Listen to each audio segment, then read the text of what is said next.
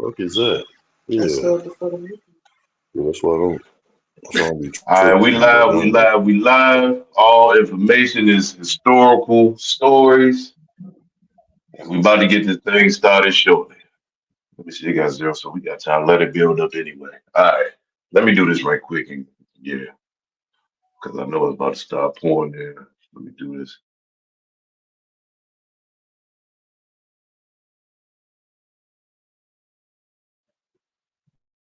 About to try to send over y'all a control link. Let me give me a second. Let me do all this. Y'all hold down right quick.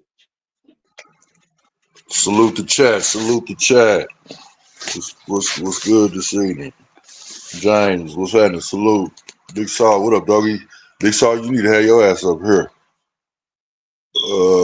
Yeah, James. Sabir Abdul, what's up? Man, come on, Saw, help a nigga out. Come up here.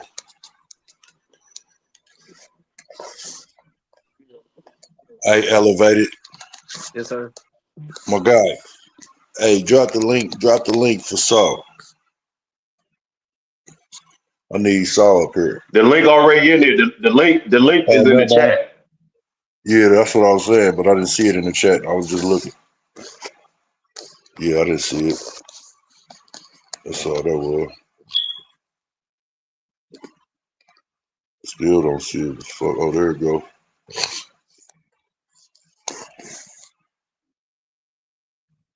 That shit that scrolled up behind a big ass message on top. I don't know. This shit be weird. I don't be liking this motherfucker. Be acting funny sometimes when I get on StreamYard.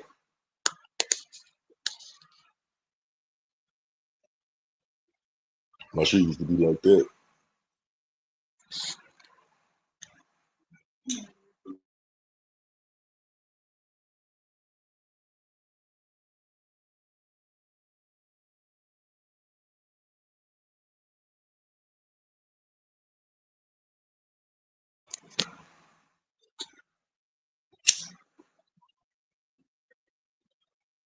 Wow, wow, wow. Tell me something good. Tell me something good. What it do?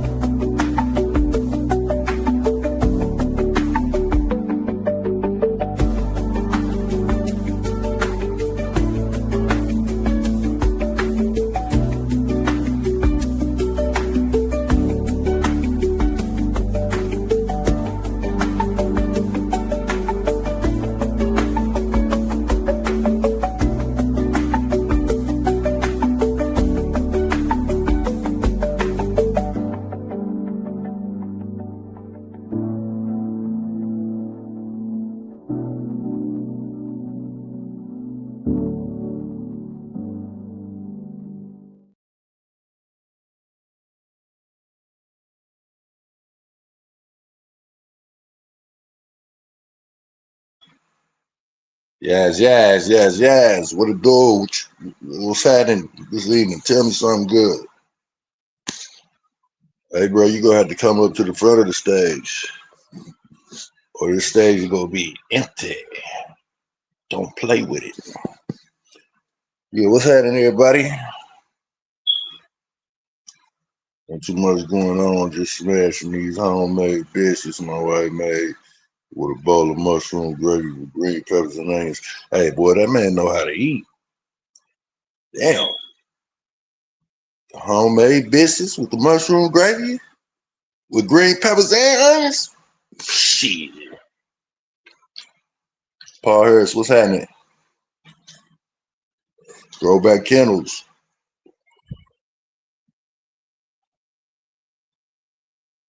Throwback Kennels, though. What's happening, though?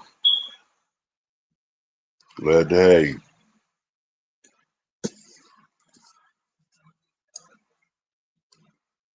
Man, James, tell me something good, man. Somebody tell me something good before we get started. Yes, sir. Salute Throwback. That's my good buddy. He's got some dogs for me. Yeah, welcome, Throwback. James, if I had your hands, I'd cut mine off. Yes, sir.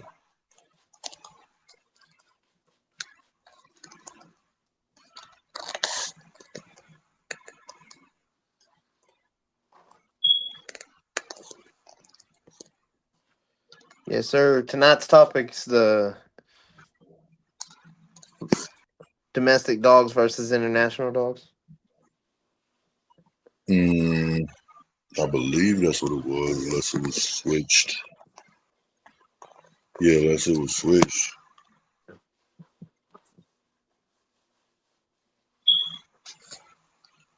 Salute Bulldoggies. Salute.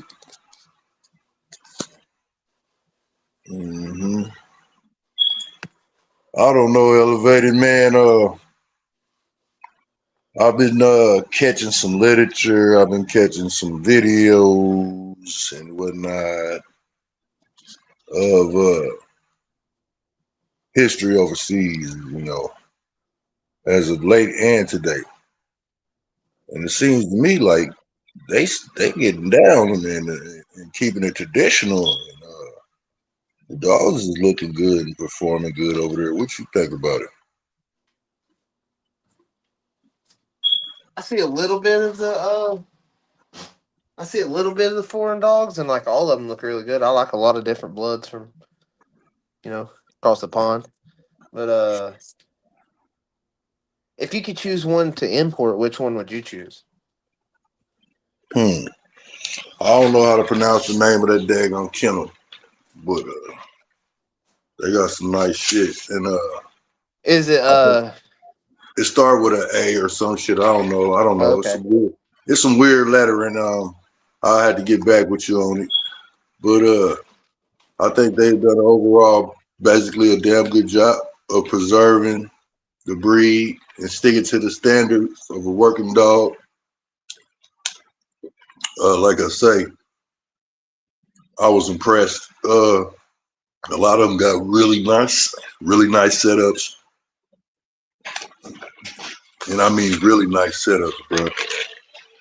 I seen some cool looking stuff. And it seemed to me like they bulldogging for real the right way. So hats off to them. I don't know how. I've never had an international dog in my hand, so I don't know how it would be to have or own one or know what they are like personally. But as far as from the looks of it, they look damn good. A lot of the majority of them that I've seen, yeah, they look good. Yeah. Yep. Yeah. If I could import a blood,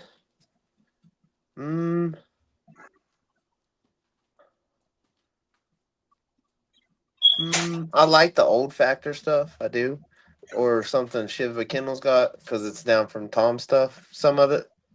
I know they got other stuff, brother, other ways, but I like the haystack stuff they got. Nice stuff. Okay. And I've seen a lot of haystack dogs in the United States, and I like them pretty good, but I like them.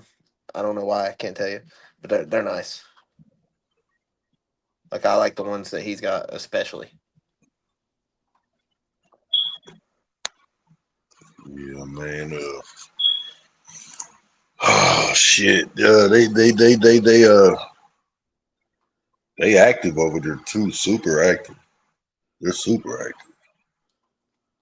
There's so many champions and grand champions coming from over there. 2, 3 times winners, and they just got a good show. Quality dogs, man. Like I say, confirmation wise, Yep. they are good looking dogs, man. They really do. Still big and strong and nice. Right.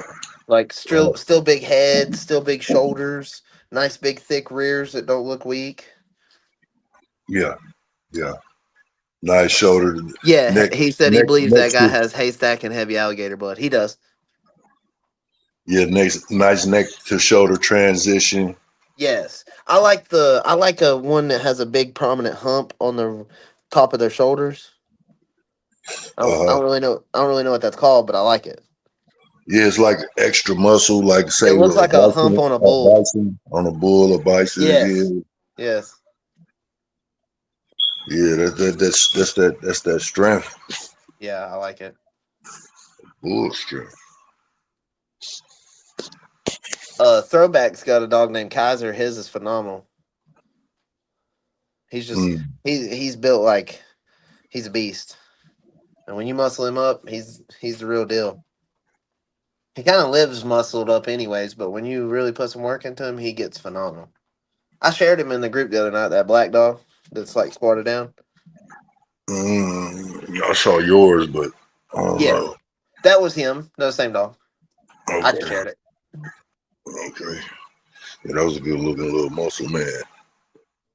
I think we might have a special guest coming on, Yep, possibly. twins, possibly. Yeah, nice. This is a good Yes, topic sir. too.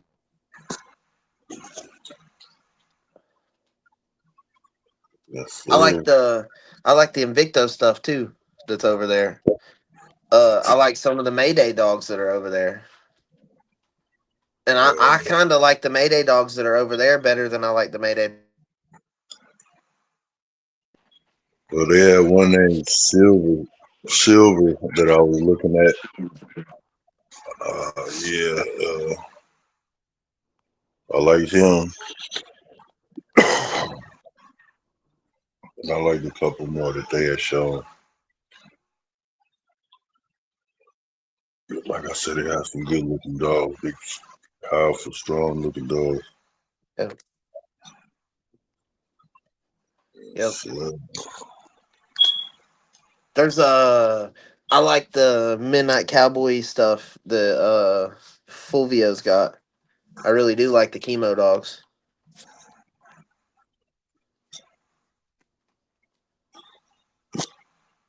yeah, I ain't too big on their names and stuff.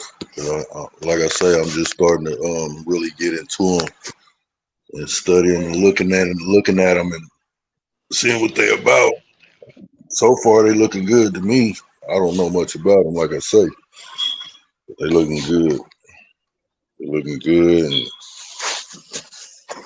shit, I can't take nothing from them. They preserving them swell, if you ask me, for working dogs. Some of them, are actually using them as herding dogs. I was shocked to see that. So that was some cool shit.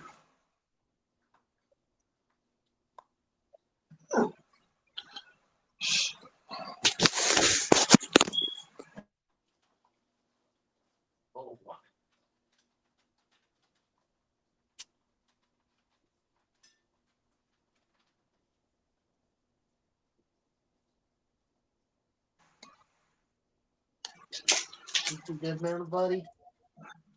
Eat you some good man food, buddy. Give me a second, man. I gotta take this dog out elevated. Oh, you're good. Is it muted? Can you hear me? No, I can hear you. I'm going Okay, on cool. mute. I'm lighting my wood stove. I couldn't remember if I muted it or not.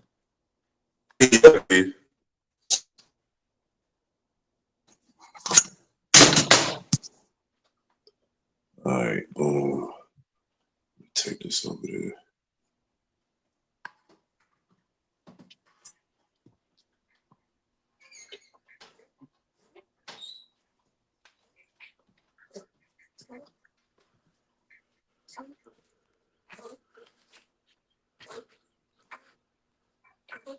What's some other foreign blood that people like? Put it in the comments. You said the who? Like foreign blood.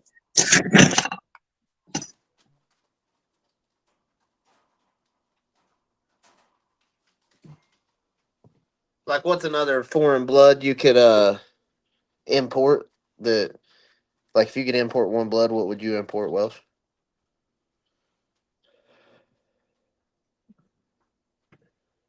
Shit. If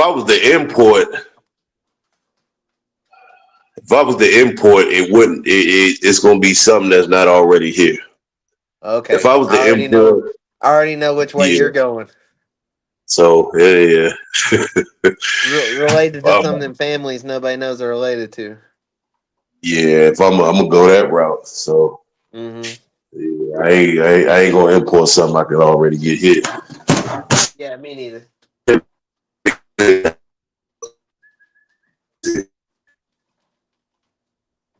It's about yeah, some people know. Some people don't. You're cutting out, So, Will.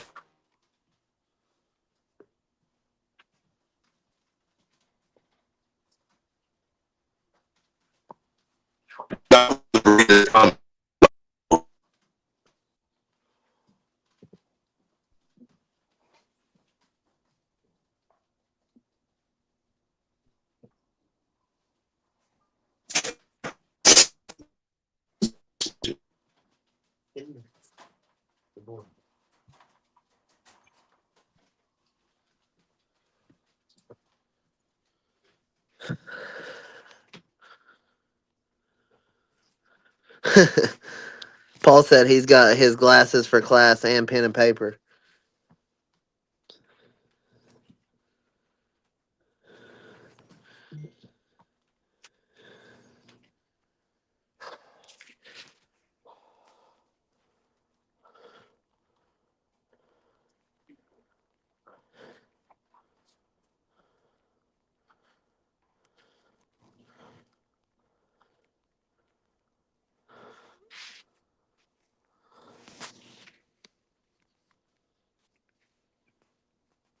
You there anymore?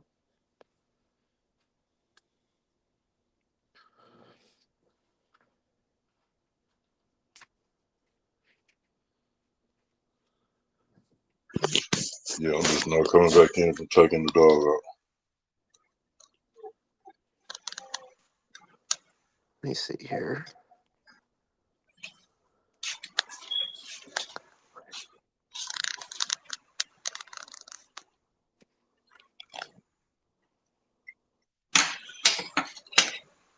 We might. Somebody send Boom the link. I did. I got you.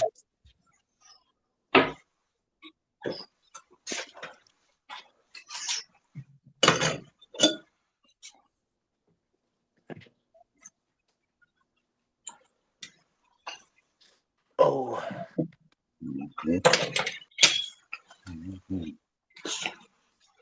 On point. it's not getting like near.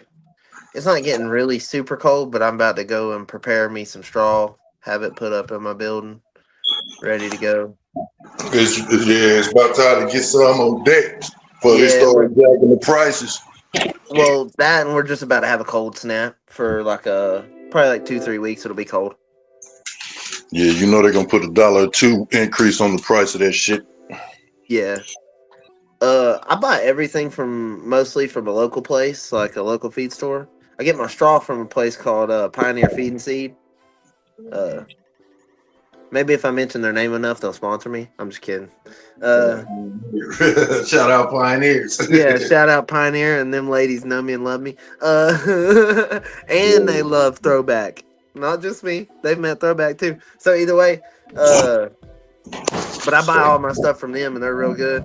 And then my shavings I get from a sawmill. If anybody's local to a sawmill now that's winter, try to contact them. Sometimes if they're planing wood and stuff, planing boards for people, they'll either give you or sell you the shavings for really cheap. Yeah, I'm just a firm believer in that straw. I'll Me get too. shavings. I'll get shavings if I have to. Absolutely have to. If I go around and there's none nowhere, then I'll hit Tractor Supply and get 2 bundles of the shavings. But I really don't care for them fucking shavings.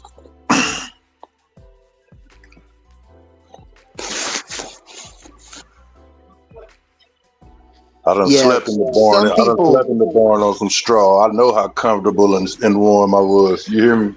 Yeah, some people might be in a hot enough area they don't never really end up needing actual straw. Some Nah. people.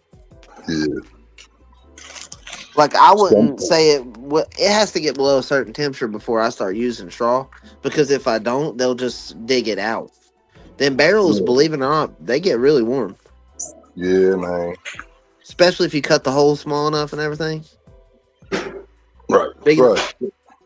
so much wind don't get up in there. Less wind as possible. Yep. Yep. I know a guy up here that had his holes cut in the side of the barrel instead of the front, and he had them like mounted on two landscape timber sideways, front and back, and the dog would get up in it and go to the right and sleep in that little hole, and no winds blowing in on it like that. It looked pretty cool, and I liked it. I was impressed. Oh, he had the hole on one end, on the left end, and the dog get in and go to the Towards right. the front, or towards one side of the barrel. Yeah, he cut a little like triangle hole, big enough for the dog's head to go in and its shoulders to follow through underneath. That's And what's then up. it would lay into the right, and it would be in a complete little hole. Oh, that's what's up. They're hard to put straw in, but other than that, it's not too bad. Mm-hmm. Yeah, that's a cool shit. I have mine mounted on a landscape timber so that I can tip them up and dump the straw out and clean them out real good and everything. And then when I'm cleaning them out, I can clean them out and leave them tipped up on that post, and they'll dry. That way the dog ain't rolling around in no cleaner or nothing.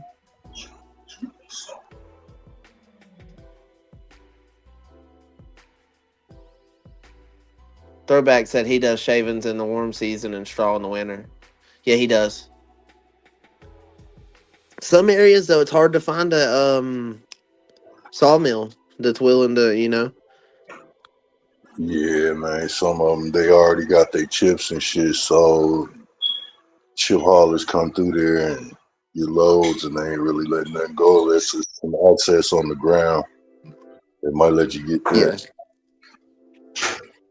From all the shit that fall off the side of the truck coming down from the auger, they might let you get it, but 9 times out of 10, they keep it cleaned up. I don't know, you just got to go in there and holler at the damn, at the manager or something. Yep. Build a rapport with the motherfuckers. Introduce yourself. Hey, I got a kennel and I can use some shavings. I'm willing to pay for them, about £1 if that's what y'all, want. But yeah, build a rapport. 9 times out of 10, they ain't gonna go through all that. If they like you and they see you cool, they'll give them. You can get it. They'll have something put to the side for you, just like scrap wood. They'll give you the scrap wood so you can build dog houses. This shit wood. You just gotta go build a rapport with these people, man. And like I say, go introduce yourself. Network. And tell them you got a kennel. Network. Yep. Like, okay, so at my local sawmill, them boys are into hog hunting and stuff. And I was remodeling my house, and I literally traded a pup for enough wood to do 2 bedrooms and my entire bathroom. Look at that. But I'm talking about like I tore my bathroom, the walls, the floor, everything completely out down to the joist, and built it all back. Yeah, look at that. See that? Mm-hmm. That's good shit, dude. You can't beat that. I do live in like a super small town country still, but I mean, certain instances you can still barter. On my mama, that's what it's about. Mm-hmm. I wish I still did. I wish I did. Still, anyway, that's when you got more. It wouldn't seem that like it is, but you got more access to most stuff because everybody know everybody within the community in the town. Yep. So it's easy to barter. Yep. Barter and trade, make deals, spin the wheels. Yes, sir. Yeah, man. I see they got a lot of that Patrick shit over there. A lot of them folks over there got a lot of that Patrick blood, man. Overseas. They running that Patrick shit too. Doing well with it. Making it look good, shine. But I'm gonna do some more digging and investigating into those overseas dogs. While I'm in this recuperating, healing up stage. Yeah. That's what I'm gonna start doing to kill some time.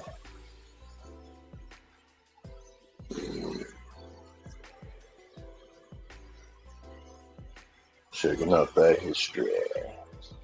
Yep.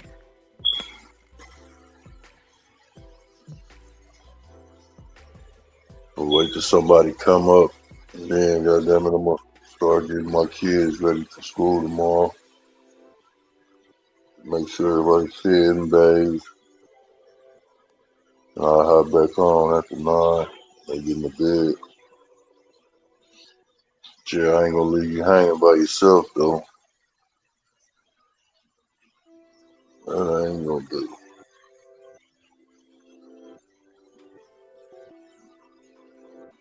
Hey, Elevated. What blood created did y'all base y'all line off of? So Mason is like a BULLDOGG full family red nosed dog.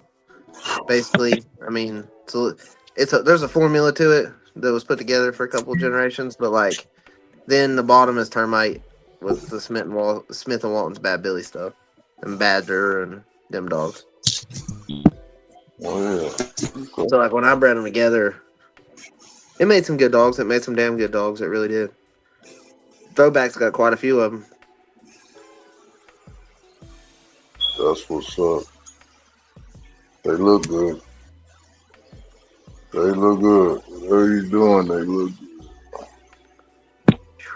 Just keeping true to it, breeding the right ones. Oh yeah. Yeah. Understanding the blood enough to like see the future, even at a young age. I know, usually when one's a pretty good dog, I can tell. Yeah, you can develop an eye for them, but Uh-huh. you know anything can change in that time. But you develop an eye for them, basically. Yeah. You know which Yeah. one you got the If better I eye talk to for. you for a month or two, as my puppies are being ready to be sold, and I'm talking about like what kind of dog you want, what you want it to do, I can usually hand pick them pretty good for people. Right. Like when people come to me, they don't pick dogs. They want you to pick them. Yeah. And I have a pretty good track record doing it. That's cool. The only ones that has ever rehomed, there's been 2 dogs rehomed off of Mason stuff.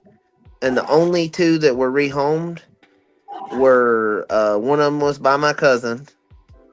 And I let her pick hers. Shouldn't have done that. And then the other one I let them pick it too. Shouldn't have done that. So the only 2 I've let pick have both been rehomed. The rest of them, nope. They've all kept them.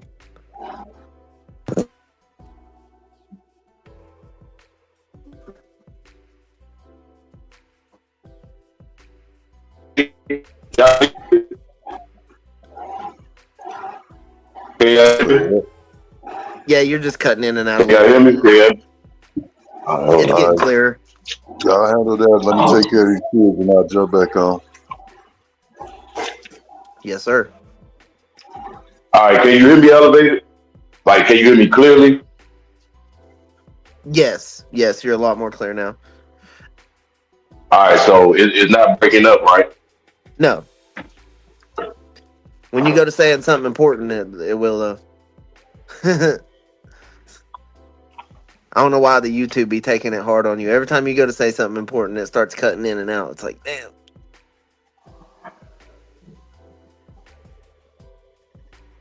Sabir said elevated. I bet they are some big gruff jokers. They're not super big. Like, they're really not. They're average size, but they're tough. They got a good structure to them. They're strong.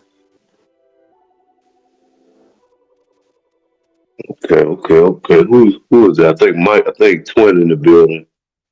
Let me look. Yeah, what's up, Twin? I think Twin in the building. Elevated. Yes, sir. What up, fam? What's up? How you doing Wait tonight, on twin? Graham. I am doing just fine. How about the rest of y'all? Shoot, just hanging out. Hanging out. So, Twin, what's some of the best Now, you came in right when I was about to do that. What's some of the best? Yeah, probably. What's some of the best? 'Cause I wanted to ask all y'all at the same time. But as far as you, what's some of the best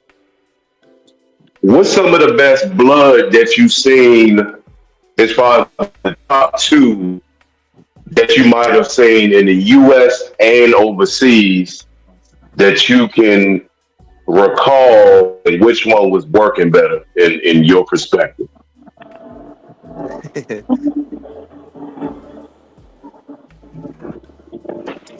I got to think about that one. I've seen a lot of good shit. Blood wise, man, I'm gonna still stick with the Jeep Red Boy shit. Okay. Jeep Red Boy and that buck shit, which Okay. I just felt like it was enough I was using it and winning with it that it was undeniable. The next shit I would say it was close behind that, y'all might not be familiar with, is Mao and Triple M. You talking about? Let me see. I think they was that nigger blood and I don't know what the other part was, but I know that they was mixing their two bloodlines. Been doing it for years. So it's been real successful. I think what's the name might have said something about that last night. Are you familiar with no, yeah, they retired now. You familiar with some of the West Coast dogs, twin that was overseas? Well, I had Like a couple of people, who bought dogs from out the West Coast. The Bureau brothers, VBK, they had some good shit. Them boys how you like Cali Combine and all that? If you're familiar with them. I mean, you know how Cali is. Cali have access to Mexico, you know what I mean? And it's a big place. So yeah, that's true. Cali big as hell. They didn't really have to leave Cali much, but the ones who did get up out of Cali, they did. So would you say a lot of them go to Mexico? A lot of them do the Mexico route. You know what I'm saying? Yeah, I mean it's right there, so easy too. Yeah, and then it's competition. So as far as the buck blood, would you say? Well, me personally, I feel the U.S. version was better, but would you say who is this? Hold on, somebody. Would you say hey, what the yo? Let me remove that. He gotta mute his mic. Would you say that as far as the Chinaman blood overseas and today, I mean overseas and here from the time you started to now, would you say that the Chinaman blood is better here or overseas from your experience, and why? I think now we were dealing with the Chinaman blood firsthand when we was in Carolinas back in the early 80s. So a lot of that, the Chinaman shit was real, but the Frisco shit, that shit is where it took a turn. Because they wasn't doing the performing as like Chinaman's blood was doing here. Why would you take a bloodline and then all of a sudden it just blows up overseas, but it couldn't blow up here? Yeah. Yeah, That kind of like irritated people. So are you very familiar with the Chinaman home across better than the Frisco stuff, or about the same? No, I ain't The China. too familiar with the Chinaman Homer shit, but I just felt like the shit that was directly off of Chinaman, which wasn't much, was just better Yeah, dogs yeah. than anything Frisco ever threw.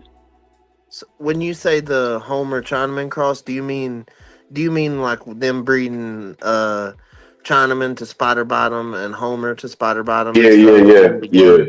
yeah, Uh, yeah. I have a bitch down from the Buss and Bark stuff and Pepe El Toro, and she's got a bunch of that in her top side, and she's a nice dog. I like her so far. Okay. But I mean, me personally, I feel, uh, I mean, as far as, like, I know I know Russia, I forgot that other place, because it's a guy, you probably know what I'm talking about, Elevated. It's a guy that got some Chinaman dogs. I think he's from Ukraine, and he be coming here to the shows. I think he's from Ukraine, little short, stocky dude. He looked just like a game dog. I can't remember his name, but I'm gonna find it and send it to you. But What dog does he have? he got some of the. I think his stuff is he got the dogs off of Frank or some shit. I know he got one dog from Dexter, but I think the rest of his stuff is the Earl Jr. stuff. Okay, I've had a little Yeah, bit of the he Earl Jr. stuff, and I like it too. uh They're nice. They're not bad dogs as far as structure and temperament and soundness. Well, that's the thing. That shows just like what Twin said about which one made noise here and there or yada yada.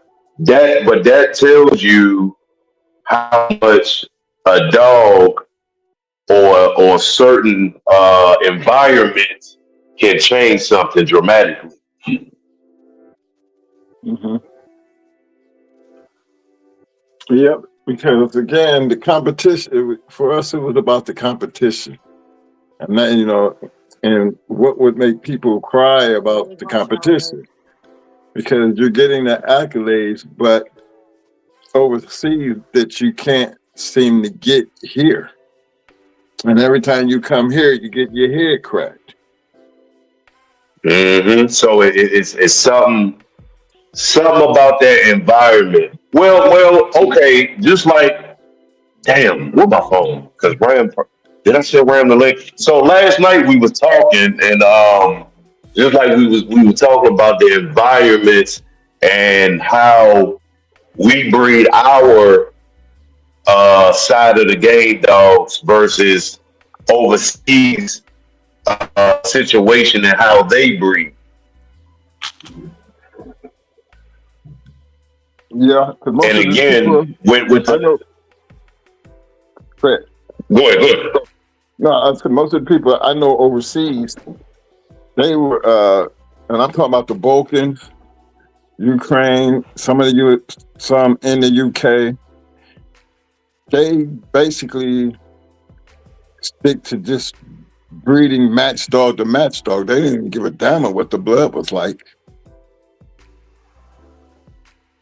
You got, if you breed match dog to match dogs, and then you taking the best of them and you doing them, and you still breeding the same thing. Yeah, you're almost inbreeding, line breeding, but it's not an inbred, line bred dog. They're just, you got a champion here and a champion there. You put them together. What do you call that?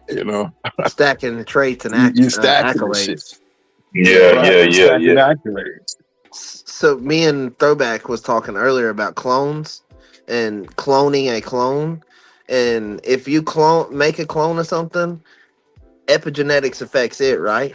Well, if you take that clone and raise it, the epigenetics of that clone will affect the next one you do.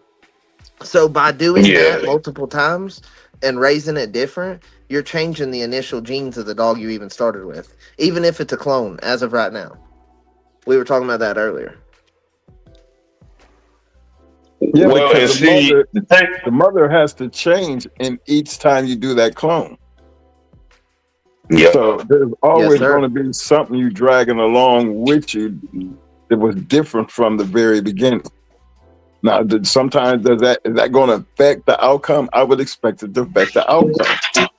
Me too. Yeah, I would definitely.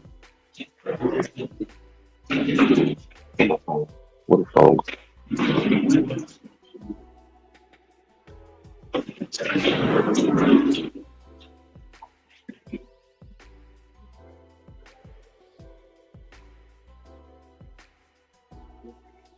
Yeah, but that was an interesting topic. Now, say we're talking about plants, right? And you cut a clone off a plant. There is really the mother plant's the only one that you're cloning straight off of. But like, if you cloned off of that one, that new plant would almost be the mother clone. So that's Yeah. what we were. That's what we were talking about. Now, that it's a little different. Yeah, Simply yeah, because you're cloning, but that clone is duplicated because it's coming from that source is never going to change. Remember, you can cut how Yep. many 17 clones off of if you got a big enough mother, and all of them Yeah, gonna you can. bear, Yep. all of them gonna produce the same as the mother did if you're raising them the same way. Yep. You know what I'm saying? I had experience in doing that shit. But dogs is a little bit different, you know what I'm saying? Because the physical part of the blood. Plants, they're dealing with a different type of environment compared to what we deal with as far as the body makeup and Yes. what we call mammals.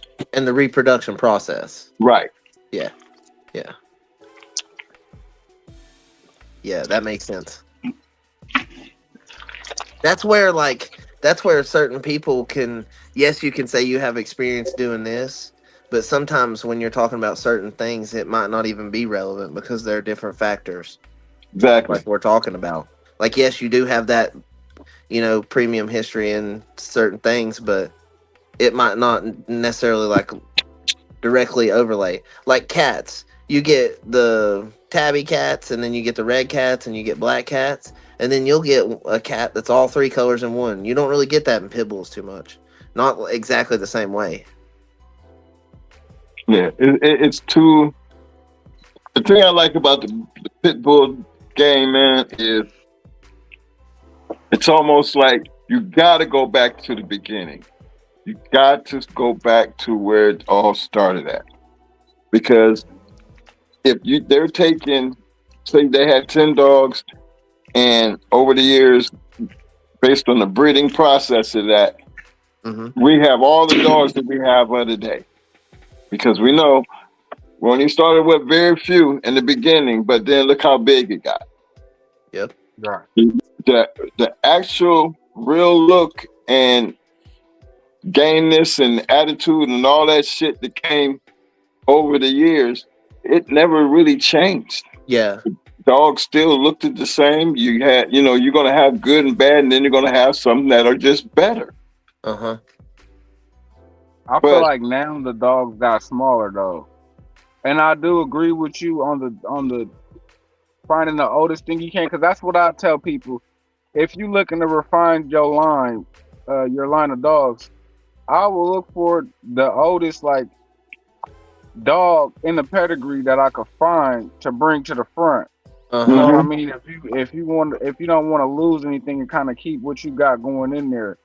Like for instance, say you got dogs right now 2025, but say you got a dog from 1990 who is still let's say in the 8th generation, and you got access to that semen, you better off doing a frozen semen, breeding AI with that dog and bringing that back to the front, as to doing a line breeding or something like that to try to refine your lines. Because again, you bringing a gene pool back that's already in there, but you bringing a dominant strand back, from the old. So you bringing the whole new physique back that, course correction pretty much, because you might have lost a few, features as far as looks. The teeth might not be the same because you didn't, you know what I'm saying? You done got so far into these dogs, but bringing that old one back to the front, it might be a little Kobe in there, right? And you can find a lot of Kobe dogs nowadays. So if you brought that Kobe back to the front You know what I mean? That would be more so refining the line and getting. I promise you probably get something closer to what you're looking for, as opposed to going out and trying to line breed. Yeah. I like how you said that genetic correction, because that's exactly what it is. That's why you bring it back to the front. Yep. And Right. I'm talking about doing that with my blood right now with the Santos stuff. I'm getting Bringing ready to do it. That's why I'm Yep. super excited. With the I'm doing Santos it two stuff. ways. No. So Okay. what I got is I got a Uncle Niche breeding. I'm excited to do, and then like I said, I got a dog from the '90s on ice, and so this will be like his great granddaughter. You know what I mean? And I'm getting ready to put him back on top. That'll be cool. Yeah, that's gonna be super official. Yeah, I'm stoked about that one. I would like to know how that turned out, because Me too. actually that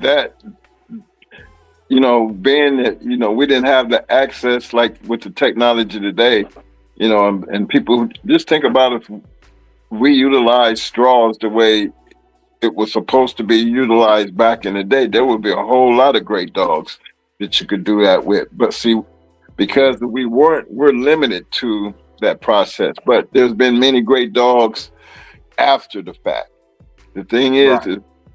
you got to be able to find out, like in our situation. Remember, we started out with Eli dogs, but then we on the Rascal dogs, we're on the Jeep dogs. But we were living in a time period where some of these dogs were still living, and we're dealing with daughters and sons. So we could get be particular about what son we're going to use or what daughter we're going to use. But imagine if you had access to bring all that and do the same thing, but now it's at the front. You're going to get, to me, you're just going to get a generation, a continued generation of just better dogs. Why? Because you're closer to the source. Remember, the source is about any and everything in the world. It's all about the source. Right. You cherish the source will grow. Right.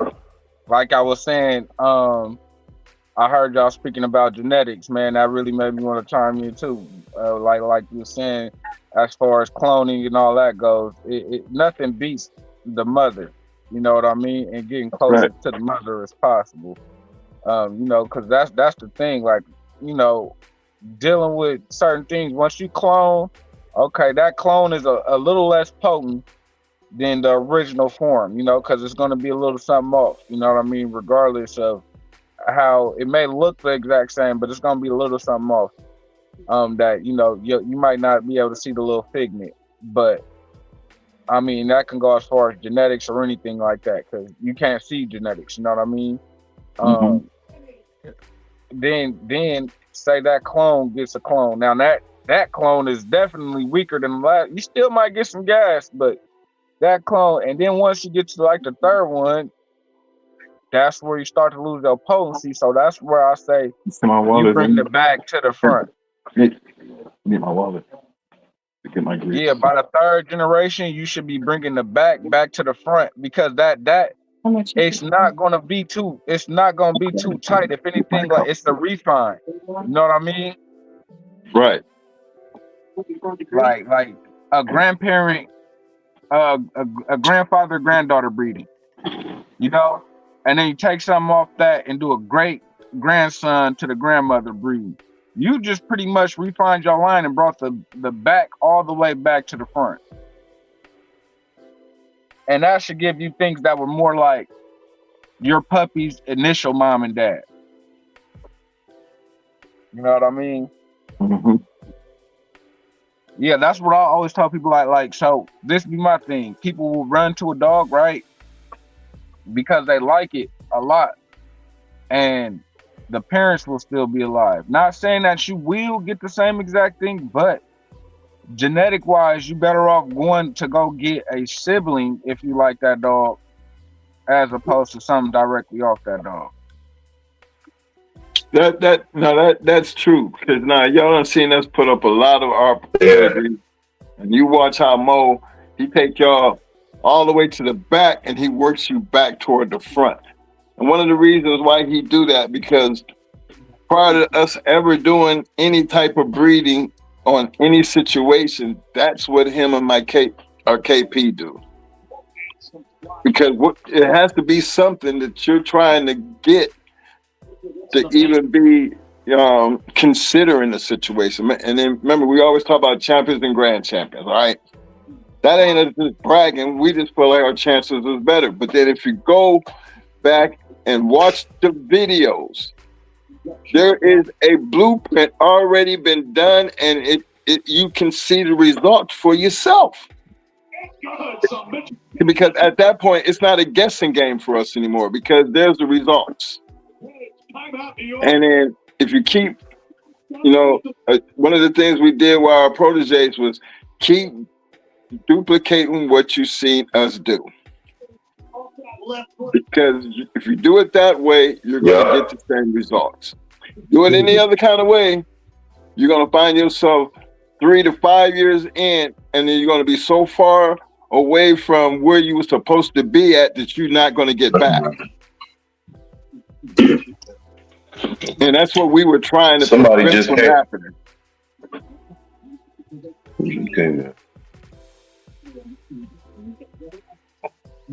Who just came in? Let me look at it. What's up, fellas? What up? Oh, that's Boom. What's up, Boom? What's up, Boom? Hey, man, how y'all doing? What up, bro? What's going on? Doing right. Yep. My man, the roster man in the house. Is that Twin? Yes, sir. Yeah. Yeah, that's what. All right. What's up, Twin? Ain't nothing but big bro. Yeah, just working, man. Just got off work. Matter of fact, just walked in the door. And one of my homies, he hit me up, said, man, come in on the chat. So I came in. Yes, sir. James Hoskins said. Oh, what he said? Yeah. Go ahead. He said, "What working kennels have Freemason blood?" Me, Throwback, and a couple others that are going to get in the weight pool scene, but they ain't announced if they have pups off of me yet. So when they pop out, you'll see them.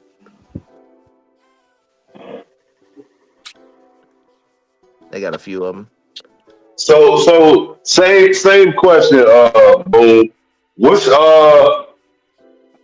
two bloodlines that you could think of off the top of your head that you have seen here and overseas? What's the differences and which one was better overall? I've seen some of the Crow Dogs. I was just gonna say. Then I've seen some of the Eli Dogs. I think I like them better than I like the Crow Dogs. No knock on the Crow Dogs, because there's some good ones. I've seen some good ones.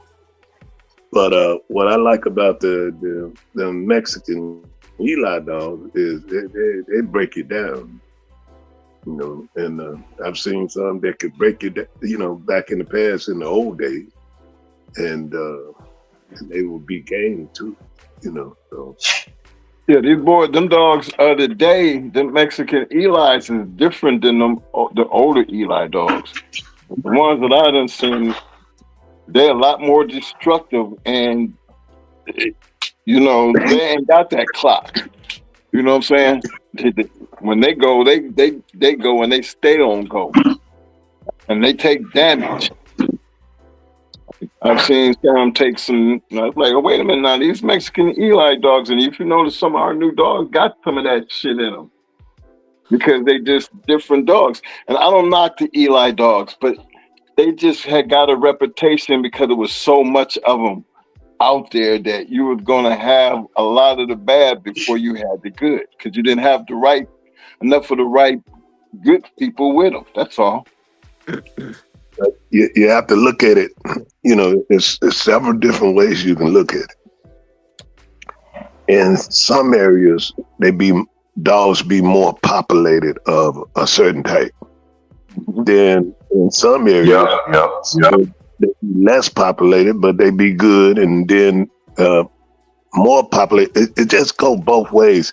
So for me, when I look at the landscape of the Bulldogs, I just think there's great dogs in every line.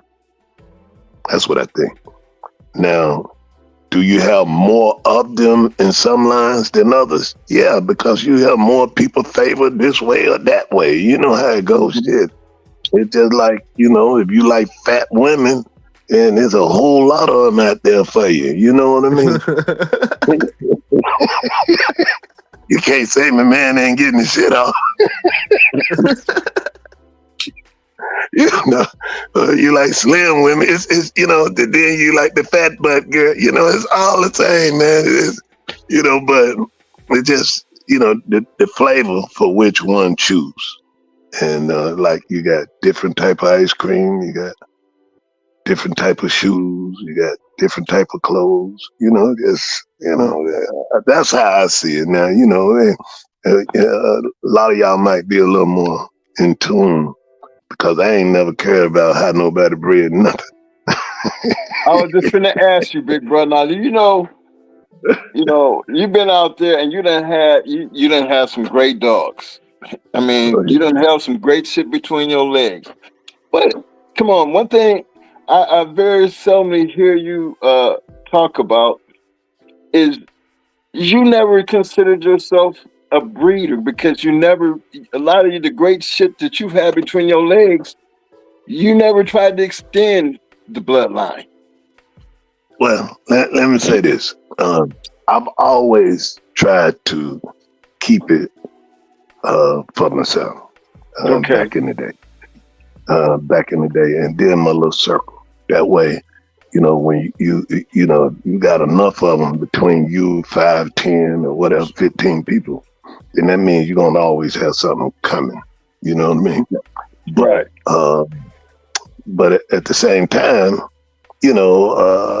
wasn't looking forward to extending it to a whole lot of people and things of that nature. Because I've always thought that it's better to keep your numbers limited of the people you deal with, and the less problems you will have. The more people, the more problems you're gonna have. It's just like, the work that we've all, and I ain't just talking about me, I'm talking about everybody on this panel and whoever listening, everybody, is the work that we put in, should be appreciated of a brother. You know what I mean? And not going around saying negative things and trying to chop a brother down and hate on the brother because you didn't accomplish what he did. You know what I mean? Everybody's time is different. But what we need to do is show more love of humanity amongst the Bulldog fraternity, opposed to always trying to shoot a brother, trying to put a brother down and wanting to see like you big. It ain't shit that air come out your ass like a ball. You understand? You break it up, Boone. You break it up. Oh, I'm sorry, man. I'm sorry. Can y'all hear me? Yeah, I can hear you. Yeah, I hear you now. Go ahead. You was clear on my end. That was hilarious. Shit. Yeah. So my thing is, we got.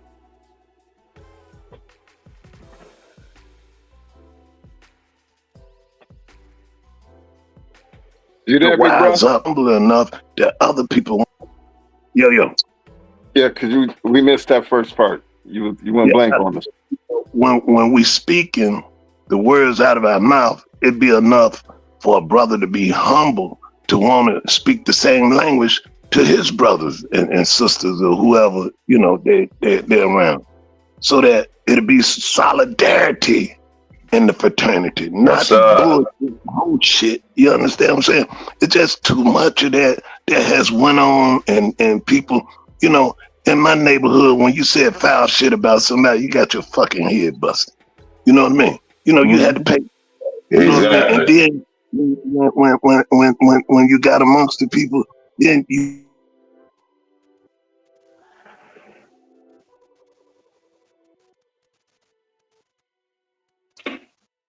you talk like you had some sense and be disrespectful. That ain't what bulldogging is about. Bulldogging is about having a belt on your motherfucking ass with your pants pulled up and your derby on, goddamn it, looking like you cooler than ice. Cause you bulldogging. Exactly. You ain't no other shit. You straight bulldogging. You see what I'm saying? So we gotta make sure that don't nobody forget it's a gentleman's sport. It's been a gentleman's sport from day one.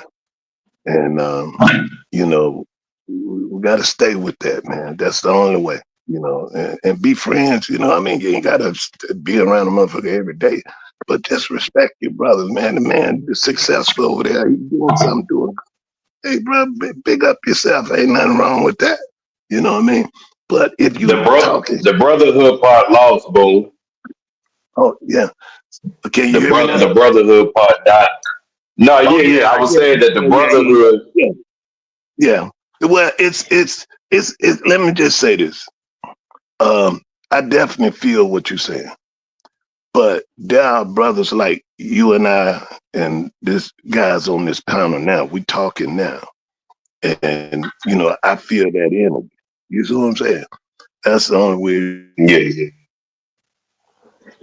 Well, look, Reason why I I'm can't. not a. I don't believe the brotherhood part is dead, because one thing that I've learned in the many years that we've done, and our videos should exercise that, where you could just look that if you are humble and you're a good person and you attach yourself to good dog men, that circle will always be, it will grow and it will be sincere. When I mean by sincere, I mean, look at some of the great opportunities we have had just based on relationships, and it didn't have nothing to do with the color. Hell, half the time we couldn't even speak the same language the motherfuckers that we was dealing with. There you go, brother. That's what I'm talking about. That's exactly what I'm talking about. Right. Yeah. So don't tell me it can't happen. It can happen, but then Different breed of guys in it now. exactly. We all had something in common. Just put it like, you see the people we talk about, we all had something in common. And we were able to learn from the older people who had more time in the game. And they were respectable enough that if you're willing to listen and learn, they was willing to teach. Because, you know, they ain't like, you know, I didn't come up around people who was ball hogs. You know what I'm saying? Or, I don't want this person to have my shit and all. No, because what we all had in common was we all wanted great dogs.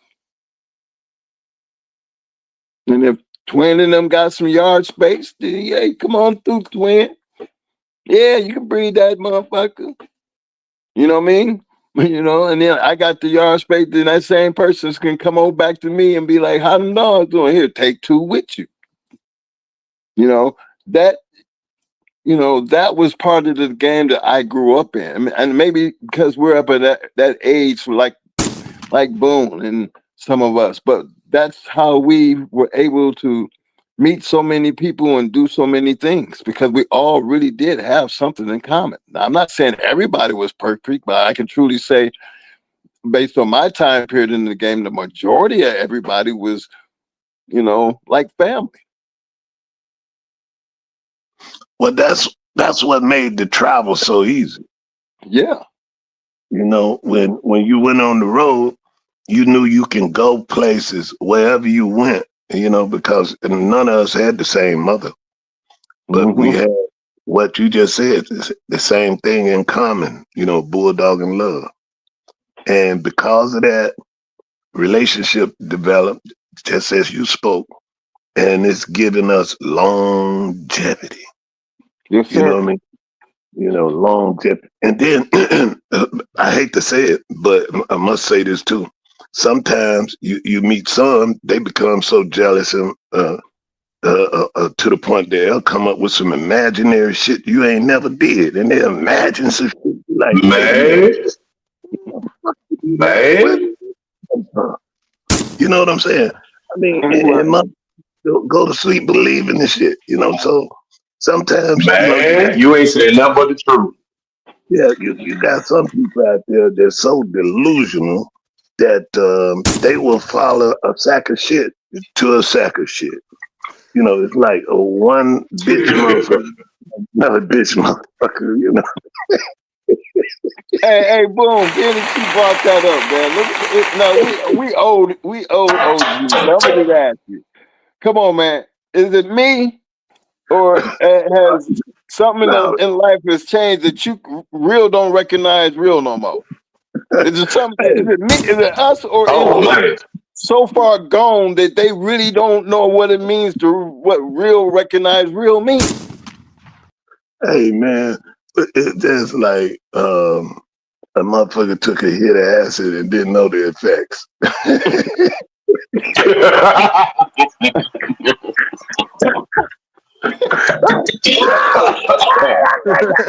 Oh shit. Good one, bro. Yeah. So it just, man, but it ain't even a drug. All this is stupidity. It's just pure stupidity. Yeah. What I say is so stupid, and I hope somebody believe me. And I can walk in there like I really know something. Yeah, motherfucker don't know shit. You know what I'm saying? You living in the imaginary world. He's in an imaginary world, man. So my thing is, brothers like y'all, keep up the good work. Keep doing what you're doing. I'm speaking to everybody. Everybody. I ain't just no certain people. But I got much love for Brother Twin and Brother Elevated and the rest of y'all. But what You too. just like they do when they have election. You know what I mean? Instead of saying you are a Democrat or you a Republican and all that, let's just be bulldogging fraternity brothers. Period. Nothing else. I don't owe you nothing. You don't owe me nothing, but we can be brothers and we don't have to be around one another every day. And we don't have to talk to one another every day. You see what I'm saying? Because that level of respect exists. So whenever we see one another, we still brothers. See, that's the way it's supposed to be. But the way of life, the way people, they doing things, the way they handle business, man, it's so sickening, man. Just sickening, but we got to keep pushing what's right so that they can see the image, and hopefully they'll gravitate to it. And then they'll be able to teach their kids the right way. Because see, if a kid coming up in the house and he see you doing foul shit and you doing, and then you over there talking about it, snickering about it and all that shit, what the fuck you think the kid gonna be? Ain't shit. Yes, sir. That's what he's seeing. That's what he eating. You see what I'm saying? So you feed him more garbage in school, man, they're gonna be garbage. So we gotta get back to honoring life and words of wisdom. That's what we need to be pushing. Every time we do a show of anything, we need to be saying some words of wisdom to leave it with some brothers. Put something on brothers' mind so that we can get stronger. You know what I mean? Get stronger, bro. That's what we want to do. Get stronger. I ain't talking about no certain color. When I say brothers, I'm talking about all colors. Yes, sir. All races. You see what I'm saying? Shit, man, when we do that, man, we could have a goddamn dog show every motherfucking weekend in the country. Hey, we could take some chill, go to Brazil, go every goddamn way. You know what I mean? See, because, it's one thing that I learned living in the projects. I don't care how much you got in cash. But if you got a volume of motherfuckers that got cash, we're going to have more than that one motherfucker. You see what I'm saying? So if everybody, say for instance, okay, well, we'll do a weekend vacation, just a weekend over here. Let's see if we buy 100 damn flight tickets and hotel and shit, 200, 300, because it's way more. It's more than that. We got a big fraternity. Man, we everywhere. I don't care. Listen, man, what fucked me up? is a motherfucker sent me a letter from Afghanistan. I said, what the fuck is this? You see what I'm saying? You know, can y'all hear me? Yes, sir. Yeah. So what I'm saying that we everywhere, you know, the fraternity is everywhere. So let's capitalize on being everywhere. Let's come together like brothers should and enjoy brothers just vibing, you know, the game. You know what I mean? Ain't nothing wrong with talking about old history. Ain't nothing wrong with taking pictures. Ain't nothing wrong with shaking hands. Ain't nothing wrong with eating some good food. Ain't nothing wrong if the hotties come walking around there and look at you, you know. Ain't nothing wrong with it, you know. You know, and so, you know, let's get to love and understanding, man. That's where we need to be. You know, love and understanding, bro. And keep that fraternity going strong, man. Be everlasting, man. Instead of, you know, hearing about all the negative shit. And then, you know, brothers gotta understand, nigga, if something happened to you, no matter what you go through, you got to wear that because you took on that honor of joining the fraternity. So whatever, you know, that's on you, man. You ain't no reason to be trying to vex somebody else because, you know, they got you. You know, there's too much of the sick shit, you know, going on, man. So I guess we gotta see this internet and the video games done fuck people up because there ain't no more loyalty. At one time, in order to understand words and learn words, you had to get the dictionary or read your Bible and different things to get educated. You know, maybe we need to get rid of the computers and get the dictionaries out so motherfuckers can follow, you know, truth. You know what I'm saying? But anyway, man, I'm sorry. Y'all go ahead. Good. No, you're Y'all speaking the too. truth, boo. Hey, all Yeah. I can say is you can tell just based on the conversation. You definitely got two old ass OGs up in here. 'Cause I totally agree. Because I come from that era that, goddamn, man, snitching, it seemed like it's okay nowadays. You know, they glorify this shit. That shit crazy.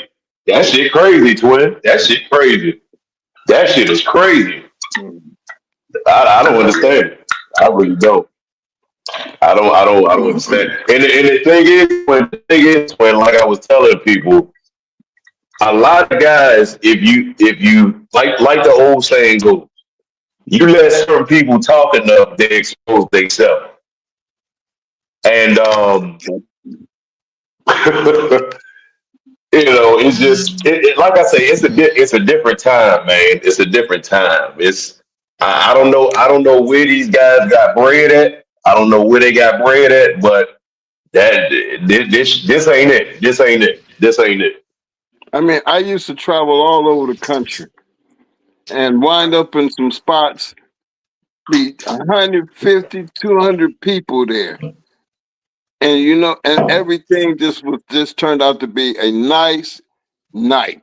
You know, plenty of times in my history dealing with these dogs. But I look at it and be like, you know, I see the crowds getting smaller and smaller over the years because they stopped doing what we used to do. So everybody was responsible for somebody. And that's hard to do when you got No more 200 camaraderie. people. Right. But the camaraderie of how you handle those people was they were, you know, the host was always pleasant, but he stuck to their guns as far as, you know, make sure everybody was responsible for the man that's next to him or they bought with him. That was just period. That was, you know, I didn't see as time went on, the further and further we got away from it.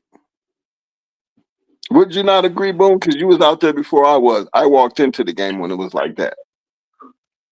You know, see, what a lot of people, I had to get me something to drink right quick. But a lot of people don't understand is the journey. You know, a lot of people, they done had dogs And so they feel like that make them a dog man. To me, having dogs, it's a combination of things. And still, who is can y'all hear me? Yeah, go ahead. You Yes, go. sir. So the thing is to, always read, study, and appreciate whatever accomplishment the man that just taking care of the dogs that ain't never match one, or the man that's taking care of the dogs because he just want to have. We gotta respect all them type of people, man. You know what I mean? Because that, everybody on any level of this fraternity is a plus. The only thing that is not a plus is when a bitch nigga going around saying bitch shit about another man that achieved more than him and 20 motherfuckers put together. You see, them kind of Preach, niggas, brother, we need preach. to tell them. Yeah, so them kind of niggas, when they come and say bitch shit about another man, we need to say, well, Boone said you's a bitch nigga. I tell him myself, bro. I've been telling him motherfucker that all week. You got to tell him, bro. You got to. Shit. Because at some point he'll recognize, hey, man, why motherfuckers say that about me? Well, you going around, you saying negative shit about a positive brother. So to me, you a bitch nigga. Why would you do that? You know what I'm saying? But you got jealousy and hate. That's all it be, man. But I ain't gonna lie to you. I was glad to meet Brother Twin and his brother and the whole fucking crew up there in Ohio, Detroit, and Saginaw, all that shit, man. Hey, man, it was the good old fucking days, There'd be a bunch of motherfuckers there, man, and everybody left the same way they came. Beautiful. Yes, Beautiful days back then, bro. I got a chance to experience it too. And I loved every minute of it. Probably that's why I talk about it today, because it was something that I never wanted to, I was a part of something, and Mo always tell y'all that we at the bottom of the totem pole. So just imagine if we was at the bottom, look at everything that was over our head. How can you not appreciate that? How can you not try to, preserve that? If y'all don't know, that's one thing. But when we sitting here trying to tell you and show you this is the way, regardless of even if it's stepping into the new, you still gonna have to do it the same way. You got to be honorable, have some integrity, be loyal, not just to yourself, but the people around you, and especially your dogs. These real dog men, they carry all the right traits. The most successful ones that I know. Yes, sir. And I had no idea what they did in their personal life. Didn't really care. It was more like when we got together, we enjoyed ourselves. We didn't get into what you did and how you did it and then nothing else. But nothing bigger and better than hear a legendary dog man in one room and they're talking, having conversations. And then you had respect back then, because when the top dog walk in, it's like Boone walk in, I shut up. You look at me talking over Boone. I'll stop. Let me say this here. I want to say this right quick. I remember we was in a setting, a dog man. I was, and it was a bunch of. Can y'all hear me? Yes, sir. Yeah. Yeah. So, and they was having a conversation, and so I was sitting there listening to all of them, and I was enjoying the conversation, and they didn't ask me nothing. They were just talking about what they were doing, how they do this, and all this, all that. So when the conversation slowed down, I said, well, let me tell you something. I said, so, I just heard what all y'all said. I said, but I'm going to show you how to do it. You do it like this right here, with this right here, and this way right here, and you're gonna have a better product. What y'all talking about? The guy told me, he said, "Wait a minute, man." He said, he said, "How you know this?" I said, "Hell, if I hadn't tried, I couldn't tell you." You know what I'm saying? So, you know, a lot of times people be thinking they, you know, wherever, however, it don't matter.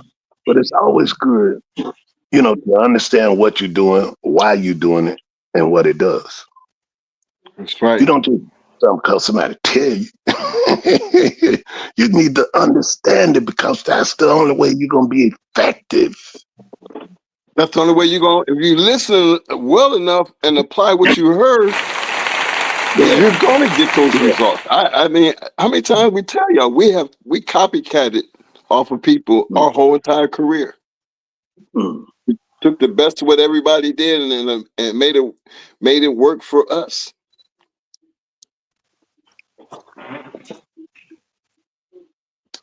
Man, Twin, I really enjoy y'all show, man. Y'all guys doing a great thing. You and your brother, and the people you have coming on. You know, some good brothers, and we just gotta. I guess it's more or less like we have to teach some people manners. You know how to, cause see everybody. See, like I was raised up by my father, my uncle, my mother, my grandmother. You know, I had all these people in my life, so it was about, you know, when you leave this house, you represent this family. Yes, sir. Yes, sir. You know what I'm saying? You don't be out there acting no damn fool. Well, we don't have that no more, Boone. A lot of people wasn't raised like that, Boone. That's the problem. That's the problem. And see, that's what we gotta influence into our brothers and sisters. That, you know, it's a serious vibe to understand that, because you get better results, and not on that, you have less crazy shit going on. You know what I'm saying? Because everybody be united. But you know, when people get negative thoughts, stupid thoughts, and foolish thoughts, all that do is create more problems. You know, that's all they do. So, but anyway, man, who y'all think the best? This is my question to y'all now. Now let's talk a little bulldog. Who y'all think the best breeder is within the past 30 years?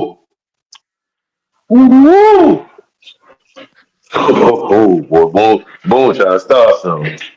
Yeah. Well, I'm gonna give y'all my quick input. I'm gonna give y'all my quick input. I want everybody. Listen first. Hold on, Twin. I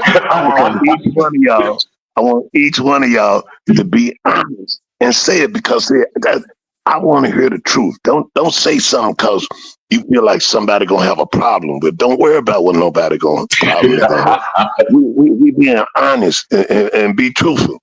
So go ahead. We'll start with Twin. You got to. Okay. I don't take nothing away from my KP, because if y'all sit back and look at our success, I'm telling you, there is a young man who is so successful based off of the product. Now, the one I give my KP all the love simply because he is responsible for a lot of the breedings and a lot of the dogs that's still around to carry the going hard bloodline to this day. But the one, my all-time favorite is going to be Victor Acart. And I'm going to tell you why. Victor only had one good dog. But Victor was responsible for putting these dogs in the right people's hands. It wasn't about just the money. It was about making sure that the dogs went in the right people's hands. And then he had an outlet to, you know, that Mo, you know, these people, you let them know that I want to, you make sure that they register this and they do that. And Mo did that for him, and he appreciated that. But he had the keen thought to put the dogs in the right people's hands, because without that, we wouldn't know. Mayday would be like all these other motherfuckers out here. You know, Crenshaw had more than Jeep. You know, trust and believe that. But Victor, that was his dream to have one dog like Mayday, but he had learned enough over the years to know in order for Mayday to have a name, he had to put the dogs in the right people's hands. And you notice them dogs was wound up in some good people's hands. You know what I'm saying? And that goes to tell you a lot about his product.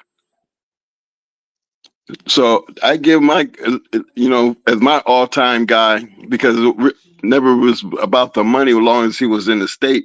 It was about his name.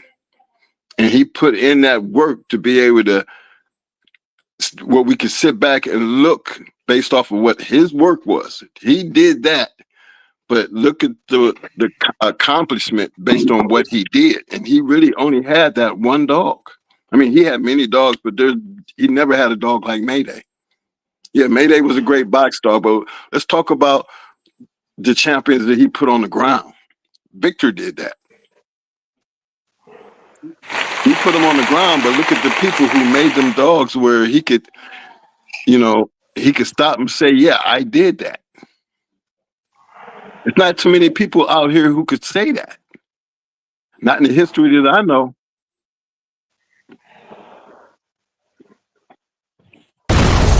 So are you talking about Victor from Miami? Yeah. Huh? Yeah. Okay, yeah. He a cool brother, man. He's a good brother. Damn good brother, man. Damn good brother. That's a good one there, twin. I like that, man. Not only he achieved what he did with his dog, but he is that in character. Yeah. If you ever meet Victor, he has a positive vibe. Yes, sir. He's a positive. Yeah. For y'all brothers that don't know him, man, to just try to find some information, or anybody that do know him. Hey, if he will, get a chance just to talk to him, because he's a very positive guy. Good brother. All right, so who next? Shit, for me in my area, man, man, if I ain't gonna say us, man, I'm gonna have to say, next in line probably be like Vinny Romero, man. They got some real good dogs that they've been putting out consistently, and they ain't never been no pushover, man. They ain't never been no pushovers, man. I really like their work. Yeah, cause man, within this family, I feel like we got the best representatives, but second in line it would be Vinny now. I mean, over the time and over the course, he been able to, to me, this is the thing. Even though you see certain dogs in Vinny Romero's pedigree, it's the fact of he's created his own formula. You can't just call those Black Angel dogs or little Gator dogs anymore. I feel like those are Vinny Romero dogs. For instance, dogs like Doloroso, dogs like Bear, they putting good dogs out there, man. And he didn't have, I mean, you got Lucky Way and all that stuff, but it's a lot of good dogs that he done put out here. A lot of good dogs. I mean, at a high rate. The percentages is definitely there. But I mean, like I said, ours, I would have to say it's a little better. I just don't, you know what I'm saying? I ain't getting all that. I like Vinny them shit though. If I ain't have my shit, I'll fuck with some Vinny shit. Or BDB. But that's on my side though, because that's where I'm at.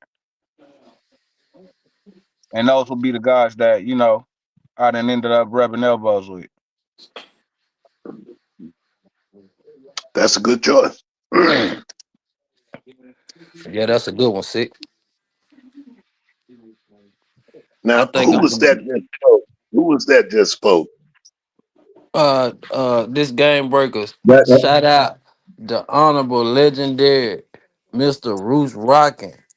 Boom. Sister ain't no more chili bean. Yeah. Hey, I I like think when you said Roots rocking, boy. That's a soul thing.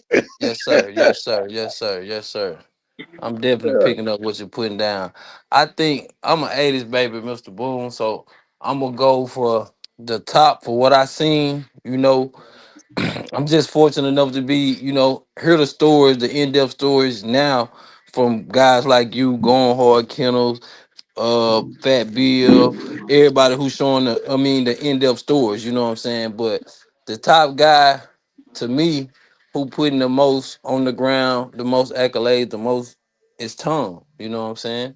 Yes, sir. But up Yeah. under that, you know what I'm saying? That's just without a question. If you just gonna go with raw numbers, you know what I'm saying? The man got a world class setup, you know what I'm saying?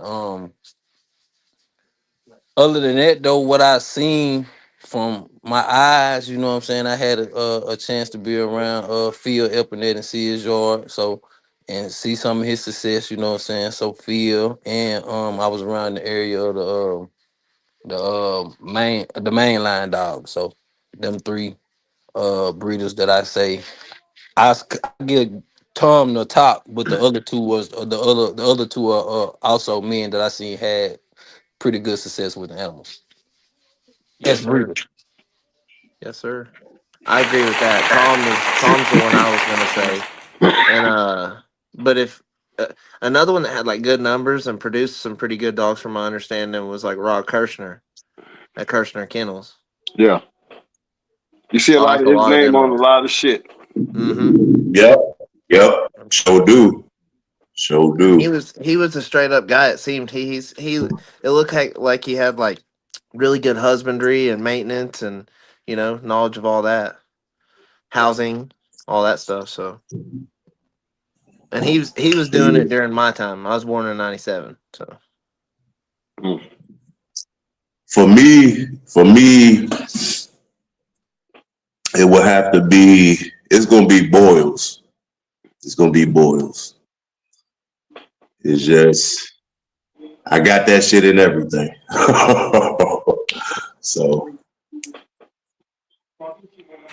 Well, I find fault in the Boyles line because the father, Ronnie, he had, yeah, the brand, but then you also had uh the Boyles demand. You know what yeah, I'm saying? yeah, And yeah, I yeah. just felt like when the brand is like we do all kinds of brands. You hype it up. You know what I'm uh-huh. saying? But the closer you stay with Ronnie, the better dogs you had, because that was like the very first Nike shoe, the very first Okay, Jordan shoe. It wasn't the brand at the time; it was the product. okay, And over time, the product became the brand. And at that point, you could stick, goddamn it, boils on any goddamn thing. And you thought you was getting the original boils, but you was getting some watered down shit, because it's not the same shit. That's all. yeah, So when I hear people say boils, there's two kinds. Which one? The brand, you know what I mean, or the man? You know? yeah. I'm glad you elaborated on that. I've heard you mention it before, and I didn't know if you meant like bread specific ways, or I get it now. I see what you mean.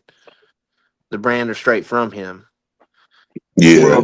People buy Chinaman dogs that are the brand, or you can go to Tom and get straight up, couple generations down from Frisco. You know?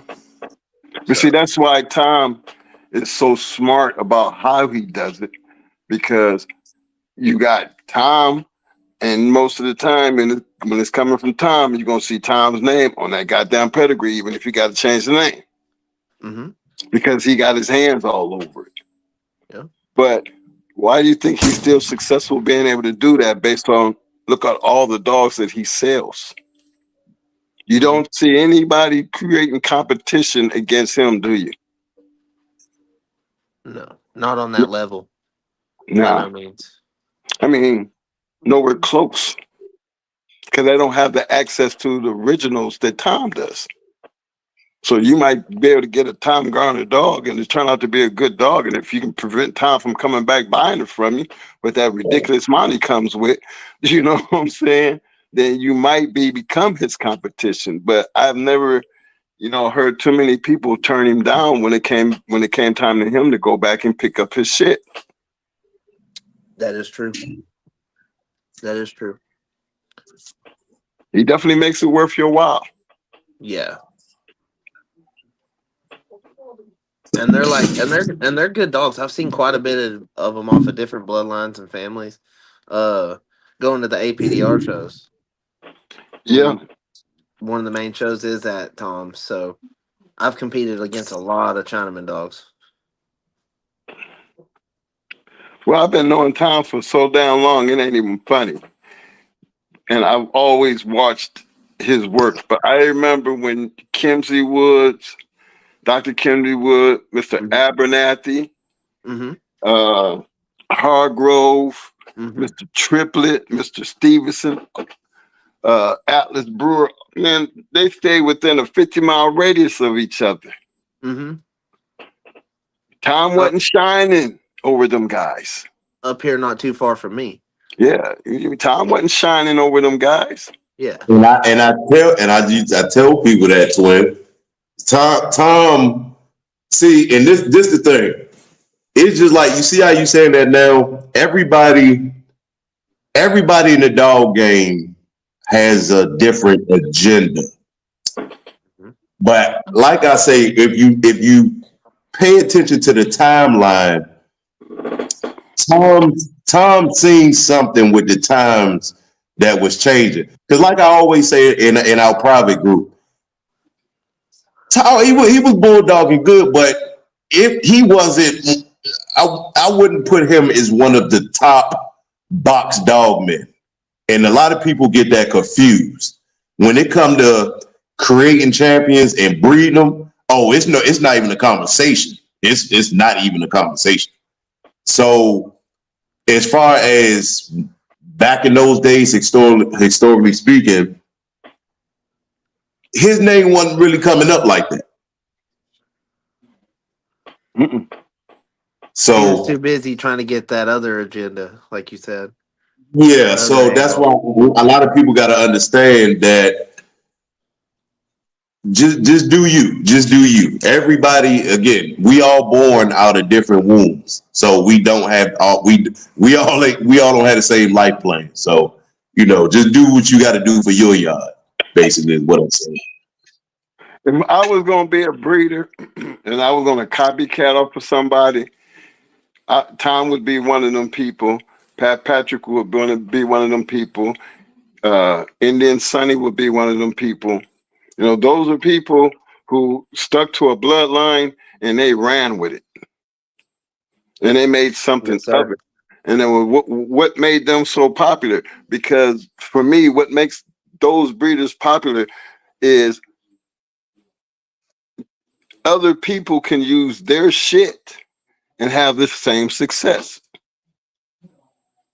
You know what I mean? That means, if it's a Indian Sonny dog, you can damn near believe just because Bolio wind up over there at Pat Patrick, there was still a difference between what Pat Patrick was doing with Bolio compared to what Indian Sonny was doing. Yes, sir. So who became the most successful between the two, though? Are you going to give Pat Patrick the credit because the things he did with Bolio? Well, I don't give Pat that much credit. I give it to Indian Sonny. What makes the difference in what they did? How they were breeding. That's a good point, twin. And I had this conversation with several other people, twin. That's crazy that you just said that. That's crazy. We were just talking about that. But it's facts. You go look back, just go back and that's history. You can go back and check that shit for yourself. We do all the screaming and hollering with the little tater and all that other shit, but then you got to look at Indian Sonny compared to what Pat was doing. How could Indian Sonny know that Pat Patrick knew where his damn dog was and then go get his dog? Because Indian Sonny wasn't that kind of gangster person. And then he had enough on his yard that he really thought and believed that he, based on what he had on his yard, he could continuously do what he did. And he did. And that's what I call humble. Because if I had a dog like, God damn it, Bolio, you think I wouldn't have went over that man's house and got my dog? Shit. You always wonder, God damn it, Sonny knew where the dog was, but why didn't he go get his dog? Because it wasn't worth based on what he already had on his yard. And he was successful with it. Yeah. He moved moved forward. True story. Move forward, yeah. Two different dog men, two legendary dog men. But when it comes down to what they did and how they did it, you know, y'all pay attention to Patrick. Patrick looked like he was all over the place. But it was just certain things that Patrick had to have in his dogs to be successful. And one of those things was a dog that Indian Sonny had created. Yep. And if it don't be for that, what would we be talking about when it came to Patrick? That's why, and that's the reason why I like going over the pigs and breaking it down, because a lot of people can't read pedigrees properly. If you haven't noticed by now, a lot of people can't really, you know what I'm saying? So, Well, I like the way Indian yeah. Sonny bred. They might need a Honestly, tutorial. Indian Sonny had a lot of success. Yes, he did. I mean, you wouldn't have a lot of dogs if it wasn't for Indian Sonny. I feel like he's one of those diamonds in the rough. Like, you know what I mean? A lot of people overlook Indian Sonny and his work and how legendary he is. But, you know, me being where I'm at, I always respect him. You know, Grand Champion Midnight stuff, man. You know, it's a lot of stuff that you wouldn't have without Indian Sonny, man. Well, then that's the difference between generations, because back in my time, regardless of, and we knew the whole Patrick situation, you couldn't take nothing away from Sonny. You know, he knew where the dog was. How come he? Because the man already had some shit on his yard. Why would he fuss over it? Right. That was my issue. I mean, Indian Sonny is a legendary dog man. You're gonna find Indian Sonny not just on Bolio, but so much other shit because he did it his way. I want to say he on some of them Gonzalez dogs too. Yes, he is. Found a whole lot of that shit over there in Mexico.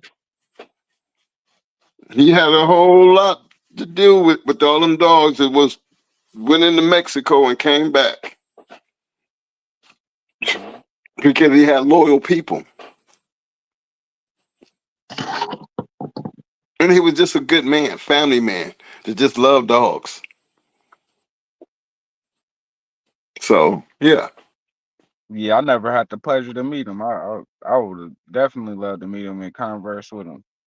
Hey, is Boone still here? Because he ain't never told us who he thought was the best. Yeah. Yeah, he's still here. Yeah. He's still here. All right, big bro. Is it your turn yet? Have everybody went? No, we still got a couple more. I think Sick need to Sick go, ain't go. Gravy Train That's not need to Sick, go, bro. and Elevated. I went. Oh yeah, Sick went. We got Gravy Train and Elevated. Okay. But I thought we was gonna exclude Tom just for the record. Everybody know Tom got some numbers. I thought we was gonna exclude him, but it's all good. Hey, well, we take Tom off of there. I'm gonna go. Are we all talking good. about just the numbers, or are we talking about the breeders that we had hands-on experience with? Whoever you think, yeah, I guess a little bit of both, man. Whoever you think was a top Who you think is the breeder. best right now? Yeah, who you think is the best in the last 30? In the last 30 years. Okay, well, it's gonna be broke up in a couple ways, and this is why. Because one of my mentors just came back home, and if you check the pedigree, you will see, we helped put points on the board to make his dog a rhyme. Shout out Abraham. You know what I'm saying? That's one. Yeah, that's one of my mentors. So I'm definitely going him. Mm-hmm. Yes, sir. And we was right. He's cool. He cool, a motherfucker, historically, beating, but I cannot say the man didn't put good dogs on the ground. Who else I had experience with? Who like 45 minutes away from us? Bob Lowry, Tell a big fella. Windy City Combine. Yes, sir. Okay. Well, I'm glad you said, Joe and Nate. Now, them was our mentors too. And being I hung out with them, they never really considered themselves as breeders. I know. Never, I know that. But never. that's what my family of dogs consists But of they right had there. some bad ass dogs, and they had more than just Queen of Hearts, fellas. If you look at my But pedigree, you'll twin, see that.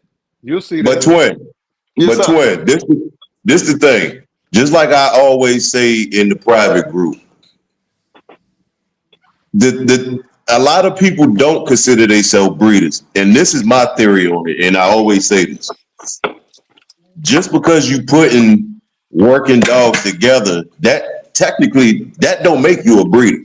A Right. breeder, you have to check out certain boxes in order to be called a breeder. So again, what you just said, they didn't, because they wasn't doing with Floyd, Tom, Maul Cat. They wasn't doing that. So No. my Can you my my elaborate a little on the I boxes? believe that's the reason why. Well, I Hey, don't consider oh, us as breeders because we didn't really sell to the public. But we bingo. look at the people that we were learning from. Joe and Nate, they weren't breeders. McNasty and them, they weren't breeders. All these people Yeah, even yeah. Roster Man, we just boxed dogs. We kept what we wanted we keep, and the rest went in the other good people's hands. That's the way I was brought up. And you heard Roster Man basically say how he done it. He got enough small group of people, and he put the dogs in good people's hands. Joe and Nate was basically the same way, but they used all they shit. If it didn't work, they weren't putting shit out there bad with their name on it. For sure, for sure. That's a heads up. You definitely right about them having other great dogs besides Queen of Hearts. When we're Yes, on the sir. back street, I'll show you some of my pedigree. You're gonna be like, whoa, yeah, yeah. And then another one, a lot of people don't know about him. I ain't gonna put his name out there, but I'll throw his nickname out there. He out of Texas. His name Big Country. His name Yes, Big. His sir. name Big. His name Big Country. And if you go to some of these big websites, every so often they'll go make breeds with him and come put his dogs up there for sale that they done bred for him from him. A lot of them. A lot of them. Even yeah. That's That's all. who That's all. That's all. Yeah. yeah. That's who I'm going with. Yeah, them Well, I three bet right there. that Texas got a lot of good legendary shit that's in Texas. So you got to be you know have some type of accolades to even be considered based off of everything that come up out of Texas. Because Yeah. that's not no place to be bullshitting around. Talk about when it comes to being good, it takes a whole lot to be legendary good coming up out of Texas, man. Yes, Yeah. sir. Yes, Oh yes, sir. sir. Oh yes. Oh yes. Oh yes. Oh yes. Salute to you, Rasta man. Man, salute to the maximum. Your partner Mac on the check-in with you, man. How you feeling? Brother Mac, what's happening, Brother Mac? Man, chilling. I got your text this morning, man. Man. I ain't replied back because I was on some other stuff. But I said I'm a chime in once I seen you jump on. I said I gotta chime in, man. Okay, cool. Yeah. So who was yours? We want to hear your pick, Rasta. Well, a lot of y'all wouldn't know him, but a friend of mine, Butch Fox, he was really impressive to me, but he lived a short life. But in the early days, he was just as game as we were, And when I say we, I'm talking about all of us, the whole fraternity, about having a dog. I was fortunate enough to get a few from him. and then we created what we did, and then here it is years later. I found out that some of the dogs that I bred, people got them in their pedigree, champions, grand champions, and I hear this stuff, and I talk to these different people, and I'm like, damn, I wasn't even trying to put it out there like that, but motherfuckers sneaked and tricked, and you know how they do, man. But then it managed to get out there like that. So I thought that was good. But like I said, a lot of my stuff came from Butch, and then we created what we did when we got the other dogs added to the mix. And but I will say this though, it's hard to say if there's just one greater than anybody. I will say that all the brothers that I met, as Twin was speaking on, is back in the day, it wasn't like, oh, I'm the breeder. It was like, we gonna make sure we got our tools. You know what I mean? We gonna got ammunition. Right. Ain't nobody, we don't give away the ammunition now. Shit, you don't want to run out of bullets, man. Come on. That shit was serious, man. It was serious business, man. But I do admire Floyd Boudreaux, and I was lucky to be put on the front cover of the magazine with him, and he's an amazing brother, man. That been in the game, and sitting talking with him, gives you a warm spirit. You know what I mean? Yes, sir. And his achievements, it's like he ain't even airhead about it. When you sit amongst him and talk to him, you know what I mean? Just so humble. He's the most humble guy in the world. And if you meet him, he'll introduce himself as Floyd Boudreaux to you, like you don't already know who he is when you see him. So he's remarkable in his way, and so I'm like my other brother that added a list of brothers, and then you look at the hair twin. Look at y'all. Y'all done put a lot of dogs out there. Let's go. My homie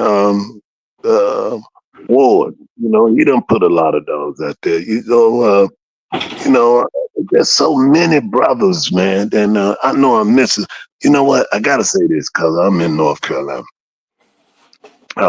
Meeting Tom in the 70s. I think it was 79, 70, 78, 80, somewhere along in there. When the first time I met him. And or it might have been 81 or something. But I was just thinking, brother going just, have dogs, Man, since then, and that's been at least 40 years ago. And I just think he done bred up that avalanche of dogs. You know what I mean? Avalanche of dogs. You know what I mean? Hey, Ross, man. Now, you said the early 80s when you first met him. Now, it was around that time period we was just getting in the game. So, we was dealing with the fresh faces. People like Kimsey, Abernathy, all those guys in Carolina. You remember back then they had that little click thing going on. All of them, didn't they? They still do. You know what I'm saying? So I was like, when I was around when the fallout happened, Tom set the ass on the fire because Tom started selling his dogs. But ain't no more 350, huh? You know what I'm saying? Remember, they was cheap long as they was selling them amongst their crew.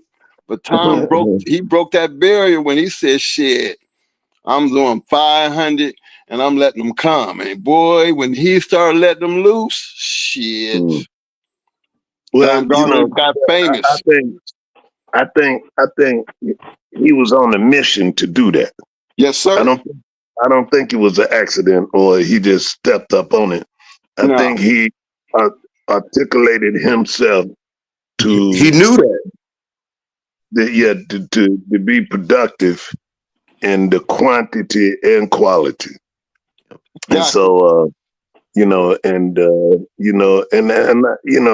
not just saying it because he in North Carolina. I'm saying it because if you look at the body of work, he's going to be one name that always be spoken about when you talk about volume of dogs.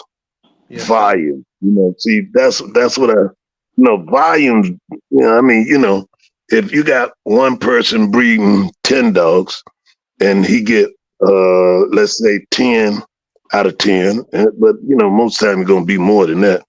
But if you got a motherfucker breeding 1,000 dogs, and he getting 4,000 puppies, goddamn it. Say it again, look. We wouldn't even he wouldn't be able to sell that volume if they wasn't selling good dogs at some point. Of course you're gonna have some bad ones, but god damn it, you selling that many dogs, it's impossible to keep having that many customers selling bullshit. That's right. It just don't happen, fellas. Not in this game. So to me, that I'm just glad to be a North Carolinian and to know the brother because I've been here and I've been around them dogs, and I wasn't the greatest fan of them either. I can tell you that. But then I had one. I'll tell you a story.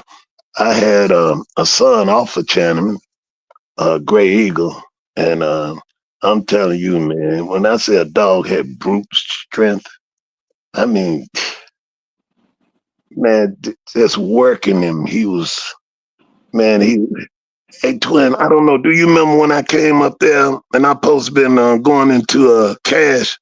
Yeah. Yeah, I brought all them dogs up there. Well, that was one of them. He was off Chinaman. We had put him on. I think he was going into Cass's Bruno. Yeah, but they didn't show up with a dog. Or if they did, they didn't bring him out. But anyway. That's what you get for out there doing that walk. You know what I'm saying? While that motherfucker chiseling up black motherfuckers with nuts. Man, I swear. Dog never left the car. that Great Eagle, man, I'm telling you, man, that dog was built. He had a big, wide shovel head, and his body was just, oh man, but I'm gonna tell you, see, I fucked up. I ain't gonna lie to you, I fucked up. I should have bred the shit out that motherfucker. I never bred him one time. Who was his mama, Ben? Who was his mama?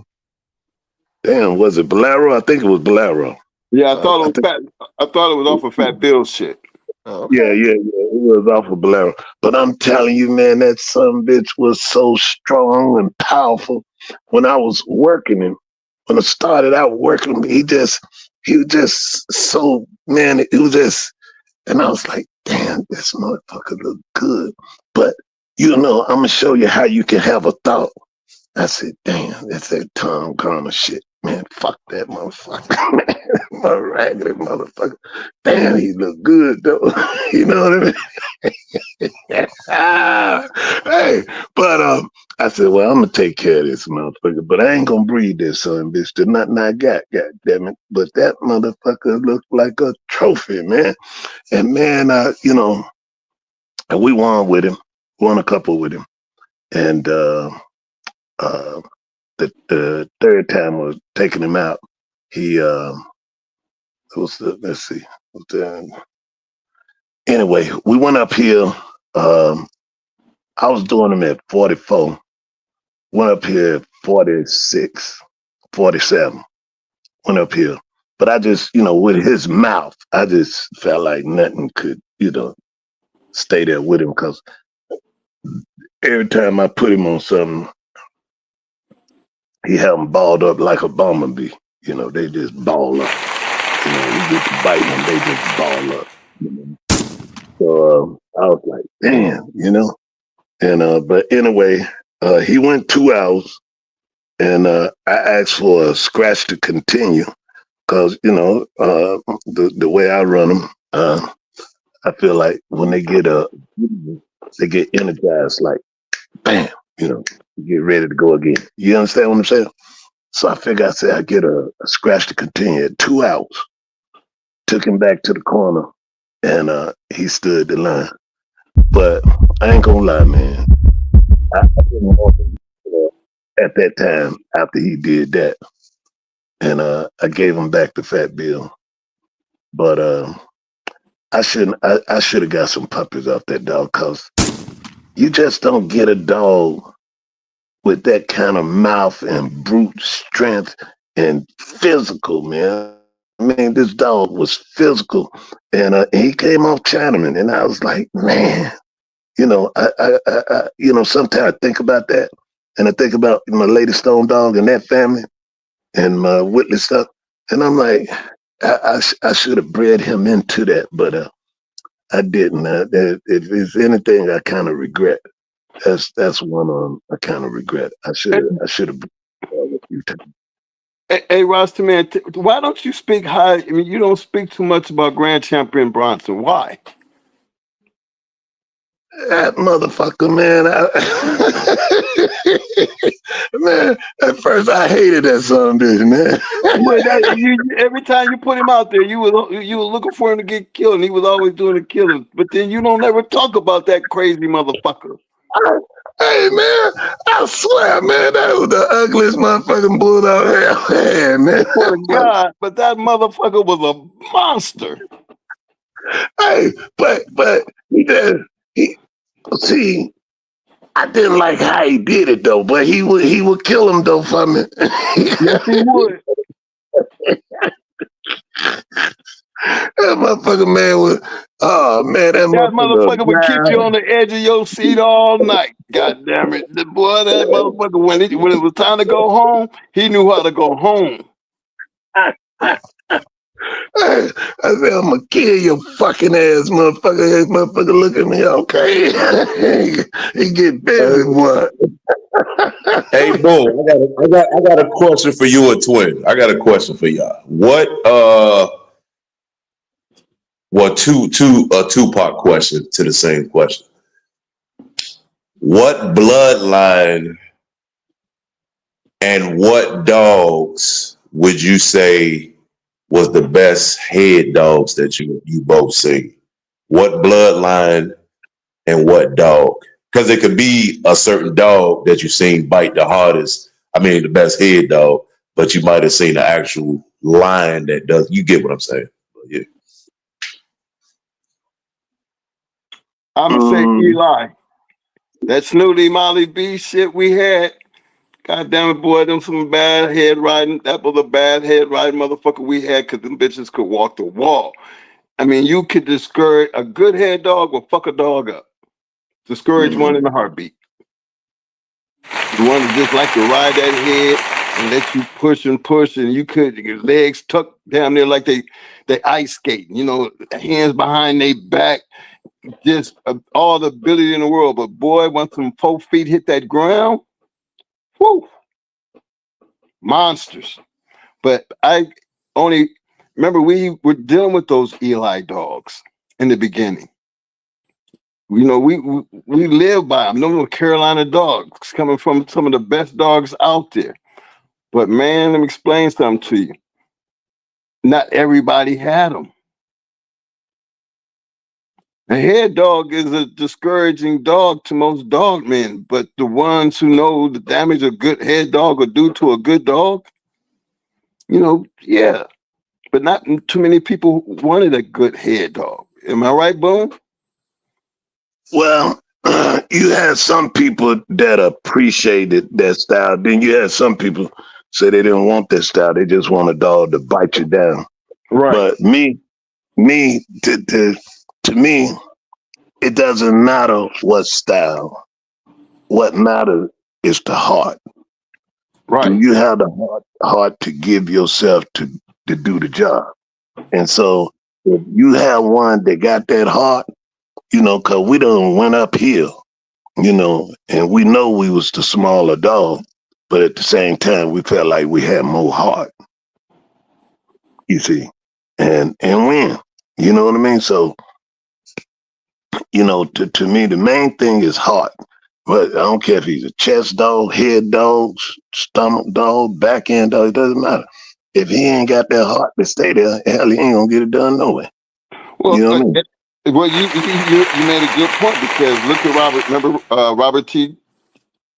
Jr. Mm-hmm. Robert T. Jr. the one that Dunk beat 9-time winner Robert T. Mm-hmm. Fabulous head dog, wasn't he? Mm-hmm. That's what they But look, said. yeah, but look what stopped his ass. See? A motherfucking killer. Yeah. Yeah. You gotta be there for the finish, man. Yes, sir. That's what you gotta be there for the finish. And if you ain't there, you'll know it. You'll know what not less I gotta tell y'all this, but it's been some years ago, this historically speaking.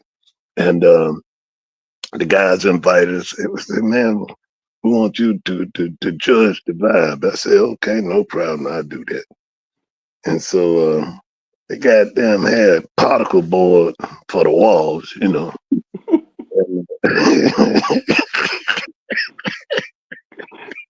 Yeah, I'm getting the laugh already. I hear it coming. I said, okay, god damn. All right, y'all ready? Yeah, we're ready. Release. Man, that mother took out across there and knocked the dog through the particle board. And the goddamn particle board went that way. I'm like, damn, y'all put this rag, man, get that thing, you gotta put it. So the particle board was all broke up, so they had to, make it work. You know what I mean? Like they put it together. And so then old dog was snapping and hollering. God damn. Yo, you there? Damn. I don't know what the hell wrong with this damn phone, man. You still here, Boom? Oh, okay, cause this damn phone, I've been having problems all fucking week with this damn phone. But anyway, so I said, damn. So when the shit was over, I counted him out, shit was over. And he came to me, and sometimes, I like to, sometimes I ain't gonna lie, I fuck with a motherfucker a little bit. So he came to me, he said, hey, Boom. I said, what? He said, what you think? I said, man, you take that dog and you put her back on the chain, and I said, you breathe the hell out of her. So then I told my homie, I said, hey, man, get his phone number and tell him you on the match.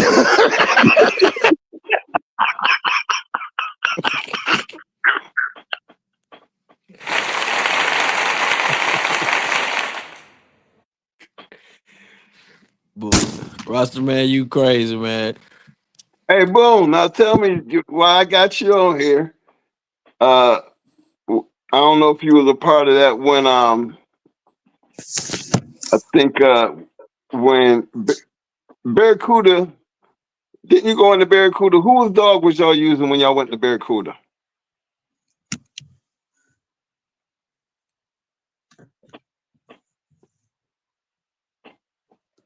Is he still there? He did, but I wonder if his phone did. Okay. Because I remember that situation. That's when people really wasn't familiar with those dogs. And you had Super Nat, and I think Boone was the one, if I remember correctly. But yeah, I've seen plenty of times where be referencing. A lot of guys will be referencing some of that shit, and then and the next thing you know, you see the referee of the last show. Now he's going against the dog. That wasn't unusual because I know we did it a couple times. All right, he coming back. He coming back. He coming back here. Am I here with y'all? You here. Yeah. So like, see what don't understand is you gotta have practice. That's what make you, and especially back then, shit, you got where where he's at. Oh boy, he got back. It's just good, to it's like basketball team. They're a book of you like 5-star team, like Carolina. They're a book of like a mid major or D2, D2. They just whoop up on them, and getting ready for yeah, it's a shit, But anyway, I called them guys the Goofy Ghoulies.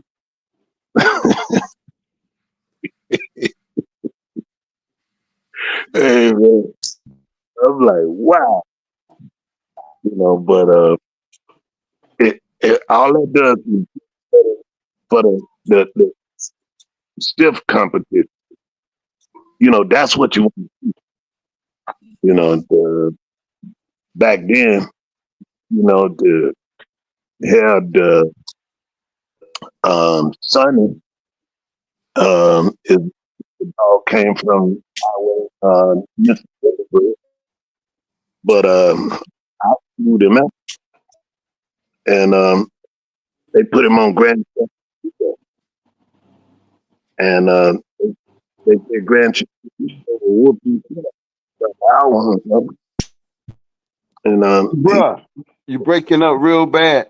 Turn the volume down on your phone a little bit because I think you're peeking out. That's what it kind of like sounded like. You're peeking out. Can you hear me? Yeah, we can hear Turn you. it down. Yeah, I will say drop the volume because I think if you got the we're on StreamYard, if you got it all the way up, it'll peak out on you and it catch you off and on. But anyway, Sonny whooped Grand. So, didn't nobody think he was gonna do that, but not only did he whoop him, but he had been through a lot of wars, though. A whole lot of wars. Went on down there,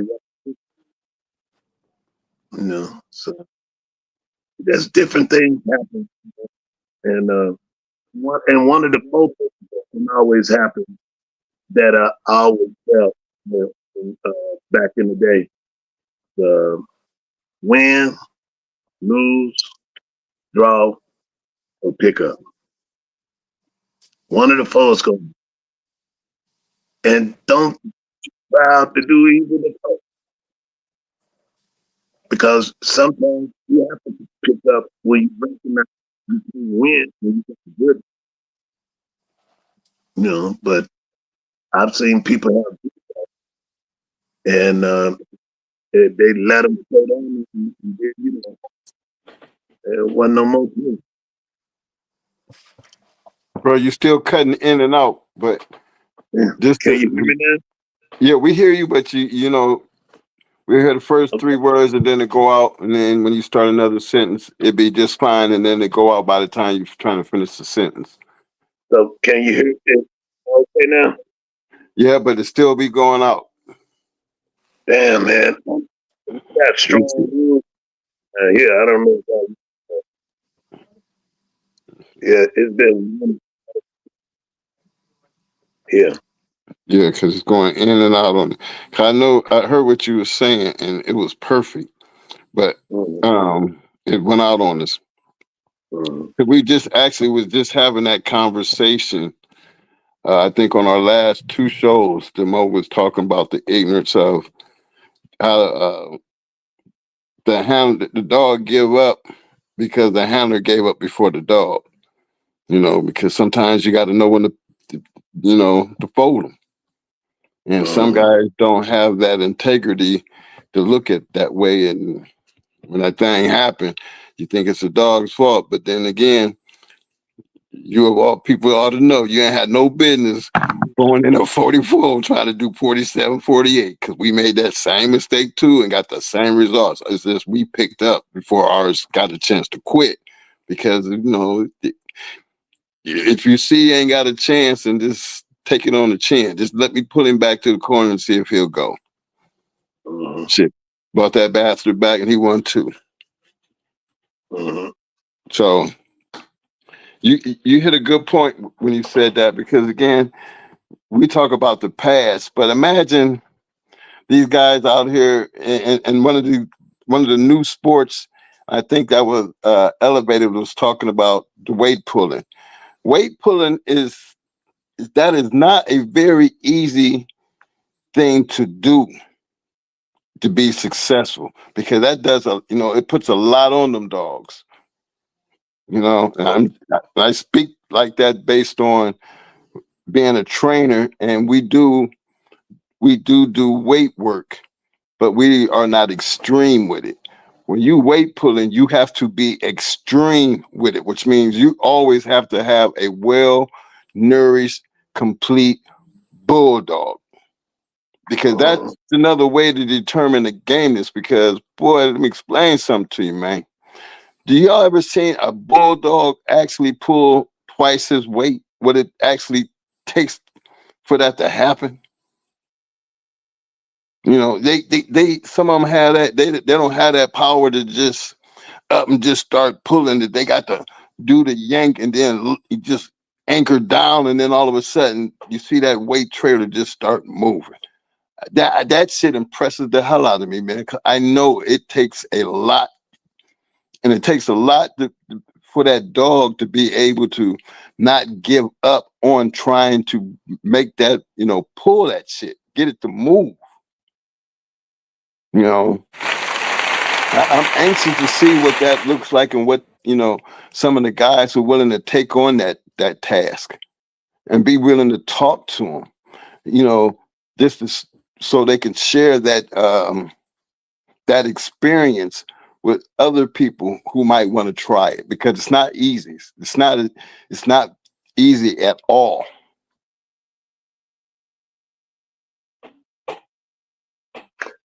No, it's not.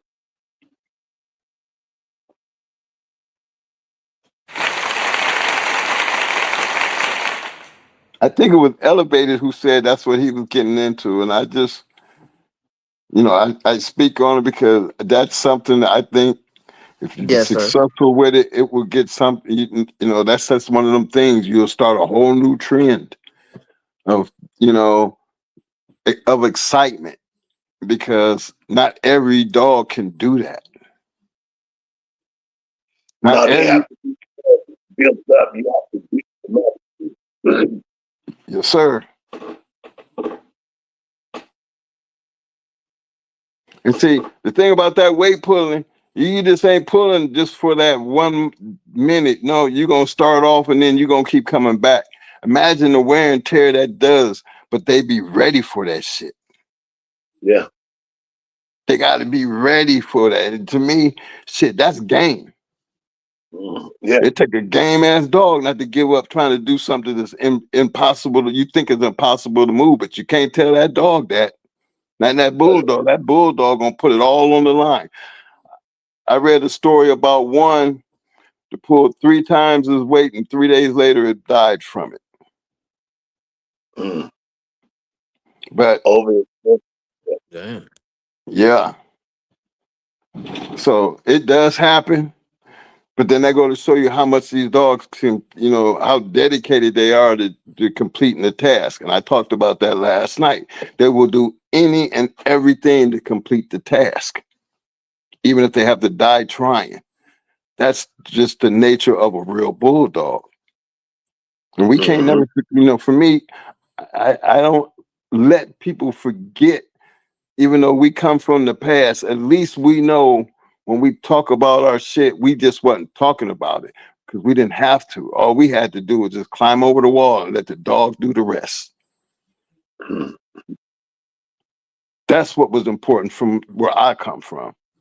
Talk all you want, but I see you in 6 or 8.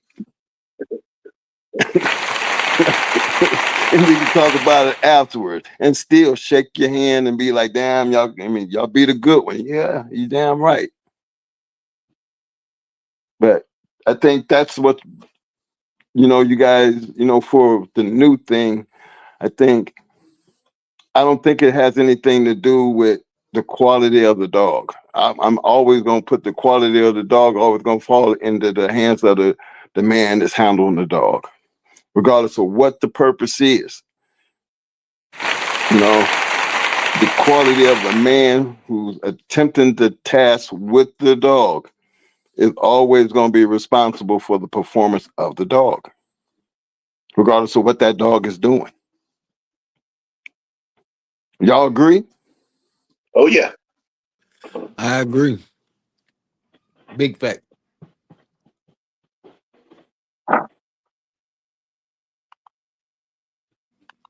Mr. Mike, did y'all already cover the USA stock versus international stock? Being a USA man, I'm always gonna be a USA person because where we didn't really have to travel outside the country like we did, that Puerto Rico and that Dominican Republic run, even though they were close by, shit, we wasn't scared because they wasn't scared to come over here and we wasn't scared to go over there. Now the whole Mexico thing, the people coming out of Canada, we had people coming from the Balkans coming over. We had some men, you gotta imagine, man, you coming all the way from Russia to come in the United States and put your shit to the test. You coming up from Mexico to put your shit to the test. You coming in from Canada to put your shit to the test. Yep. Shit, man. Like How Otter many? with Otter's champion Tonka Bear. Yes, sir. Mm-hmm. I think the Tonka dogs that came back from overseas back into the country were better than the Tonka dogs that left. I've heard a lot of people say that.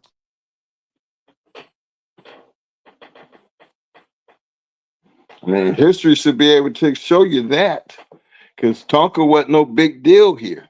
But then, when you got people coming from overseas paying $10,000 and $15,000 for a dog, bro, and they taking that back home, and all of a sudden that dog got a name over there, to where now you start seeing them dogs come back to the country from them breedings.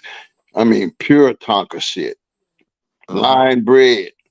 Champion the fuck up everything. They bring they best of the Tonka shit to the best of the Tonka shit. And then it flutters back in here and be smashing shit. And you be like, damn, what happened? They did something that we wasn't doing. They was using the best of the blood and fuck the rest.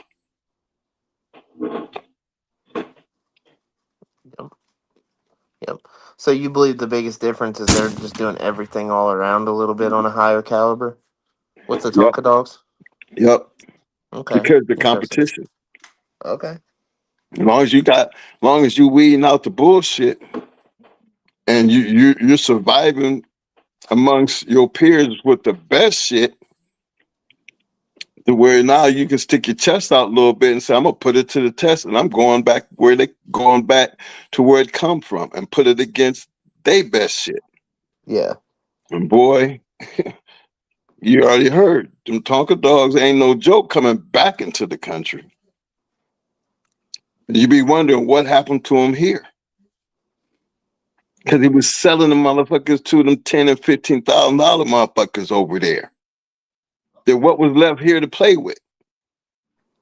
That little $2,000-$3,000 wasn't shit. Remember that could have been some shit that was down there 18 months old and probably ain't even scratching. Just the fact that it's off a Tonka, somebody bought it. But it wasn't nothing like this, nothing like what that man spent that $10,000-$15,000 for. Because I can guarantee you, he bought the best that was on that yard.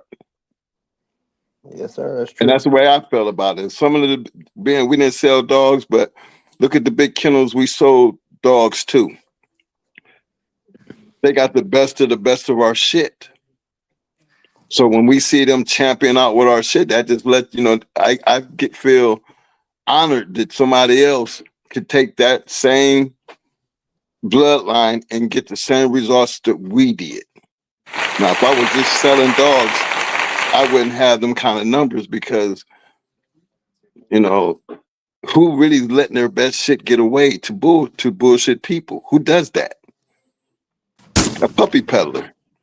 Because he don't care what you got. Take the chance. But a real one, he gonna sell you that good shit because he knows you will be back. Even if it ain't do say, hey, how you think I should breed this shit? You know? And it's not a lot of them that's out there doing that. I mean, in our era, I mean, we did a lot. If you can just check out some of the monster breedings that people did and understand why they were doing them. Like they say, Zebo wasn't, you know, he couldn't produce, but shit. I just don't understand where people get that shit from. You know, what started that lie? they get it from talking. You be saying you ain't saying because anybody out of the best dogs come off that, you know, that's any dog that exists. But you know, yeah, like you said, some favorite, however. But it's great dogs, and back in the day, you wouldn't even occur because most of the time they would breed and they was shit. They gonna come out right there, and the one is what. That's all. So, but anyway, um,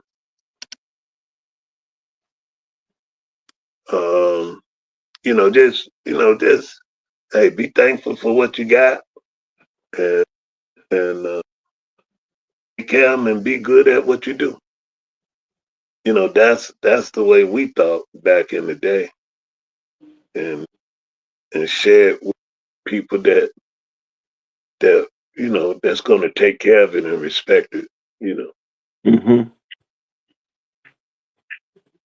That's why you made a good point, big bro, and we stress that point all the time. It don't take a lot of people to get the job done. It takes the right people. Yeah. And as long as y'all all on the same page, there's so much you could get done. And I know our kennel was not that big. And it wasn't just me, Mo, and the KP. There's other people involved, and we always hear us talk about our proteges. And then you always hear us talk about our mentors, because we come from this community is real big. But then you look at the little cliques, like we running around with Stone City and Deep South and Southern Kennels and Noonie and, people out of Saginaw and the Abrahams. You running around. To some people, that's not us bragging. That's just us telling you, fellas, we were really dealing with these people and they was really giving us information when they didn't really have to. Yep. Wasn't nobody talking about them and throwing them under the bus and all that other crazy shit, or I'm trying to be better than them. Wasn't none of that. And that's the part that I think is important, because when the further we get away from that, the less, the slower the progress is going to be when it comes down to when people start talking about the new. We doing new. Well, I'm not seeing the new, because it's how come I don't see a lot more people at these confirmation shows? How come I don't see a whole bunch of people down there at South Bottoms? You know what I mean? Anytime that I've been to a lot of matches, and when I say be 100 to 200 people to come out, and then sometimes I've been a part of 3-day shows, where everybody just enjoying bulldogging. Yep. Imagine what that would look like if we could consistently have 300-400 people at these confirmation shows.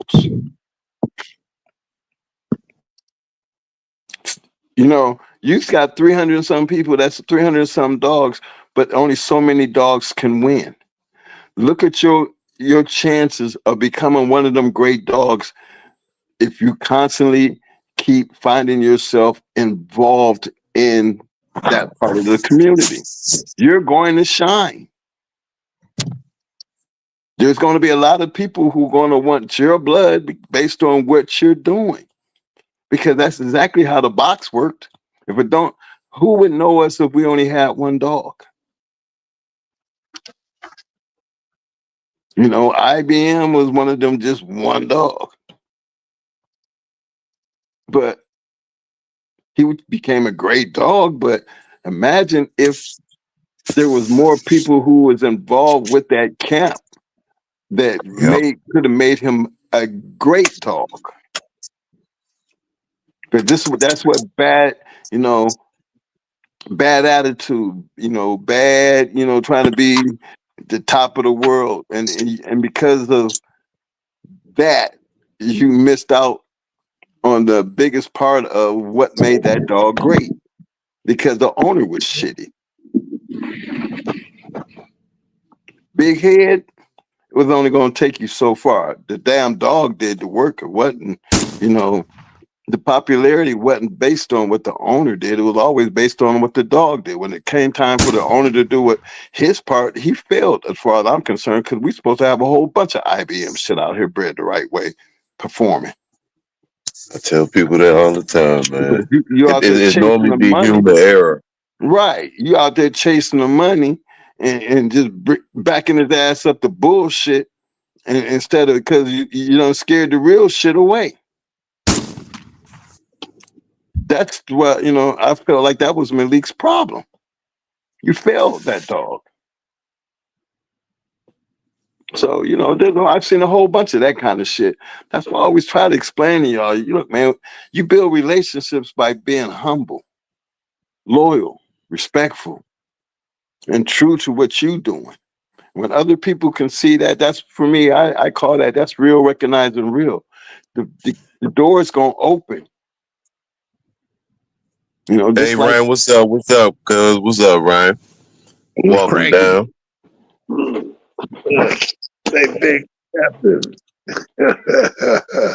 What's up, my brother? What's up, OG? What up, What Twig? up, Ram? What up, fam? Oh, chilling, man. Shit, just got home from the job.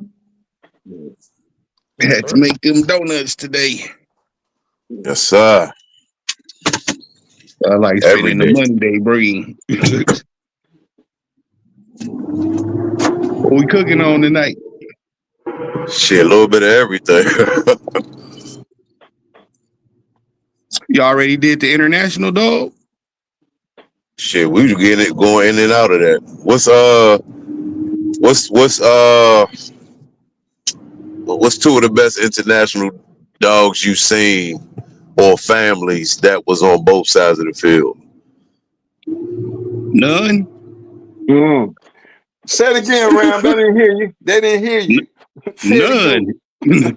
None. You come on this side of the field, you get your 6-time winner ate up. by a first time out dog. Shit. Damn right.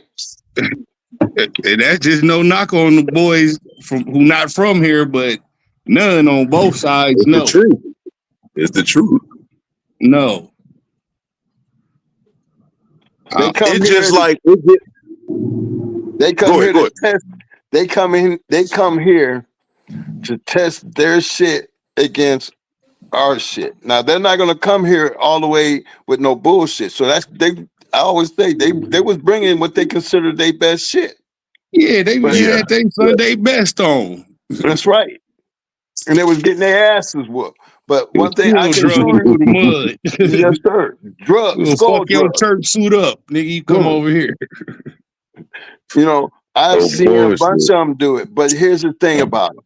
What I've learned as I've gotten older and I watch, y'all look at our papers of today, you're going to see a whole lot of foreign dogs in our shit.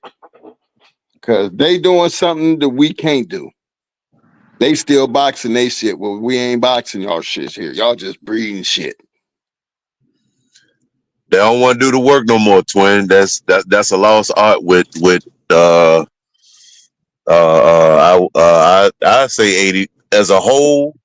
I say 80%. And then Hey, you I got like that though, because I know who I don't gotta get dogs from. You feel me? Exactly. Get the fuck out of here with that bread up shit. You ain't did nothing with, motherfucker. At least put the motherfucker on the weight pull track or wall climb something shit.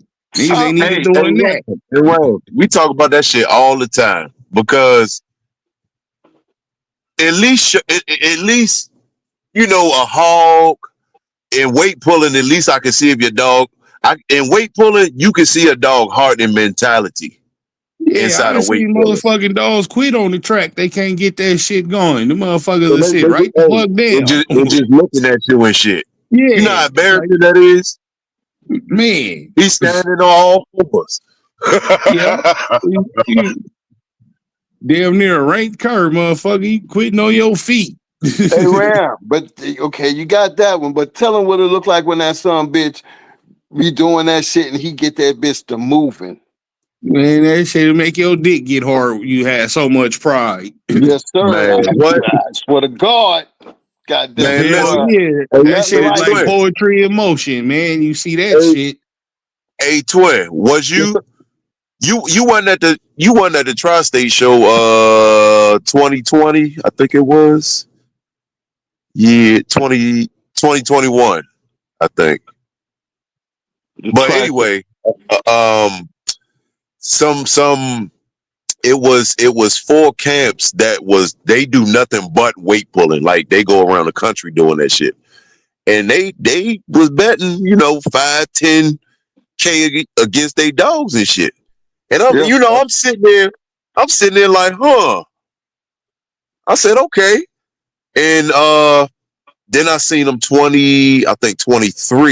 I seen them again. And I was like, okay. I said, they on to something. That's not. And the thing is, when you think about that, twin, if we could actually get a pool, if we could get 300 people together, 300 dog men, and we go to an isolated park, or even if we was to rent out somewhere, think about how much good times we could have. Man, I think about it all the time because I still truly believe that the only way this shit is going to work is the community got to do better than what it's doing. All right, we were successful in the dog game. It's For coming. me, the dog game, what made the dog game successful for us because we had that thing in common. We boxed dogs. We didn't create the sport. The sport was always around. See, what you guys are trying to do is get away from that part. Then guess what? Weight pulling, wall climbing, that shit ain't brand new. The audience, it's just changing colors. The same way that the dog fighting game changed colors. The legitimate part of this got to change colors. You know what I'm saying? We need more diversity into that game. Like we need more diversity in confirmation in these dog shows.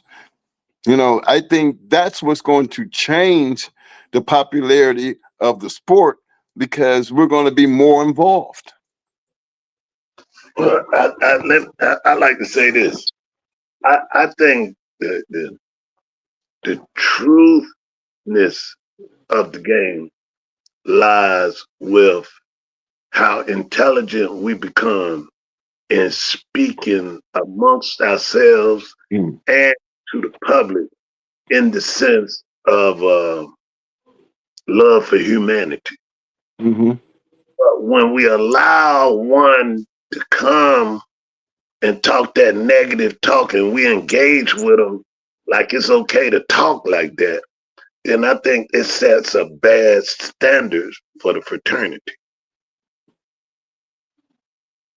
See, like some things, if you got a tire and it's worn and you know you riding 200, 300, 400 miles, you need to change that tire. Most time when you change that tire, you leave it over there in the tire pile that ain't no good. You see, you can't reward clowns doing clown business. You gotta over there. Yeah, you Because gotta take them to the circus and drop them off. yeah. And the only time he can come amongst us is when he understands how important it is having love for his frat brothers. You know what I mean? I don't have to hang out with you, but we still got to show love and respect to one another. Yeah, damn sure gonna respect you. I don't care if Yeah, I don't even like you. If you're a dog, man, I'm gonna respect you. yeah. So that's what the game got to get back to. If we get back to that, uh, and I still feel like it's gonna be dogs forever, but it's how they present themselves in the dogs and being a part of the dogs. Because the most important thing is the dogs. That's It's what most brought us together was the dog shit. If none of you motherfuckers was in the dogs like me, I wouldn't be up here talking to y'all. So that's just, none of us would. We'd be talking about something else, you know? yeah. So when we have these platforms, we got to use them to make sure we sending the right message. You know what I mean? And it's like when we was growing up, if we a little boy and we did something wrong, next door neighbor say, "Hey boy, didn't I tell you not to do that?" And then you did it anyway. Well, they check you. They Yep. check. You know what I'm saying? So now, being checked, at first you might not like it, you might not agree to it, but as you grow, you learn that was the best thing for you because that's what built you to be who you are today. It's all right taking a little correction. You know what I mean? Shit, we learn every day when we talk to one another. We learn every day when we talk to our kids. We learn every day when we talk to people we don't know. We learn every day when we go pump gas and somebody just genuinely want to talk, have a conversation. You know what I mean? So all these things is a makeup for oneness. And it's very important that we do this because it's just too much negativity, man. We can't tolerate this shit, man. We got to make sure we leave that shit over there. Put them in the curb pile, leave them motherfuckers over there with them curves. You know what I'm saying? And the brothers Yep. that's the right track. And eventually them motherfuckers gonna be like, man, everything over here curves, man. Hell yeah. You don't want to get caught in that curb pile. You I want to want be to a be bulldog. So yeah, stop doing that curse shit. yeah, that's what I'm saying. Hey, but and one thing that we make sure we have to recognize is when a fool tell you he's a cur and he love it, you let that son bitch love it over there. You know what I mean? Let him love it Yep. over there. You know what I mean? Don't bring him in our perimeters because this is a genuine vibration. This is a love for humanity vibration.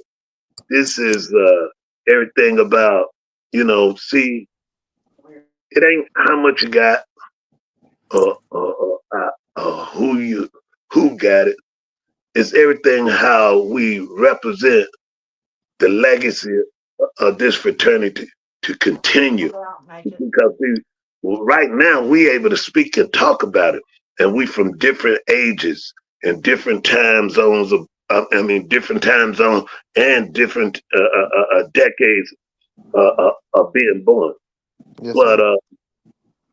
it's everything about each one teach one, reach one, and we grow. We grow and we grow strong. Like Ram, meeting Ram, man. I'm like, damn, I met a bulldog. You know what I'm saying? Hey, I can ride with this motherfucker anywhere. You know what I mean?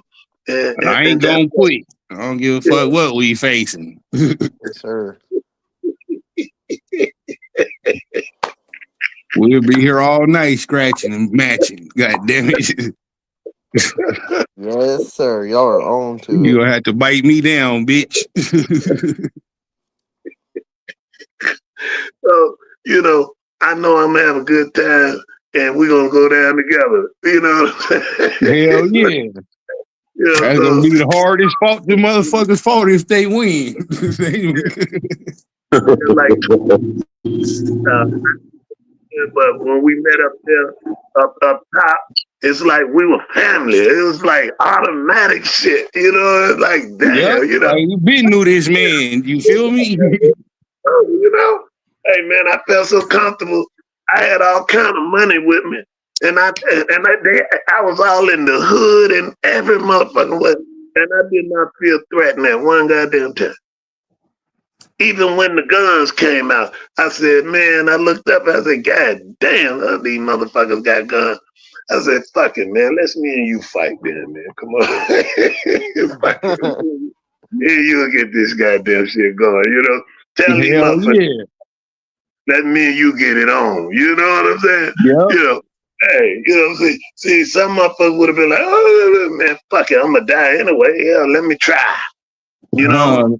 Let me die trying to complete my scratch, motherfucker. Yeah, let me try. You know what I'm saying? So all I'm saying, man, that's what we gotta get to where we treat one another like that. And then that right there earned the respect Mac Nasty and Mr. T. Man, they was like, man, they took me home to their mama, like, yo, man, you gotta meet our mama, man. I'm like, yeah, okay, cool, shit. All right, let's go. You know what I'm saying? And they introduced me to the pop, all that Took shit. you to the real nigga maker. Yeah. Well, I was gonna take my death. You understand? Cause I was outnumbered and everybody had pistols. Like,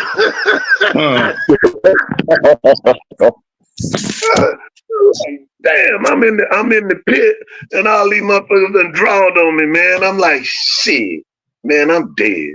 Fuck it. Yo, nigga, let's do you fight. The box still set up, climb your ass over that wall. Bet I No put you on your pockets. bullshit.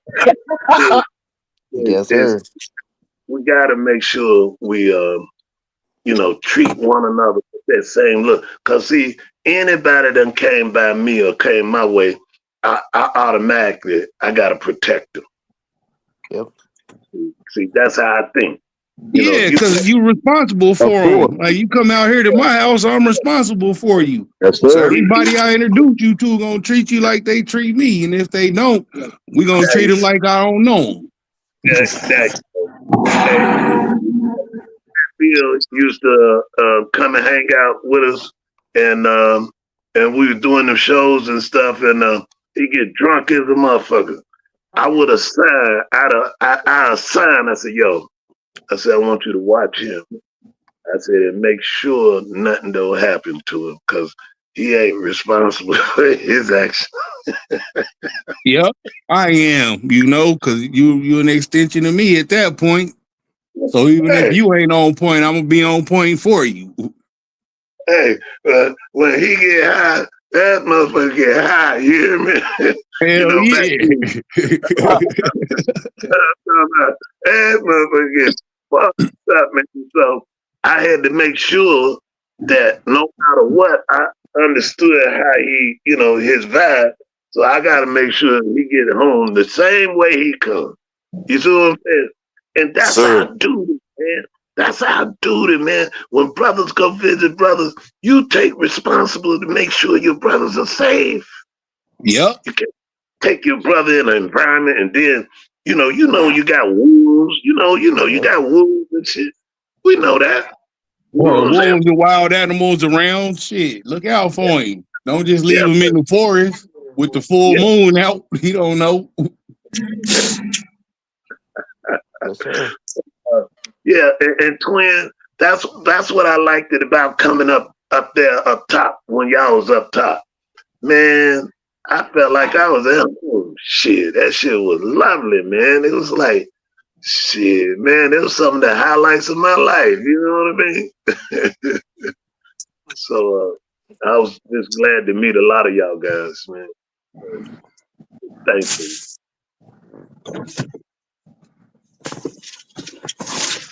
Shit, that was the good yeah, man.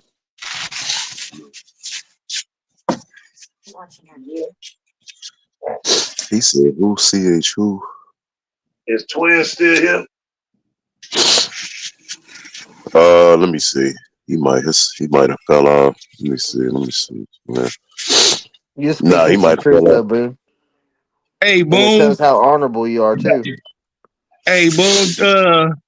Tell us how Tornado duck Lady Stone after the Sadie match, because they in the chat asking about it, and it ain't no Oh, debate. I didn't heard the story so many times, but a lot of people haven't. so what happened was I had been campaigning. Well, first of all, Ricky Jones told me that I wasn't gonna get past Blondie, but if I did, then he guaranteed me Tornado. So in my mind, there's one thing about me: you don't prepare for one, you prepare for all. You know what I mean? You don't get ready for one, you get ready for all. So I told Ricky, I said, "Well, okay, bet." And so when we did knock Blondie off, I called Ricky about 4 o'clock in the morning. 3 o'clock, whatever. It was late. It was late. I didn't get home late that night. But anyway, and I said, I said, what's up, man? He said, what happened? I said, well, we won. He said, well, I said, we can get prepared for the next one. He said, I'll call you back. So, he had to track Danny and them down to find out, you know, uh, what happened. And so from that point, it was supposedly be on with Lady Stone, but I had to heal her up, because she took, she got bit up pretty bad. Blondie could bite like a motherfucker, man. Good gracious, that bitch was hard biting motherfucker. But Danny and them, they see, like, when you watching a boxing match, you got to be able to see when the tide turns and there's no return.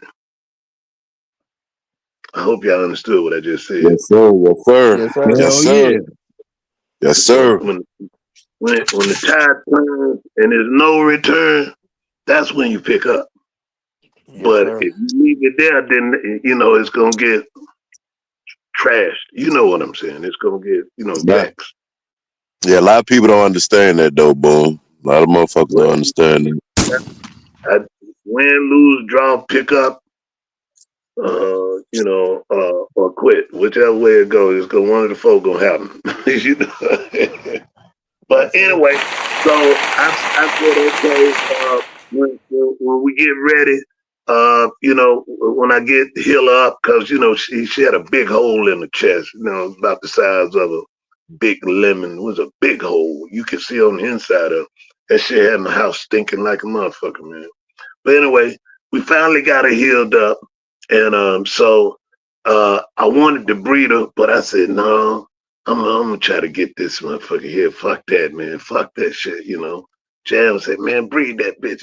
Man, fuck that shit, man. We gonna get this goddamn money, man. This motherfucker talking that noise. We gonna goddamn.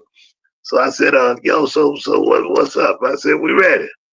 Well, I'll tell you what, you're gonna have to have a certain amount of numbers. I said, oh, okay, no problem. What is it? Be this here. I said, okay, no problem.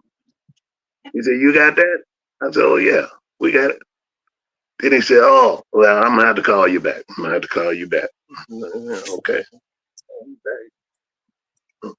Hey, what's going on, man? What you doing? Oh, well, I'm gonna tell you, you're just gonna have to double that. You're gonna have to double that.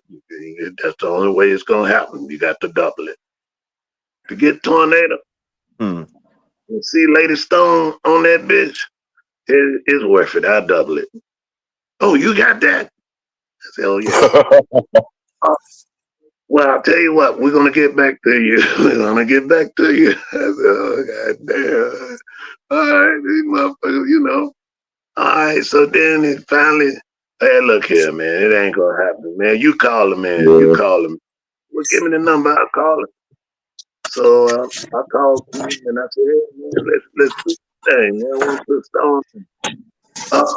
Boom, I know you think you got something there. Yeah, boom, this, that, this. I'm gonna get back with you, boom. I'm gonna get back with you. Yeah, I know that.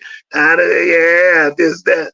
So then, I kept calling him, Hey, man, what you gonna do, man? Let's goddamn make this shit happen, man. Well, Boone, I'm just gonna tell you, Boone, it ain't gonna happen. It ain't gonna happen. What the hell you mean, man? Come on, man. What are you talking about? What you saying, man? What are you saying? I said, this shit history, man. I said, man, we need to do this shit, man. Ain't no goddamn way, man. I don't give a fuck if I lose the money. I just want to do it. Yep. I just want to do it. Fuck the money. I don't care about the money, because if I did, I wouldn't have been saying okay. You know what I mean? But anyway, so he said, I tell you what, Boone. I said, what's that? We can put both of them bitches on the same goddamn show. Man, ain't no goddamn way I'm gonna do some shit like that. Man, you want to have some shit to talk about. Fuck that. You got the best one. You got Mike Gregory, you got Danny Burke, you got all these motherfuckers at your fingertip. Get them motherfuckers. God damn it, let's do this thing. Goddamn, Boone, you're a cocky motherfucker. Well, I can hear his mouth. Well, I love Ken, though. So then it just ain't gonna happen, Boone. It ain't gonna happen. So I said, well, fuck it. I said, okay, I'm gonna breed Lady Stone. So I bred her. So after I bred her, she done blowed up like a motherfucker. Then he called, hey, Boone, I heard you had another one up there. Motherfucker, you old coward ass motherfucker.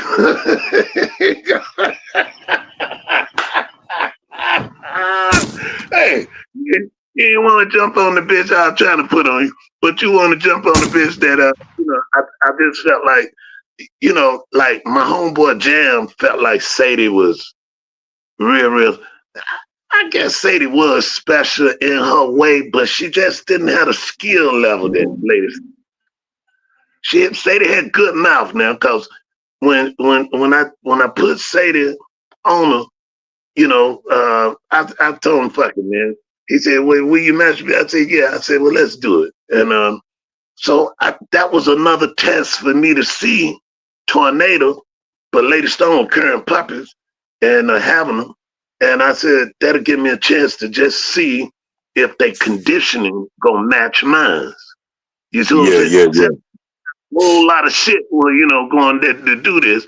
I'm hoping Sadie get by, but I don't know if she gonna have that killer instinct like Lady Stone. I just I rolled Sadie and I matched her a couple times too. I just didn't see that like what I seen in Lady Stone, like what you see in Queen of Hearts, or what you see like in some of the dolls all y'all had that don't won. It's a certain thing they have to have in them to take that next step to be different. Correct. And so I said, fuck it. I said, I'm bet a whole lot of money on this because I ain't no goddamn fool. But what they wanted to bet from the beginning, I would have betted that on Lady Stone, but not Sadie. Y'all know hear what I'm that? saying? Y'all got the answer. There ain't no dumb. You know what I'm saying? And so I said, well, fuck it, we'll do it. So we cut them loose, and goddamn it, boy, them bitches went to swapping the videos out there somewhere. You know, y'all probably seen it. But anyway, yeah, they went to swapping, man, and they were swapping and swapping. And I'm talking to Sadie, and I'm like, you got to raise your level of play, you know? And she just kept fighting them shoulders on Tornado, and Tornado was on her shoulders. And I'm like, this damn dumbass bitch. Come on, girl, you gotta put another gear. You gotta control this motherfucker. You can't see a biting motherfucker. You can't let them just bite on you. You gotta control them. See, a lot of people don't know that. See, my thing is, I don't want to fight a biting motherfucker. I want to control that biting motherfucker and be biting his ass too. The whole different ball game than what I see. You know what I'm saying? Some people, they just have to swap. Fuck that. I want a motherfucker control the swap, control that action, control and be breaking that bitch. And so that's what I'm begging Sadie to do. But she goddamn just goddamn dumb as bricks, man. But I give her credit. She went toe to toe with Tornado and scratched like a motherfucking rocket to that bitch. And so in the fight, Sadie biting her, she biting Sadie, and all of a sudden Sadie goddamn go down and then come back up with a whole woo woo woo woo. I said, oh shit. I said, this bitch bite real hard, but Sadie ain't smart enough to keep her off of her. I said, I gotta figure out how I can make some money. I looked at Ken. I said, I'll tell you what, goddammit. They said that bitch gonna be dead in 15 minutes. I said, I bet you goddamn 40 minutes. Goddamn, the bitch won't be dead and the bitch will scratch like a goddamn rock. Oh, that bitch will be dead. Double the money, double the goddamn money. Now, and didn't spend a motherfucking dime, and I lost the fight. They was mad than a motherfucker too, boy. You couldn't believe that shit. They was like, how your B-level dog make it this far? And you got the money? I bet you I ain't going into Lady Stone. Fuck you. Hey, I bet you. As a boxer, you can't wait to see it coming. You got to see it before it comes and be in position. None of that shit. You see what I'm saying? So I already seen it coming, but he didn't see it. And then when it was over, yeah, he said, you shit at me. You shit it.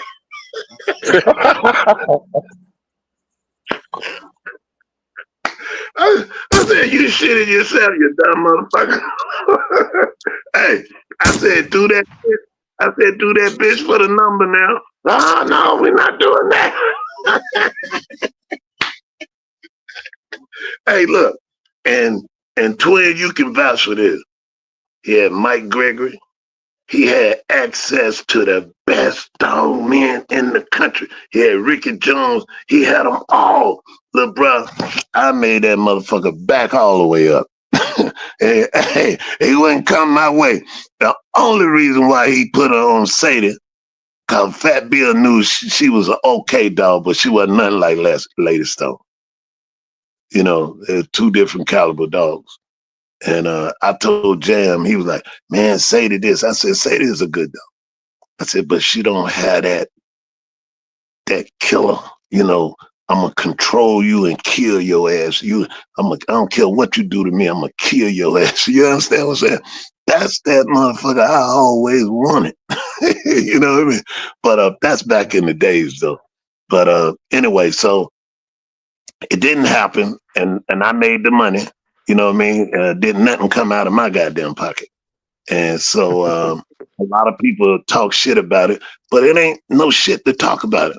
All it was mind over matter. That's all it was. Sir. You know, I just outthought that motherfucker. I was thinking fast, he was thinking slow. You see what I'm saying? And then I was also thinking for sure. Cause once I seen how Sadie handled that bitch, I knew goddamn well she couldn't fuck with Stone. But I was gonna let them niggas think that. Yeah, you got a chance. Hey, if they'd have put that goddamn money up, here I'll come, boy, I'm wide open. You know what I mean? Cause to me, their conditioning was okay. It wasn't. I ain't talking about nobody, and I don't want nobody to take it the wrong way either. It just, to me, I just didn't think they could hang. And I felt that way about Ricky, too. Hell, not just Ken. Hell, all them motherfuckers. Shit. That's the way I felt. You know what I mean? So, and not only felt that way, proved it. You know what I mean? Because, even when they thought I didn't have a chance, we got down, stop them, kill them. You know what I'm saying? It's all good, man. But I call it prepare to do battle. And it don't be in one day, you know what I'm saying? And that's the way it was with me. But damn, Ram, thanks for asking me to tell the story. But I just wish that it would have happened. That's what would have happened because I just felt like she just wasn't ready. She was, cause I refereed her one time.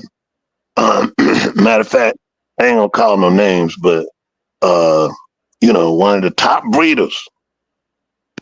We all went down there and goddamn they was talking about tornado this, tornado that. And they was talking about this dog, famous blood, everybody know. And I said, they said, well, boy, we want you to referee. I said, yeah. I said, cool, I'll do that. Man, I said, release. 12 minutes, the killer got broke down. I said, damn. Tornado broke that bitch down in 12 fucking minutes, man. Now, if you seen the dog do all that, would you be wanting to match on it? I mean, I don't know. What you think? I would, especially if I had Lady Stone. Hell yeah, I want that one because Yeah, my I shit do would the say same yeah. thing. But you gotta have the testicular fortitude to be like that. Most motherfuckers, hell no, I ain't finna do that and just cur out. But fuck that. I think I got Yes. one. You don't have to beat my ass too. Then I'm gonna have to be number 11. Then, God damn it. Yeah. Yep. Hey, but Yep. She wouldn't have made. She wouldn't have at that time. I think she had won about 5 or 6, about 5, 4 or 5, something like that. I can't remember. But at that time, I think she had won about 4 or 5, or maybe even 6. But I don't think it was 6. I think about 4 or 5, somewhere along there. But anyway, she wouldn't have never got none of that other shit. I know people say, "Oh, that he just cocky. He just talk." He ain't no talk. They Nah, came with you the tell the truth. They came with the money. They thought they were gonna outbet me, and found out that the well wasn't empty. You know what I'm saying? So goddamn it, we whatever number they call, we goddamn, we there. You know what I'm saying? So and everybody know back in the day, y'all from this damn twin. Oh man, there's some niggas over there got some dogs. Hey, we're gonna match into them and we're gonna get money off of them. You feel me? yeah, That would be Yep. that would be their conversation. But that dog, their conversation was, hey, well, just leave that one alone because it ain't gonna be that good for us. they didn't want none of Lady Stone, and That shit ain't sweet over there. It's all sour over there. Ain't no sugar. now I know Ricky and and now you think about it. You think about this. If you had $100 and they had twice that or whatever, wouldn't you get that 100? You see what I'm saying? That Hell yeah. Man, of course, boo. You gonna get that, right? Shit, I will. Goddamn $100 it, is $100. Shit. goddamn it, what? Man, listen, you just said that, man. Listen, Shit, y'all heard me tell you need practice too, right? Shit. I got that 100. So they knew it wasn't no value in that. You see what I'm saying? That's why it didn't come. You know, that's why it didn't happen. And but I liked the Ken though, because he was a good guy. He was real funny. Yeah, you laugh. He was Yeah, damn Ken was good. hella cool, man. He was cool as And he hell. passed away in the square circle, right? Yeah, Yeah. yeah, Does yeah. anybody know what dog was down when he did? It's Or was in the he book. reffing? I think it was. Oh hell, I don't. I think they recorded it. I believe, if I'm not mistaken. Damn. It's been a long time too, man. But Yeah. yeah, he was a hell of a dude, man. If you'd have met him, any of y'all, or anybody that did meet Twin, you know him too, right? Yeah. I was down there the day the shit jumped off with McNasty and them. I was there Oh, to you was see. there that night. I was there. Yeah. Man, I was expecting to see Tornado and Lady Stone. And then No, it was changed up. Yeah. yeah, I know no, what I happened. didn't change up. It was just that never happened. They Didn't never I know the whole gave story. me that opportunity. It- They never gave it to me. but They never said, let's do Lady Stone and Tornado. They wouldn't do it. They but wouldn't I make the know commitment. Ricky and Kenny was cool. Now Yeah. they also the Queen and Shady Lady. So Yeah. when it came to ducking, I was familiar with them both. But I was with McNasty and them when they pulled up and all them shotguns came out. You had to come save his ass. I was there. Hey, look. So I didn't tell y'all that part. So let me get into that. Yeah. So the first night we was gonna match Sadie and Tornado. All right. So we up that was in Kentucky. What was that? Tennessee. What was that? I think we was in Tennessee. Okay, Tennessee. So we up there in the mountains, man, way up high. Nice, man. Nice vibe, man. Nice place, man. Nice.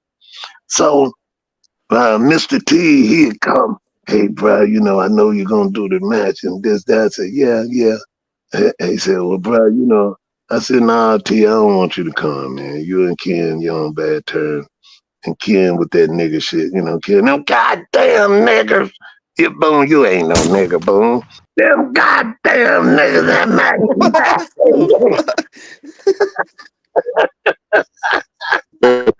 man. He got me cracking up laughing, man. Wow. This motherfucker, man. This motherfucker here is something, boy.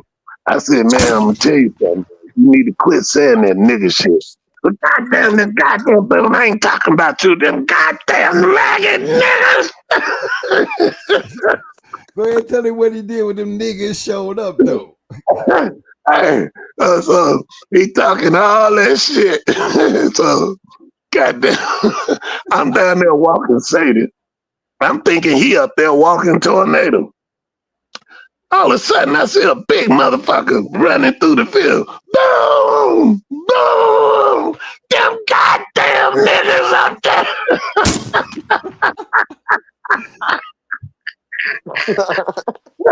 I said I swear to God, man. I said to myself, I looked at him, I said, he just can't help it. He can't help it. Hey, these motherfuckers had guns. They were ready to kill his ass. And he come running to me saying, them goddamn niggas up there. Hey, didn't he not leave his wife and somebody else at the car? He left his son. Yeah, his wife and his son. They were standing at the car. He just left them. Hey, so I said, he come down there where I'm at. Hey, boom. Them goddamn niggas up there, them nasty niggas.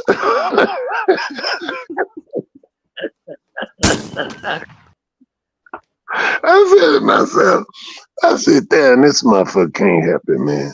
He just can't help it. I said, all right. So I left Sadie, my dog, with him down there, you know, because I told him to stay down there. So I walked up there. I'm like, yo, T, what's up? So the little young nigga run up on me with a big gun. Man, get the fuck out of my face, man. And the nigga, he swole up, and T said, hold up. This is bruh right here. He one of us, you know, this bruh. He said, look, bruh, I told that goddamn cracker I was gonna get his ass. I said, but T. I said, wait a minute, T. You asked me what we was doing the thing. You asked me to come. I said, no. I said, because I knew how you felt about him, and I knew how he felt about you. So I didn't want you there. I said, now is this how you do your brother's spoilers party like this, man? I said, how would you feel if I came to your place and did this, man? Goddamn, bro, he calling me nickname, man. T, I ain't talking about that. I'm talking about this. This is something I was doing, man. Look at you, man. Y'all got machine guns, all kind of guns, man. Scared to death. Come on, man. Goddamn, bro, I tell you what, bro. That motherfucker, kill that motherfucker. You tell that cracker to get the fuck out of here. So I sent somebody down there. I said, go get Ken and tell him to come on. He come. Now you know T a big old boy. Now you know when he was crying. He was that mad. He would have killed him. He was that mad, but you know, me and T was cool. Yeah. You were the only one that calmed him down because you see what else was going on, right? Yeah. I mean, it was crazy. It was crazy, and everybody, we was all surrounded with, they had guns. We ain't had shit. But I knew one thing: if I'd have acted like a weak man, that shit would have blew up. That shit would have blew up. But I had to stand firm because I had to let him know, no, bro, you wrong. You wrong to do this to me. I ain't fuck the cracker. What about me? Exactly. If it don't be for you. Yeah. What about me? If it don't be for you. Oh, yeah. If it wasn't for me, man. Hey, look, it was 3 carloads, and I'm talking about they had big guns. I mean, grenade launchers, shit, you know. It was crazy. They wasn't playing. Magazines. Them boys out of motherfucking Detroit, man. You know they wasn't playing. They came to get his ass. Yeah, they came to get him, man. And so when he came up there, you know, maybe I shouldn't tell you this part, but I can't tell some of the story. I gotta tell it all. Yeah. He got in the car. He put his son on one side and his wife on the other side. He sat in the middle. That nigga rolled bitch home. They know I ain't killing no women and no kids, you motherfucker. I looked at that shit. I said, man, but hey, it's all good, man. Ain't no way. Yeah. He knew though. Motherfucker, we ain't shooting women or no children, so you safe. Look, but let me tell you how Kenny was though. Kenny, he didn't let that shit rest though. Cause they tried to get that, they came right back with some more bullshit, Kenny and his boys. But he was just lucky at some point it became, they kind of got over it. Never really got over it, but they tried to backdoor McNasty and T. Told them, don't come, man, don't come, because they out here waiting on you. I think we was in Kentucky then. That shit happened in Tennessee, but this other shit happened in Kentucky. It was like, and Kenny and them showed up. It was like just the opposite of what we seen in Tennessee. It was just on the other foot. Yeah, it was some wild times, man. Wild times, man. Yeah, but I, I just think Ken couldn't you know, that it was just a word that he used. And I've been around a lot of people, you know, believe it or not, you know, I've had some of my homeboys like, man, goddamn, let's fuck him up. And I was like, for what? Man, that motherfucker said nigga, man, goddamn, man, let's get the fuck out of here, man. That's what we need to do. We not finna, I mean, don't nobody want to be talked to negatively, Degrading. Yeah, you know, degrading. but at the same time, our love for what we doing, it has to be greater because if we don't let the dogs be the greatest, then we put ourselves in a position where we make it bad for the dogs. Hey, look, well, I got Ross Man on here. Let me tell y'all about this man right here. Now we all, you know, for all you new people and some of you old, when we talk about Ross the Man, here's the man. You get a chance to hear how he talks. You should have a somewhat of a insight as him as a dog man and him as a person. In true reality, the man was one of the only black men that I knew of that they spoke of in white people's books. Him and Buffalo Soldier. They spoke very highly of them two black men. And that said a lot for the game back in the early 70s. Am I lying? You know what I'm talking about, Rosterman. Oh yeah. Oh yeah. You know, you went through some shit. You like one of them civil rights kind of people that had to put down the fight to be able to get us in there. But you know what? Enjoyed it all. But go ahead, twin. Yeah, go ahead. But I mean, I'm just saying that you did more than just. I mean, you broke that barrier, and I just want people to understand. Ben, I used to live in North Carolina, and he grew up there, and the things that he was able to overcome, and you hear some of them sad stories why we couldn't get in. You know what I mean? But why could he get in? Because he knew how to act. He knew how to create that line and make it all about the dogs. And I'm just telling you, man, he's just more than just a legend as a dog, man. He's a legend as, for me, as a person, because he broke the barrier. He was able to go places and do things that we wish we could do, but we became able to do. Man, you know, once you let him in the door, you know we was gonna take over. That's why you hear me talk so highly of the New Jack Air, because Rasta Man cracked the door. We tore that bitch down.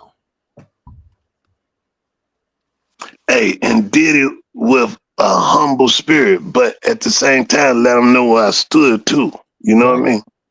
You know, eating the cornbread. You ain't no little man. You a big man. No, it wasn't like they were. You know, come on now. You know, you got your respect because who gonna be messing with somebody as big as you are? And he was just a good person. But look at McNasty and Mr. T and them. And you know, Ricky Jones was hell on wheels too.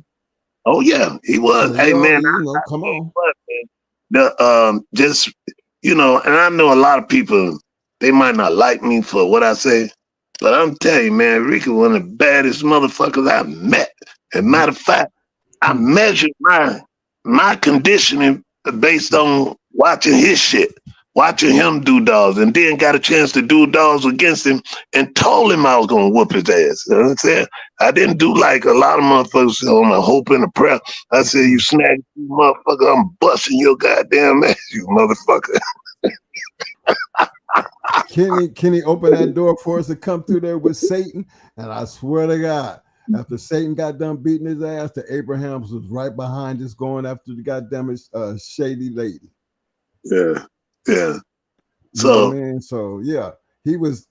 I mean, Ricky, regardless of what people might say about him, he was one hell of a bulldog, man. Telling you, man, that motherfucker was. Telling you, he wasn't easy to beat.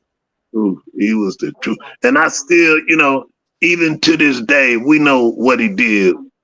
You know, wasn't right, but far as being able to condition and do dog, man, you could put him, you know, the thing that changed everything for him is the way he went out, you know. But yeah, Tell him that, he Rasta man. Tell him he was hell on a dog, wasn't he?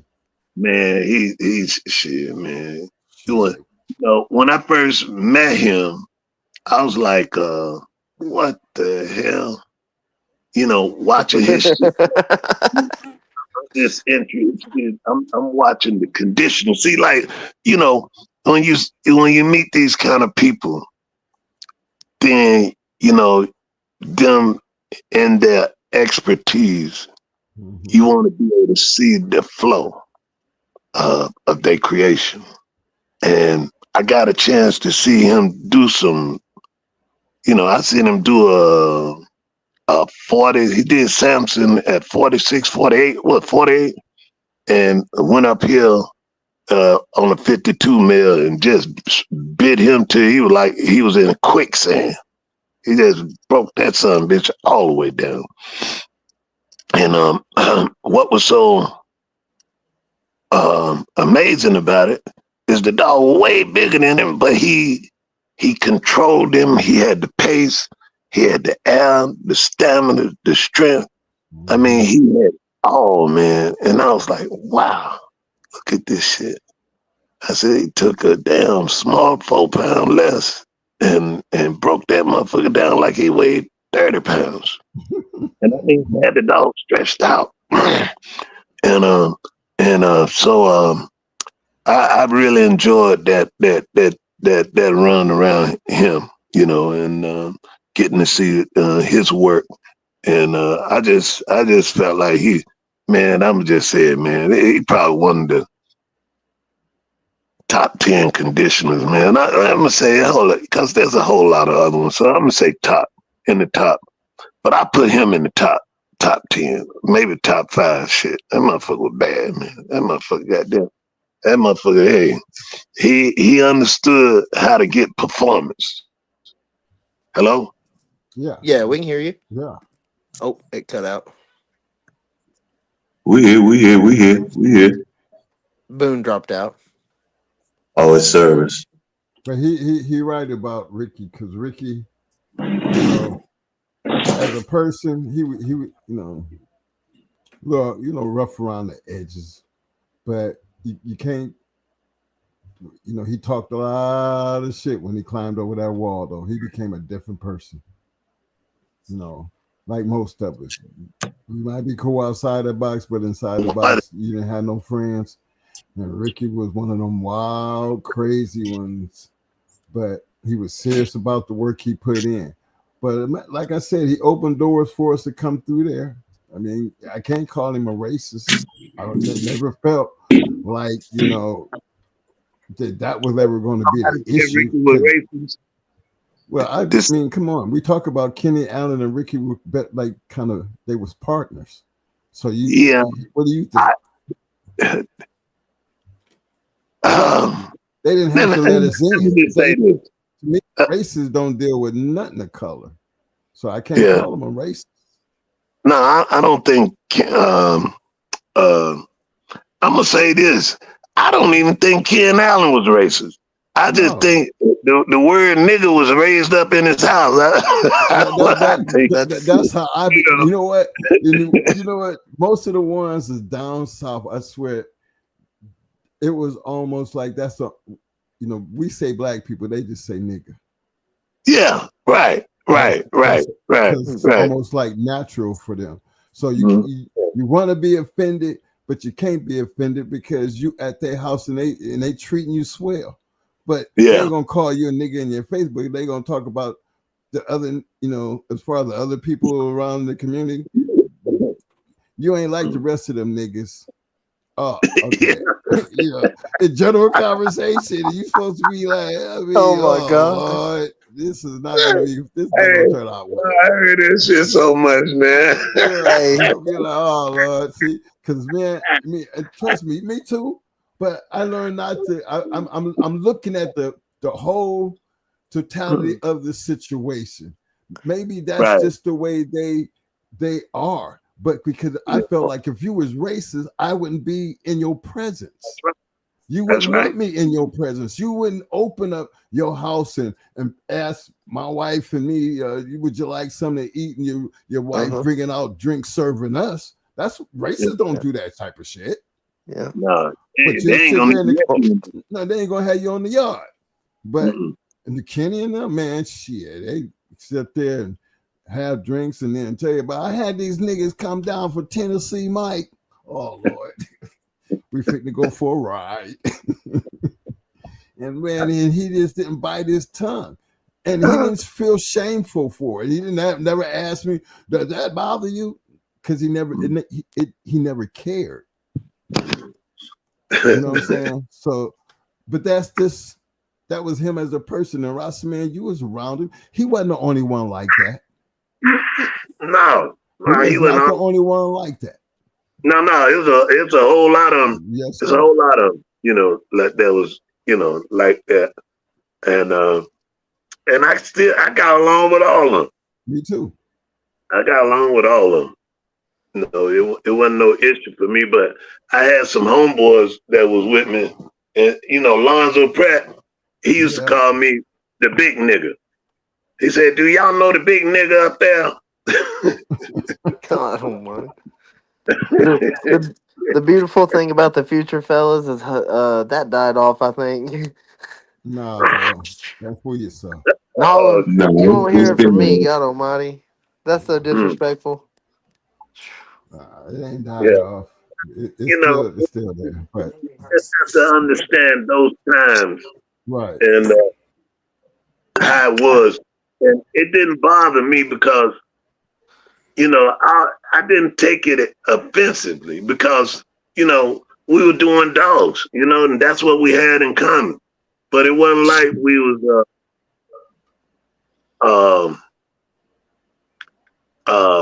at war with one another. I mean, motherfuckers treated you.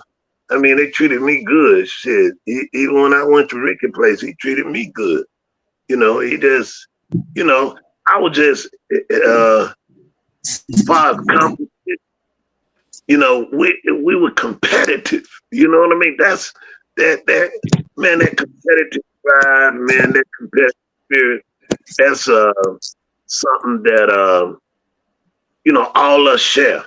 All us share that. But in that era, in that time, that was the way we shared it. And I wouldn't change it. I wouldn't change it for the world because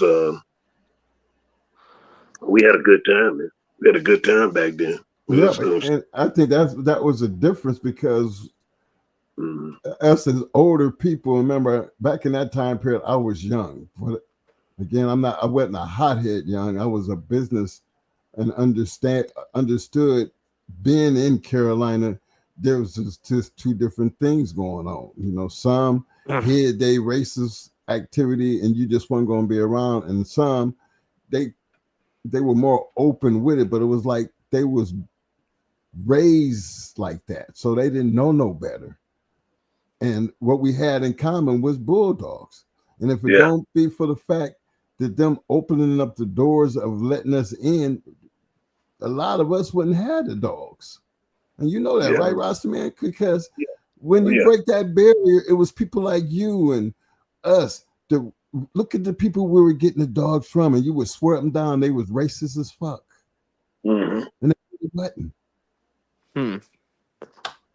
That's just, I mean, hell, look, listen to the people I'm naming, man. Atlas Brewer, Kimsey Wood, Reverend Abernathy. I mean, you can't get no more white than goddamn James Edwards.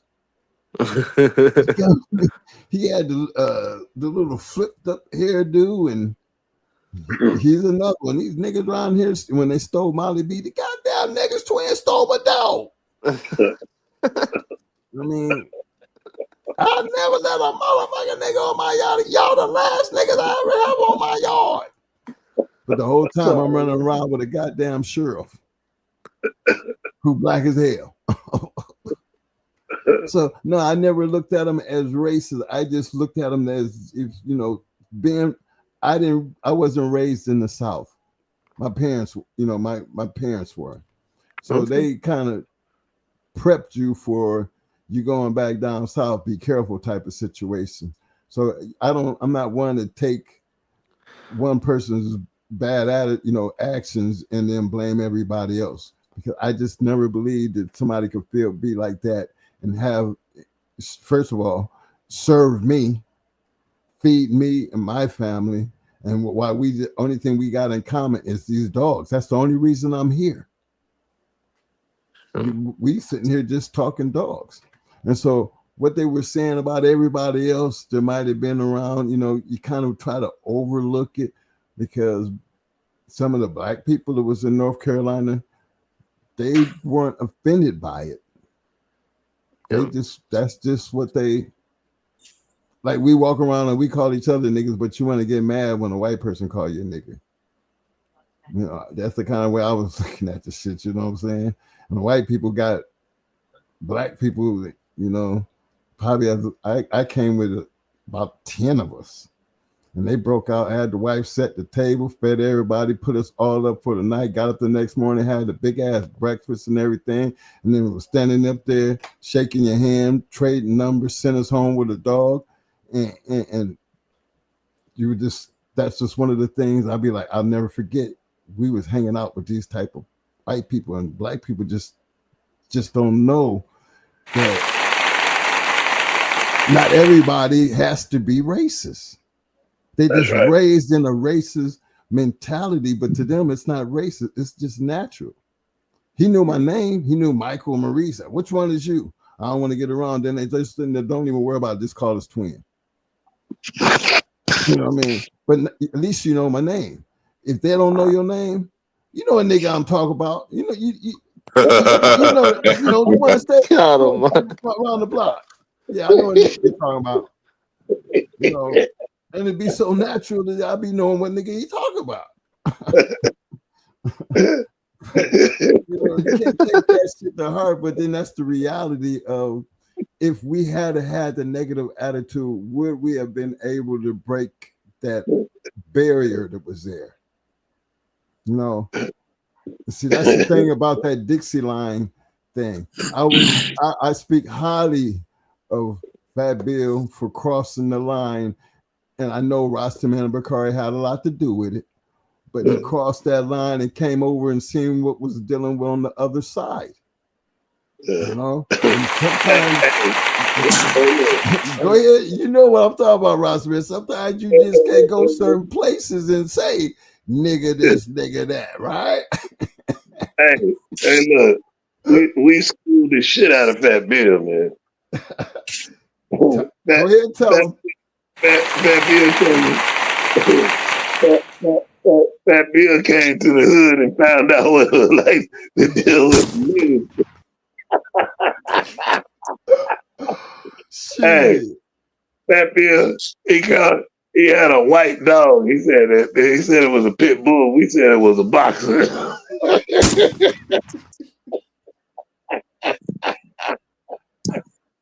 He said he want to roll it. We said, okay, we're gonna get a roll for you.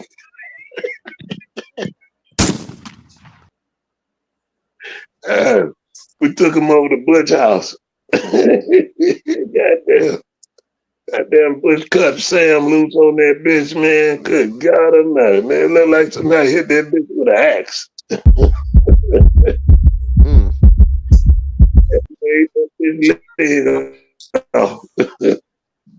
I mean, high up in the shoulder, But anyway, he was out there trying to stop the bleeding.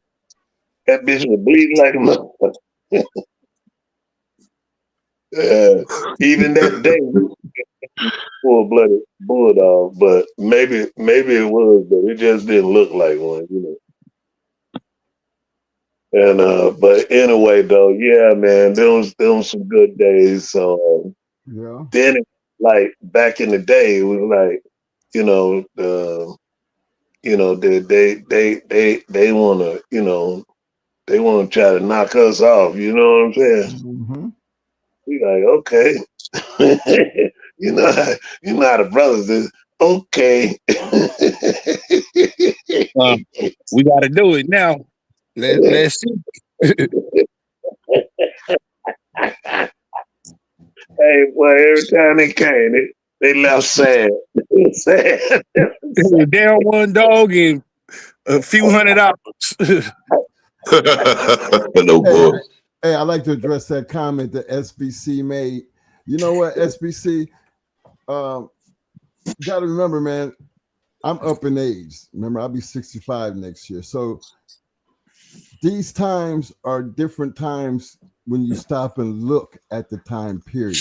Things change over the years. This dog game, you know, when me and Mo be talking, we be trying to tell you, when we be talking about that New Jack shit, I'm gonna just put it like this. I'm talking about the New Jack shit based on color changed. They used to sell us dogs and think that they would, and then come and tell their partner, and they think they would come over there and they were gonna just whoop our ass. But no, what they let get out, we made it better. And it was inviting them, come on. Because before then, if you had anything that was worthy of color, you wasn't getting in, they'll blackball you. But the minute that they went up on them prices, and actually everybody now, their competition is, now they're selling their dogs. Now, you know, ain't no more 350. Now we went from 350 to 500 to 700, $1,000 fee, and they giving you all that, and then they coming back trying to match you, compete up on your shit. The only thing that was happening is they start running into them brick walls, because see, we had that street game. You can't run us away with your money, because now we got it. Now it's all about us taking your money and killing your shit, and to the point to where they just stayed home. And you see, boom, lightweight hinted at that when Ken tried to price him out with the tornado deal. Like, we're gonna do it for, you know, this many zeros. Okay. Then he gonna try to double it. It's still okay. Okay. That's exactly how it went. And then you start cracking their heads. You know, the prices get real low. Now they want to do it for 10. What happened to the 200? Right. Yep. Don't back off now. Shit. We got a lot more people here that got money in their pockets. Remember, we used to walk into their spot, maybe have 5 or 6. But see, when it come time to them to come in your spot, you know, y'all need to bring more 50 than or that. 60. You know? Right. Yes, sir. Yes, You sir. in the house. Right now, I'm trying to gamble with. Damn right. Bring your boys with you and make sure they all got a pocket full of money, because I got my people just trying to get it, you know, they trying to get their shit off. Because, you know, back then everybody was trying to put their money into the pot because it was safer. But shit, you get there, you got 100 and some people there. You ain't gonna have 100 and some people's money in the pot. But then that side bet and shit, you got blacks on one side, whites on the other. Man, what a beautiful sight to see it all just money changing hands and what no argument. It should look like the stock exchange. Look like the damn stock exchange. Damn right. I remember, like, when in the early days, you know, like Lonzo would take us to shows, you know, and when we get there, you'd have thought we had a disease. I ain't lying, man. It'd be about 4 of us, you know, because Lonzo wouldn't let a whole lot of people go, you know. It might be 4, about 4, 3 or 4, 2 or 3, you know what I mean? But we'd be on one side of the pit and they be on the other side. Mm-hmm. You know, like we had a disease or something. But then after a while, that changed. Then it started being everybody amongst one another. Yeah. And you know, so you know, change comes, man. It might not come when you know you think it should be or whatever, but you know, time comes. You know, change comes, and it was fun. It was, to me, it was fun. I mean, from the beginning to that point, it was just fun to me. It was fun, you know. So I look back on it. I don't have no regrets. I got a chance to get in the box with Crenshaw, and Boy, he clowned the shit out of me, man. He talked some shit, boy. Yeah. He had his boys with him. You know who used to hang with him, right, Twin? Mm-hmm. Yeah. Football player, all them. Yeah, he had his token nigga, you know, Nate. Yeah, you know what I'm talking about. That a big nigga too. So Yeah, I, you know, that big nigga. You know who gonna be messing with that big nigga? So Crenshaw had the right man with him, though. That's what I'm saying. Yeah. And so, you know, boy, he was just showing out, man. He was talking so much shit to me, man. He was just, you know, he was talking shit to me and Fat Bill. He was just, man, he was giving it to us, man. He clowned us. I looked at him, you know, and I laughed with him. And everything. And I said, hey, man, I said, make sure you're ready tomorrow night. Okay? Oh, I'll be sure you ready for this ass whooping. You know, you know what I'm saying? This and that. Okay. Man, we got in there, boy. He cut Bama loose. Bama hit John Wayne on the shoulders. Man, that son bitch looked like he had a razor. And John Wayne just kept stroking him upside the head. And they kept going back and forth. And boy, Bama was trying to take him apart. Everywhere he hit him, he was putting holes in him. Bama was putting holes in John Wayne like somebody shot him with a machine gun. And boy, after a while, conditioning started showing. John Wayne kept his mouth shut and kept getting the job done. Bama went to open his mouth and breathing like that. Man. And John Wayne didn't kill him, but he carried him out. You know, he made Bama take the count. And but that was a good lesson to being there with Crenshaw, because Crenshaw, I like Crenshaw. Because he felt he was superior. It's nothing wrong with a man feeling that way, to me. There's nothing wrong with that. But he met somebody just as superior as he was, but was younger. You see what I'm saying? Right. You know, so I'm thinking on his level and past that. So after we watched the dogs and shit, cause he done hype me up with all this talk. So I said, I gotta watch him.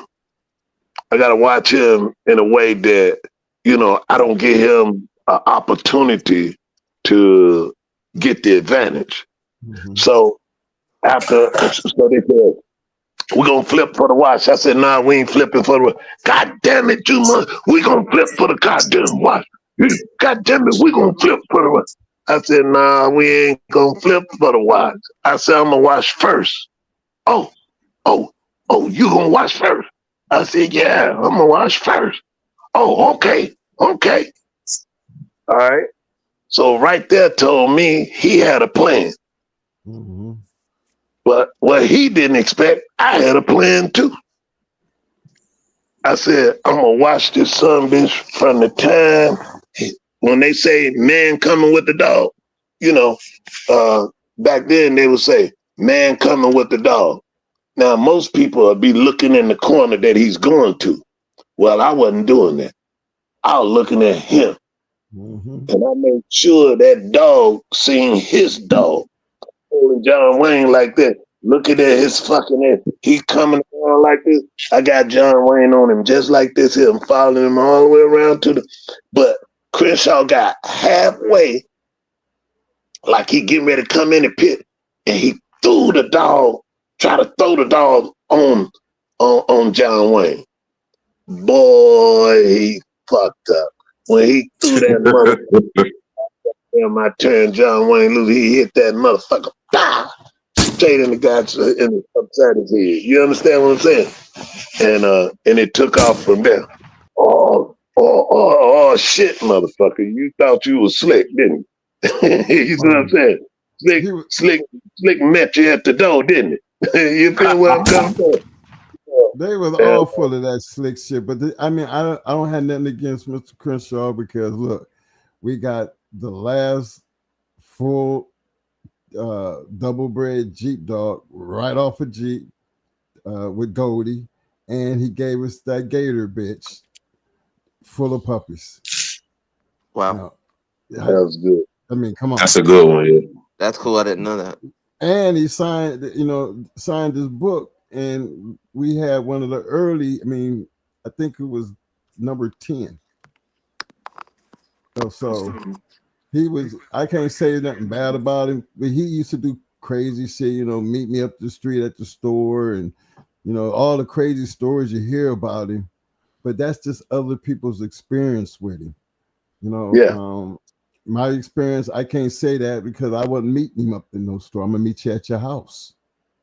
Yeah. But then how do you think we had that kind of relationship? Because they had to be talking amongst each other to be like, you know anything about the twins? Yeah, they cool. They know how they just what they do. And then there's a relationship. So I guess the relationships we had with other people just open a lot of those doors to where we get a chance to play on both sides of the fence. Now, if I could do that with white people, I could do that with my Latino brothers too, because look at the doors that open. See, when you good to people all the way around, and fellas, and let this be a lesson to you.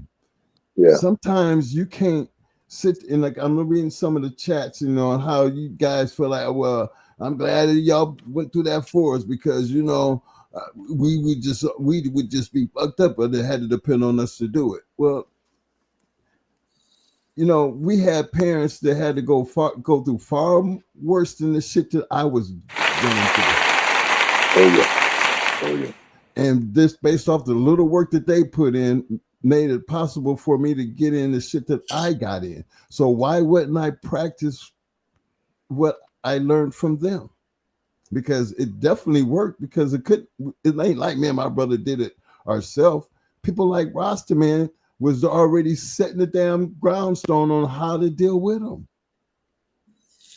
Buffalo Soldier, they was setting the groundwork on how to deal with them. Mr. Green, he was another one. But and then I can't forget my old man Mason, Pop Mason. Yeah. Just Mason. Remember, those guys held strong to who they were. They dealt with everything that you could throw at them, but it never stopped their movement.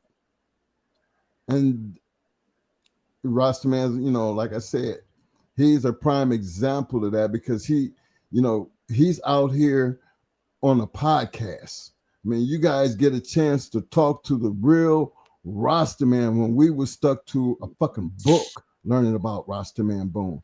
That's true. The white people's version of Rastaman Boom, because wasn't no brothers writing no books. So look at that and be able to appreciate that y'all got a chance to hear the man talking. You go to these shows, you get a chance to see him. That's to me the man that I was reading in a book and was so, overwhelmed with the damn. I finally get a chance to meet Rasta Man. He's just a normal person like everybody else. But imagine the shit that he went through and stayed humble throughout. I ain't heard him never one time tell you that somebody jumped on him. But if you met Rasta Man, you'll see why. You know what I mean? And we looking at the old Rasta Man. You should see what the young one looked like. So I want you guys to, don't look at us like we were suckers or we some punk asses, because trust and believe. One thing that I felt like why we got our respect, because we were humble, but we were still man enough to, come on. It's only so much. Don't push a button that you can't turn off. Yeah. And I think that's why they were able to. I just put it like this: you mimic people like Rasta Man, Buffalo Soldier, and some of the other old OGs like Pop Mason. You heard Eminem come in and said, how him and his dad went to, I think it was who's the one that had the Jeep dogs, Katie, and how Katie, thought he was white, and that's the only reason they wound up over there, and they were surprised to find out that they were black. Like it shook them. Remember when he told that story? Well, we had that same type of story dealing with before old man Lopasi died. Remember we got Solo, we got Bruiser. They were straight off of Lopasi's Buster, and got a chance to meet them. But really think about, remember, that's still that Carolina way of thinking.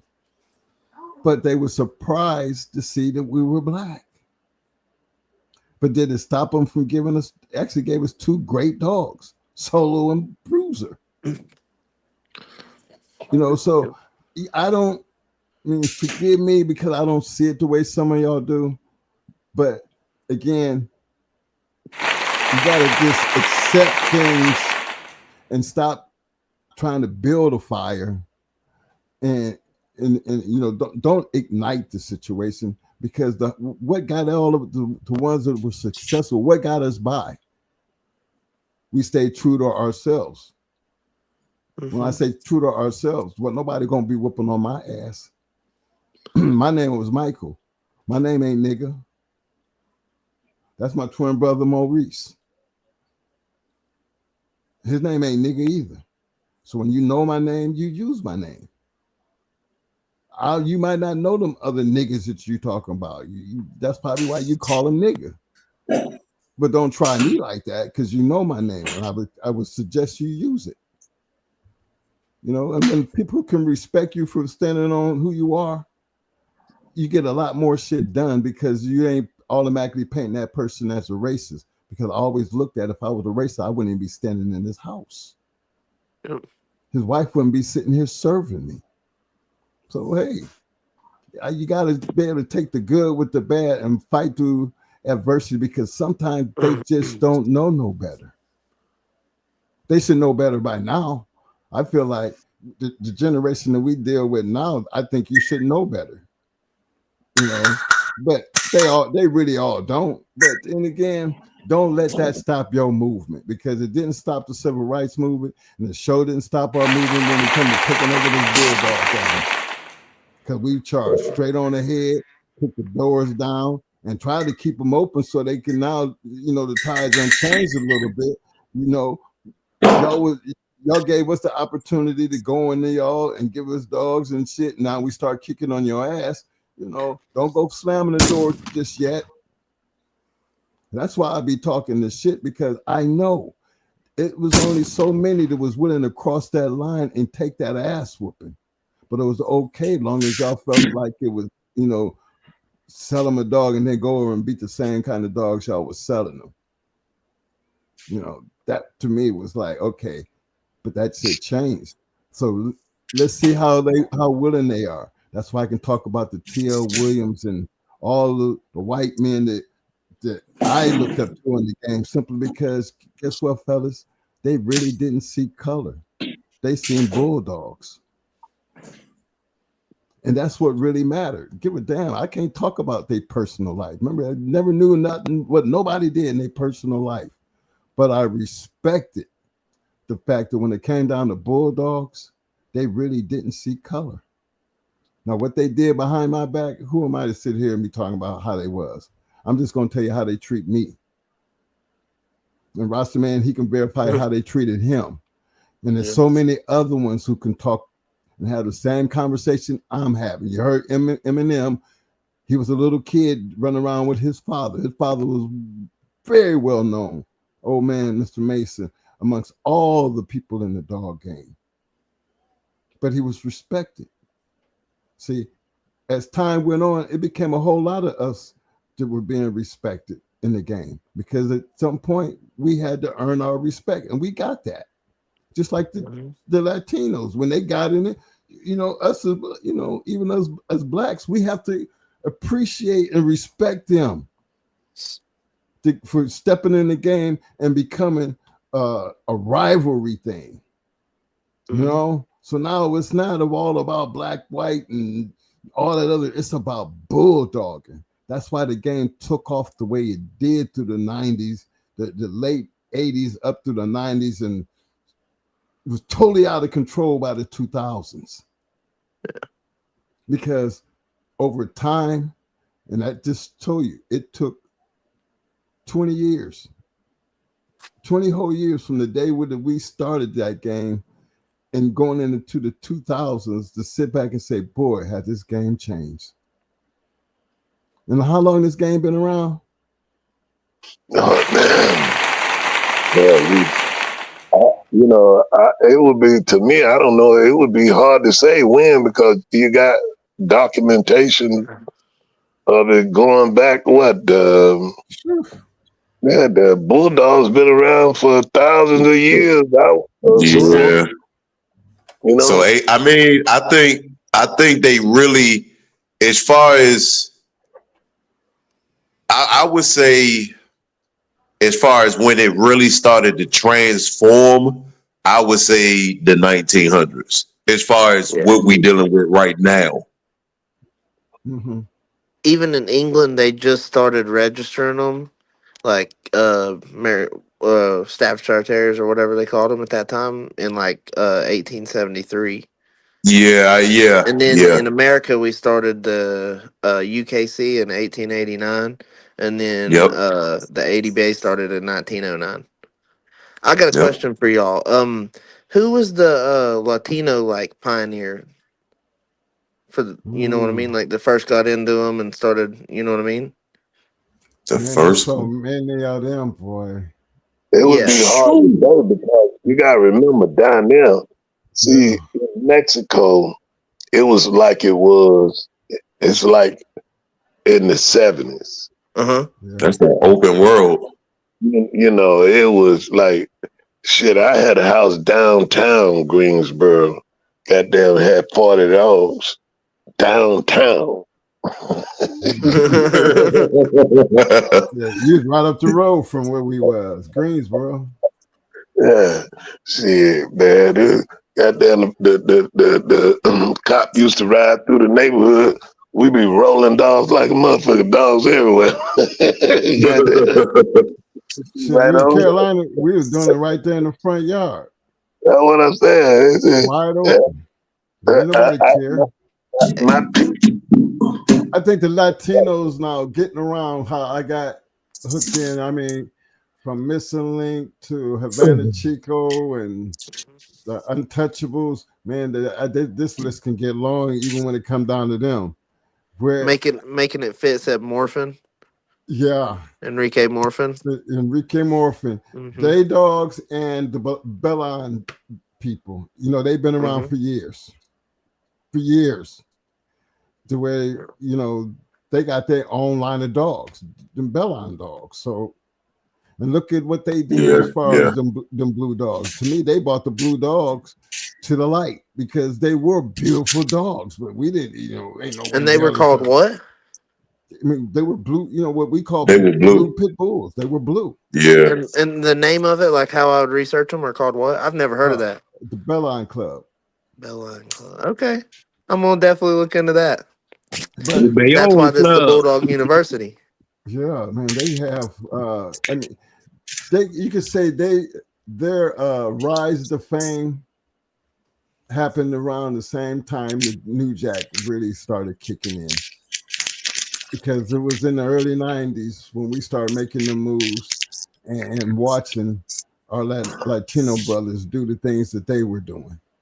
It was just, we had our own little issues, you know, Latinos and blacks, you know, oh gosh, nobody's really talking the same language, but thinking about the time period, fellas, we're talking about what was going on in the late 80s and 90s, where we wasn't making it. So where the hell you think it was coming from?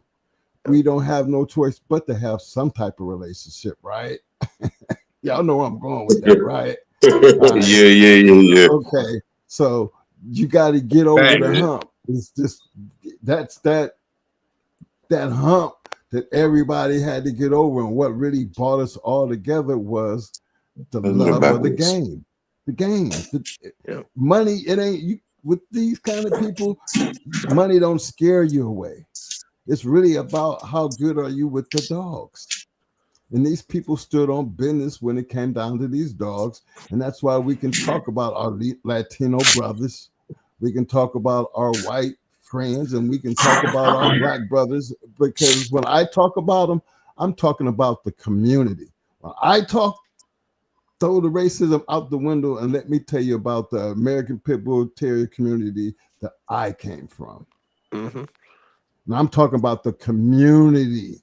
Come on, twin. Don't be acting like a one race. But man, I'm not trying to tell you it wasn't racism, because I'm just going to tell you the people that I dealt with, that I'm at their house, I can't sit here and openly call them a racist. Just like I can't call Fat Bill a racist. Yeah. I mean, why would I say something like that knowing that he's not, and he's running around with Bakari, and Fat Bill is running around with Rastaman. Fat Bill is coming over here and jumping in the fast lane with his good shit. But the Fat Bill that I also knew was the same running around with Ed Farron and them, but they were still going over there in Youngstown and Cleveland, down in the places where we hang out. So how can I call that man racist, y'all? Mm-hmm. I hate him as a person because, he had always been a disrespectful son of a bitch. But I can't help but let y'all know that, you can't take away from his accolades as a dog man. No. And you never ever heard me people got to learn to separate the dog and the man. Right. I can hate the man, but I gotta respect the dog man. Yeah, they ain't got nothing to do with the dog. It ain't got another goddamn thing to do with the dogs. As far as me and dog ain't come out his nuts. No. And you saying that has never changed. I've heard you say that same thing for years. It will never change. I'm not no flip-floppy type of person. Regardless of what me and him go back and forth over, I will always give the respect that he is due in this dog game, because he is a bad motherfucker when it came down to these dogs. Just a fucked up individual. That's all. Hey, I want to say this. I remember it's been a few years back, and I didn't know Crenshaw had put Lady Stone in his book, one of the top gamest bitches he had seen. When did you find out? Because that's the book I'm talking about. When did you find out? Did you know about the book?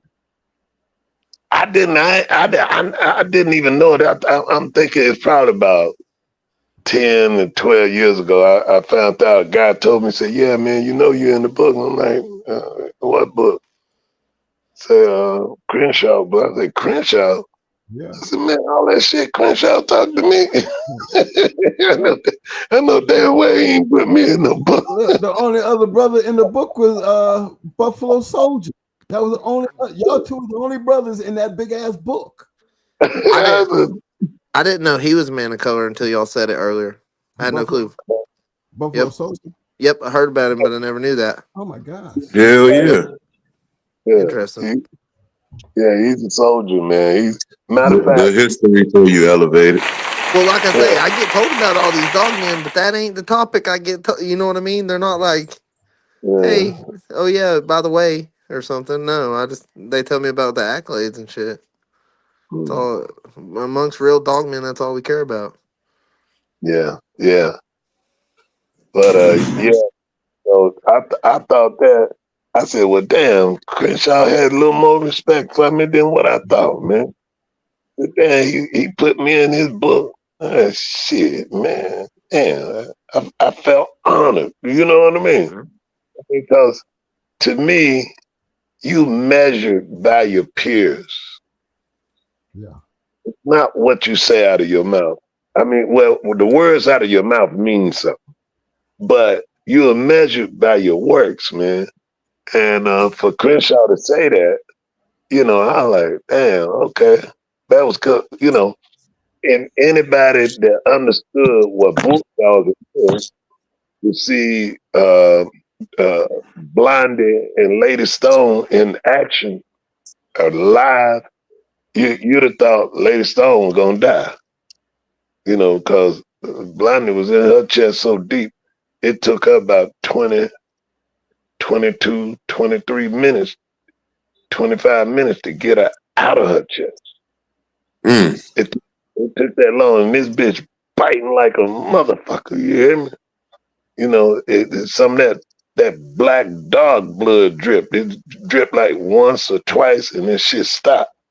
Oh yeah. She deep. I said, damn. I said, that bitch bite. But Rossman, you got claim to fame also with that grand champion Bronson dog. Oh man, yeah, Bronson. Right. So I mean, you don't never talk about that, but I read that in Ed Ferris' book. Yeah. So, Bronson was a good dog. I ain't gonna lie, man. He was a special dog. He just, I just didn't like the way he was doing it, man. It just, you know, but he look, got it done. Let me tell you what. Now I'm listening. Y'all listening to the man who had the dog, but go grab, you know, go do some history and read the stories on Grand Champion, Boone's Grand Champion Bronson.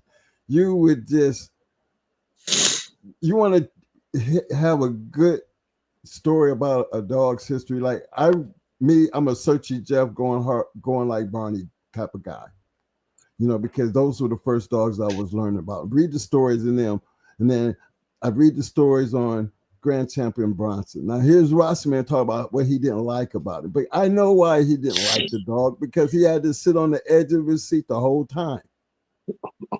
And then it was an ugly ass dog. He's telling you he was an ugly ass dog, and that's probably why he got as many fights as he got, because everybody thought he could beat the black guy's dog. Yeah, everybody. Come on, Boone, tell them, man. They thought they could beat that raggedy fighting, ugly ass motherfucking dog that would just come in and then kill his shit. Goddamn wax him. I mean, come on. But see, those are the great stories that you can read in a book. But if you don't know who Boone is, he's just another, like maybe some people, like they thought we was white, you would think Boone was a white guy. Oh man, I done had a lot of people when they met me. They said, "Man, I thought you were white." I said, "No, black." Well, damn. Nah, man, I thought you were white. I mean, black and white people. Yeah, it's funny to hear people say it, but then, I mean, it's kind of like, at least you're a legendary dog, man, and I just felt like it was an honor to meet, you know, one of the only two black men that white people write about.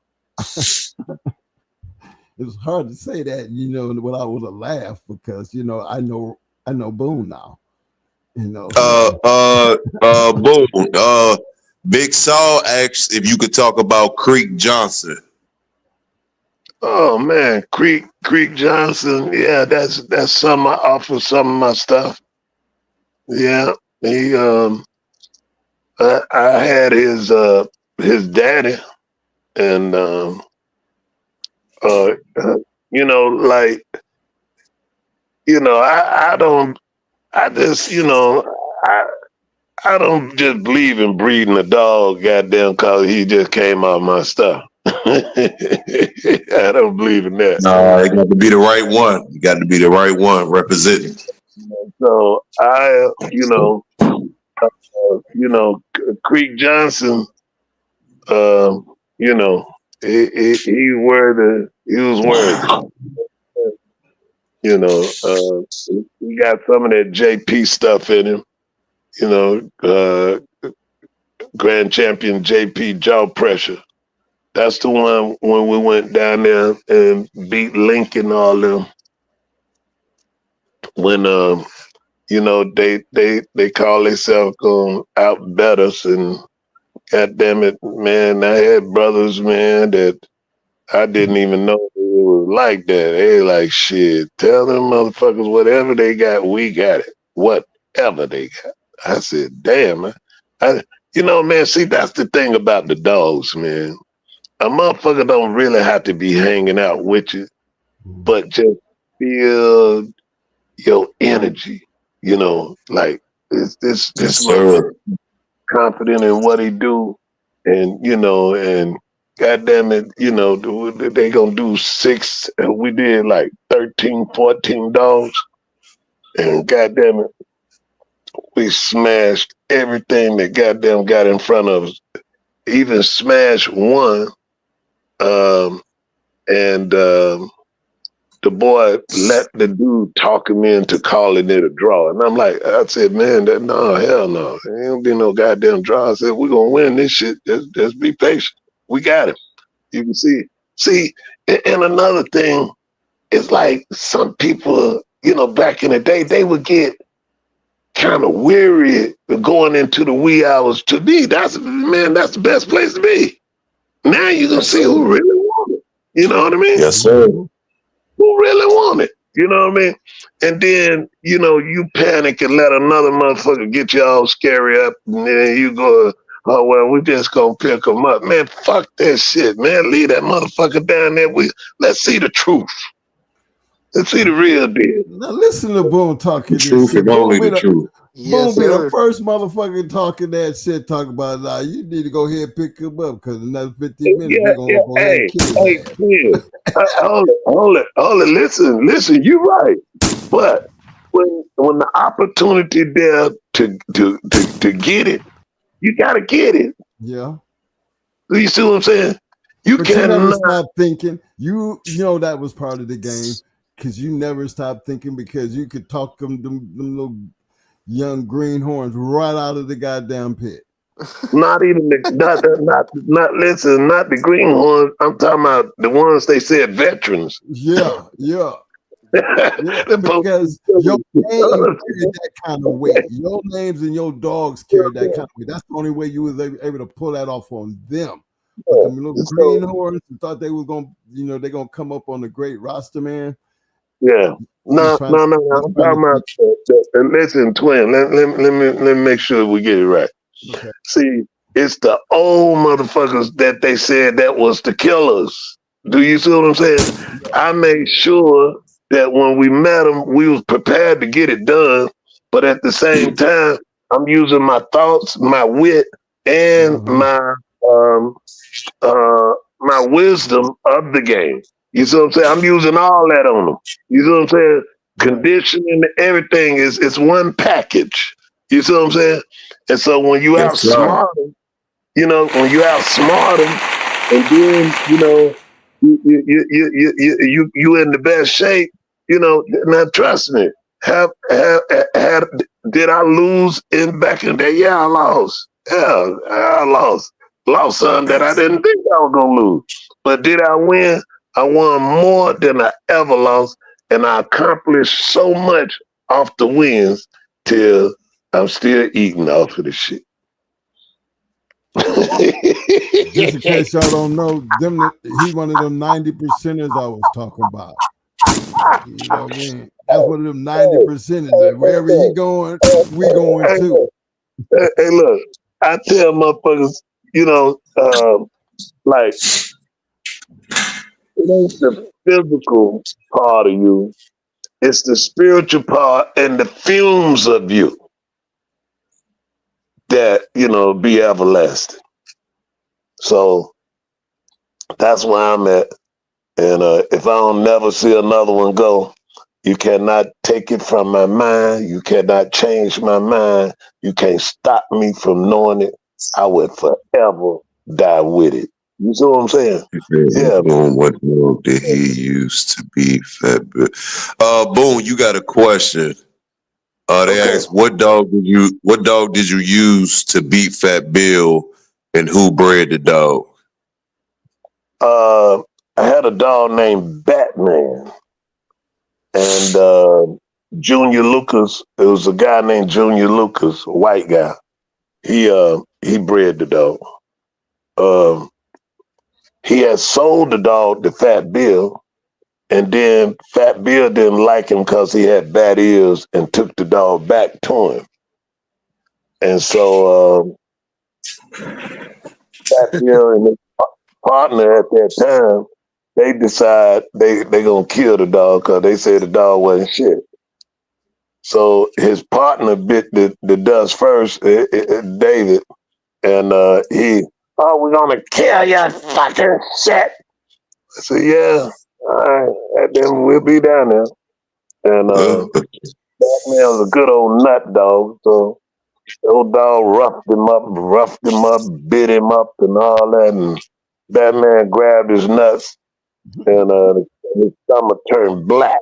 It looked like somebody painted that motherfucker black.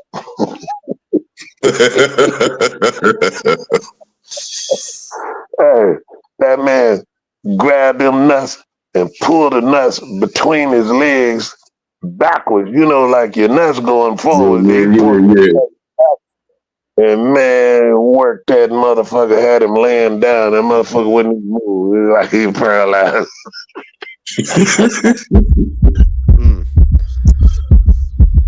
Hey, it hurt my stomach. God damn.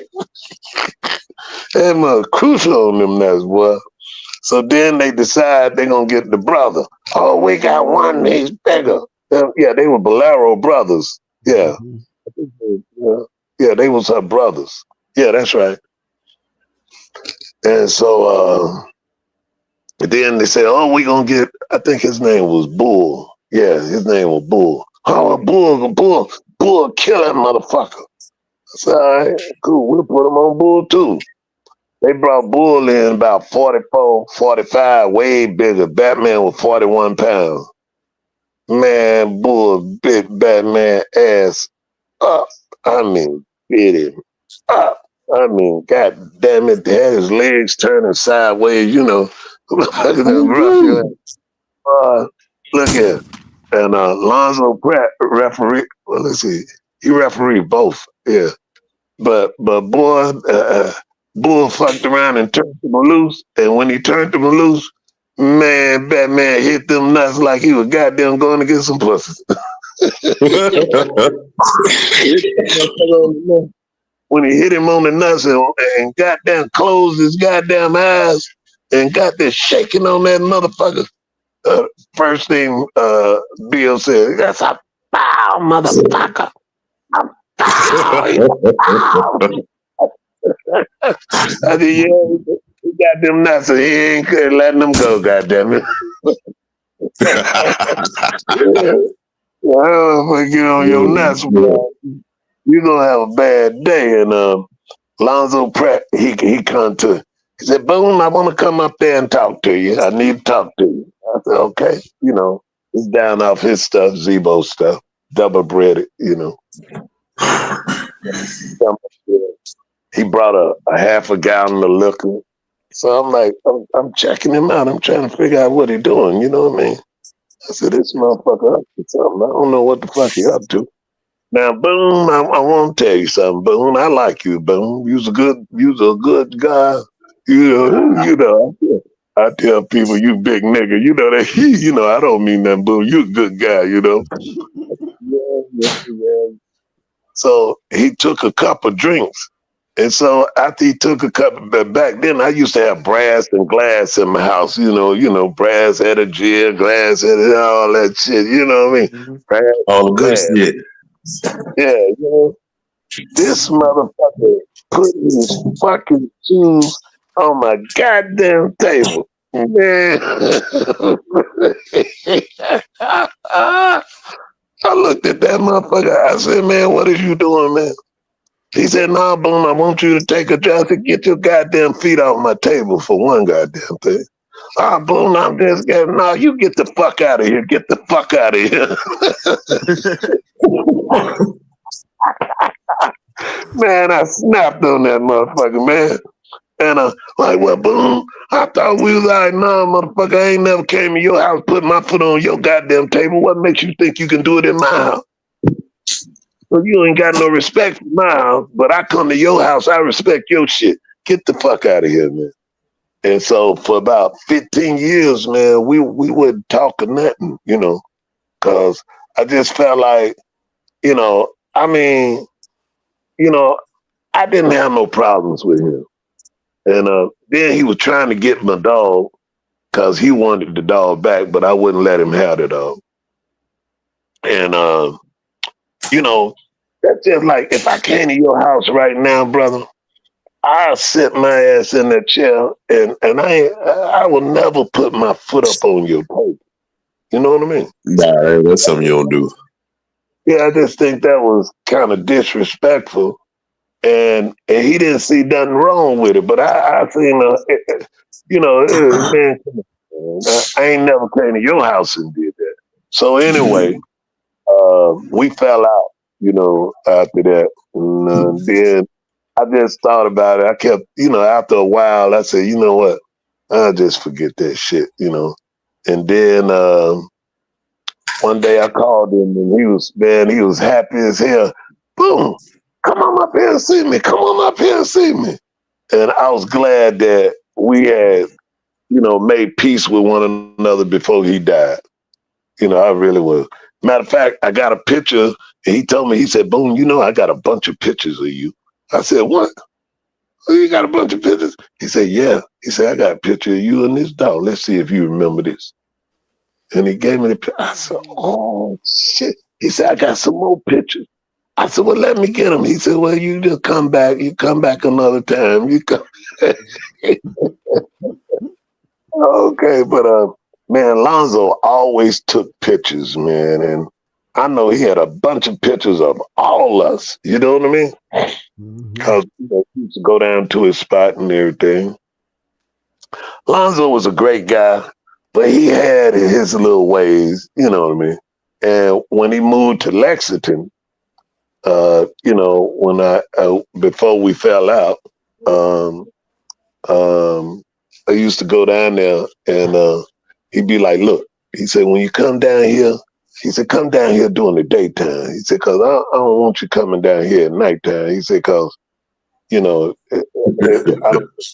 be safe for you to be around here at night. I'm like, yeah. I'm like, damn, man, like that. He's like, I'm just saying, just come during the daytime. So the last time I went to go by Lonzo's house, and the grass was about 2 feet high, and I knew something was wrong. I knew then. Lonzo kept his shit goddamn manicured like a motherfucker. You know what I mean? Lonzo, his house. I mean, I knew then. I said, man, I hope he ain't died. And so I went, and I said, damn, we don't look like nobody here. And I went across the street and I knocked on the people's door across the street, and they said, man, he been dead for a few, let's see, maybe 6, 7, 8 months. I was like, damn. I said, damn, I ain't get them fucking pictures, man. But Lonzo was cool, man. He had his ways, but he was cool, man. I mean, he bred some hell of a dogs. I can tell you that, man. He bred some damn good dogs. And then too, he was a hell. One thing Lonzo had, he knew how to work a dog too, man. What, Lonzo, ex-Marine? Yeah, I heard that a lot. Yeah, that motherfucker. I got a question about the Zebo dogs, Boone. Yeah. So was it a story of him trying to buy Mountain Man, Zebo? Because a lot of young dudes my age, a lot of young dudes my age believe he was a man biter and he produced a lot of man biters. Is that true? Yeah. Well, I can say this. I had some of them and they would eat your ass up. Yeah. We had some too. They would eat your ass up. I got one as well. I got one as well about the Zebo stuff. So, I was just wondering because mine will eat your ass up too. They say, Zebo. Do you know about anything about the Zebo and Grand Champion Art, Lil Ro? No, but I know about the Zebo and Vindicator. They brothers. Oh yeah. Yeah. I want to hear about that. They said Vindicator was a little better, right? Yep. That's what they say. That's what they say. I'm painting a Vindicator right now. Zebo was better though. Oh, you Well, are. they say Vindicator was better, but who do you always hear them talk about? Yeah, because I was gonna say I feel like Zebo was the better producer. Even if Vindicator was better as a match dog, I feel like Zebo was still better as a producer. Yeah, And not only that, a performer. a performer. Yes, Zebo was You just see what all I'm saying? that. So Zebo was going uphill and killing Killing shit. motherfuckers. Yes, sir. You Yeah. understand what I'm saying? You know, how many times a dog be matched like that and win? You know what I mean? You heard me speak about a great specimen of a dog, which was Gray Eagle. I'm telling you, man, this motherfucker was, Tom got an iron dog down there, Chinaman. Gray Eagle Yeah. make that motherfucker. I'm telling you, I'd have took Gray Eagle and put him beside Chinaman, and then you'd have said, shit, he couldn't match the confirmation. I'm telling you, Gray Eagle was one, man, that motherfucker was built up, man. That was a beautiful, I mean, just a body physique. And then when you worked it, oh, that motherfucker love to work, man. I mean, man, I should have bred that son bitch, but I got mad with him. God damn it, I went uphill and hell, when he didn't make that scratch call, I was gonna keep him, but he didn't make that damn scratch. Man, shit, man, fuck this shit. But there's another dog man that we don't really talk that much about. To me, he was a great dog man, but we don't really talk about him. That was Big Thicket. yeah, I remember some of his opinions. That man wasn't scared of. He didn't give a fuck what you had. If he had one, you can come get it. And he had no problem giving you an opportunity. And that's something I liked about him, because he was one I could truly say he wasn't scared. But all the fame his dogs might have had, he still wasn't scared to put them to the test. Yep, he got his head cracked a couple times thinking like that, because, he was one of them to bring in the trash bag and throw it to you and say, you're going to need it, that's yours because you're going to need it later on type of shit. When them shit talk, you know what I mean? But he was one of them, he was what I would say the epitome of a dog man. Talk shit, but back your shit up with a great dog. that's what Fat Bill was good at. Male motherfuckers a shovel, saying shit. I mean, it's all kind of crazy shit, man. How you overworking your shit, how you questioning your shit, dog feeling all the fucked up vibes and shit for your man scary ass. That Bill had me laughing like a motherfucker, boy. I was like, boy, this dude is something. Hey, but I tell you what, that old fat son bitch can work a dog now.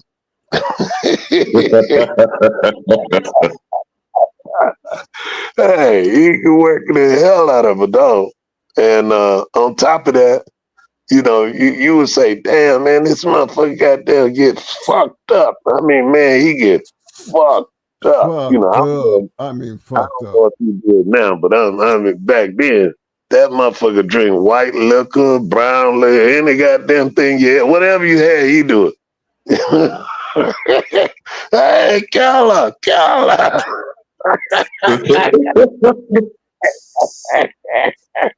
Hey, I'm doing the reggae, Kala. I'm doing the reggae. I mean, y'all keep an eye on him, man. Wherever he go, follow him, man. Make sure don't nothing happen to him. And see, y'all was some true brothers back then, because y'all looked out for Bill. Because I remember when Cash slapped the dog shit out of his ass for that dumb shit. Who? Ohio Cash. Oh, he slapped Bill. Hell yeah. What? I didn't know that. Bill didn't tell me that. Shit, up there when he probably don't remember, Boom. When they fought Bullet. No, I wasn't up. He'll figure fought Bullet. We were up in there. And him and Cash got into it word back and forth from Cass. Like, you call me one, you say it one more time, I'm gonna knock the shit out of you. He did it. Cass knocked the dog shit. Damn, man. Oh, I like Ohio Cash. He cool dude, man. Yeah, he like Fat Bill. He a black Fat Bill. He drink, smoke. I mean, he gonna. But that motherfucker has some badass dogs. Yeah, that's the Kingfish Kid, right? Yep. Yeah, yeah, yeah. Man, there's some good old memories, man. I ain't gonna lie. Me and Fat Bill, when Grand Champion Bronson, my Bronson daddy, we was up there for his his sixth match, and we went up there, man. Them guys were talking some noise, man. And who y'all going to? Tapo? that was Lee Shockley. You remember him, the pro baseball player? Yep. And so he was talking that noise. He had his whole crew. Man, I don't think he had one black person in his crew. And but we went up there with me, Bill, and Kevin Lanier, and it was one black guy that came that was with somebody that came from Philly that was a friend of Lee Shockley, I believe. So it was like two black guys, and one of the black guys was with the Lee Shockley crowd, and it was I was one of the black guys, and Kevin Lanier was the Indian, and Fat Bill was white. So it was three of us, me, Fat Bill, and Kevin Lanier, and we went up there. And so, goddamn it, they watched, put the dogs down, dogs going, no out of whole turns, none of that shit. These motherfuckers straight getting it. So I'm looking at the shit, I'm like, damn, man. I said, fuck, man, it's cold as hell. The sweat coming off your head is freezing. I mean, shit freezing on your eyebrows, your face, shit freezing. The sweat freezing. That's how fucking cold it was. Yep. So I'm looking at this shit. I'm like, damn. I said, damn, man. How the fuck can we win? I said, because goddamn it, these motherfuckers are still in hope. And I said, shit. I said, see, check meter. Heater, check. I said, yo, Kevin. I said, let's tell them motherfuckers, let us scratch.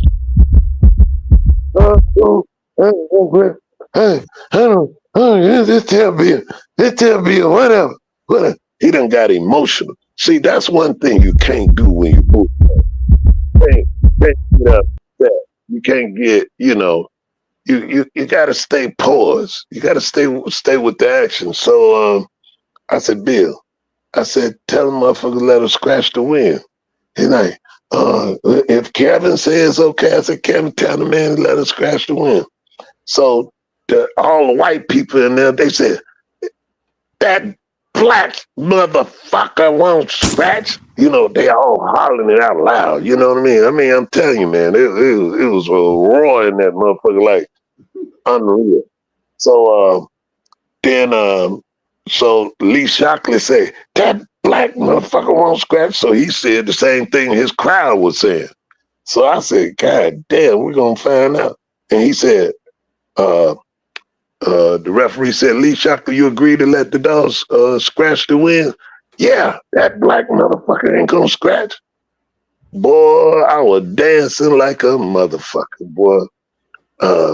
When they broke the dogs, Heather was laying right there where they broke at. But Heather was laying right there where they broke at. And Lee Shockley had to carry him back to the goddamn corner. Bronson, when they broke him, that motherfucker was swimming. His legs was going like that. I said, oh, we got these motherfuckers. Man, took that son of a bitch, put him in the corner. He already had half his head gone, but then the other half was gone. But anyway, God damn it, they did the count, ran through the count. and said release. Man, that motherfucker went out there like come out of a cannon. Bow! And Hedda never stood up, never got off the carpet, never did none of that shit. And we won. And so everybody was like, damn, they got it's like they start growling. I'm like, damn. Kevin Lanier said, we need to get the hell out of here. Come on, let's go. So I said, I gotta get my damn money first. Hell, these motherfuckers bet all this money talking that noise. I clocked on their ass, you know what I'm saying? And so we riding down that, well, before we get out the driveway, Fat Bill said, we had a good time. Anytime y'all ready, call us back. Boy, them motherfuckers was mad as hell. So we coming down the highway, and so I'm counting my money. So Kevin Lanier said, well, Boone, you made more money than me. I said, I sure did. I bet more money than you. Well, you ought to give me, I ain't getting you a goddamn thing. You bet money just like I bet. You had an opportunity.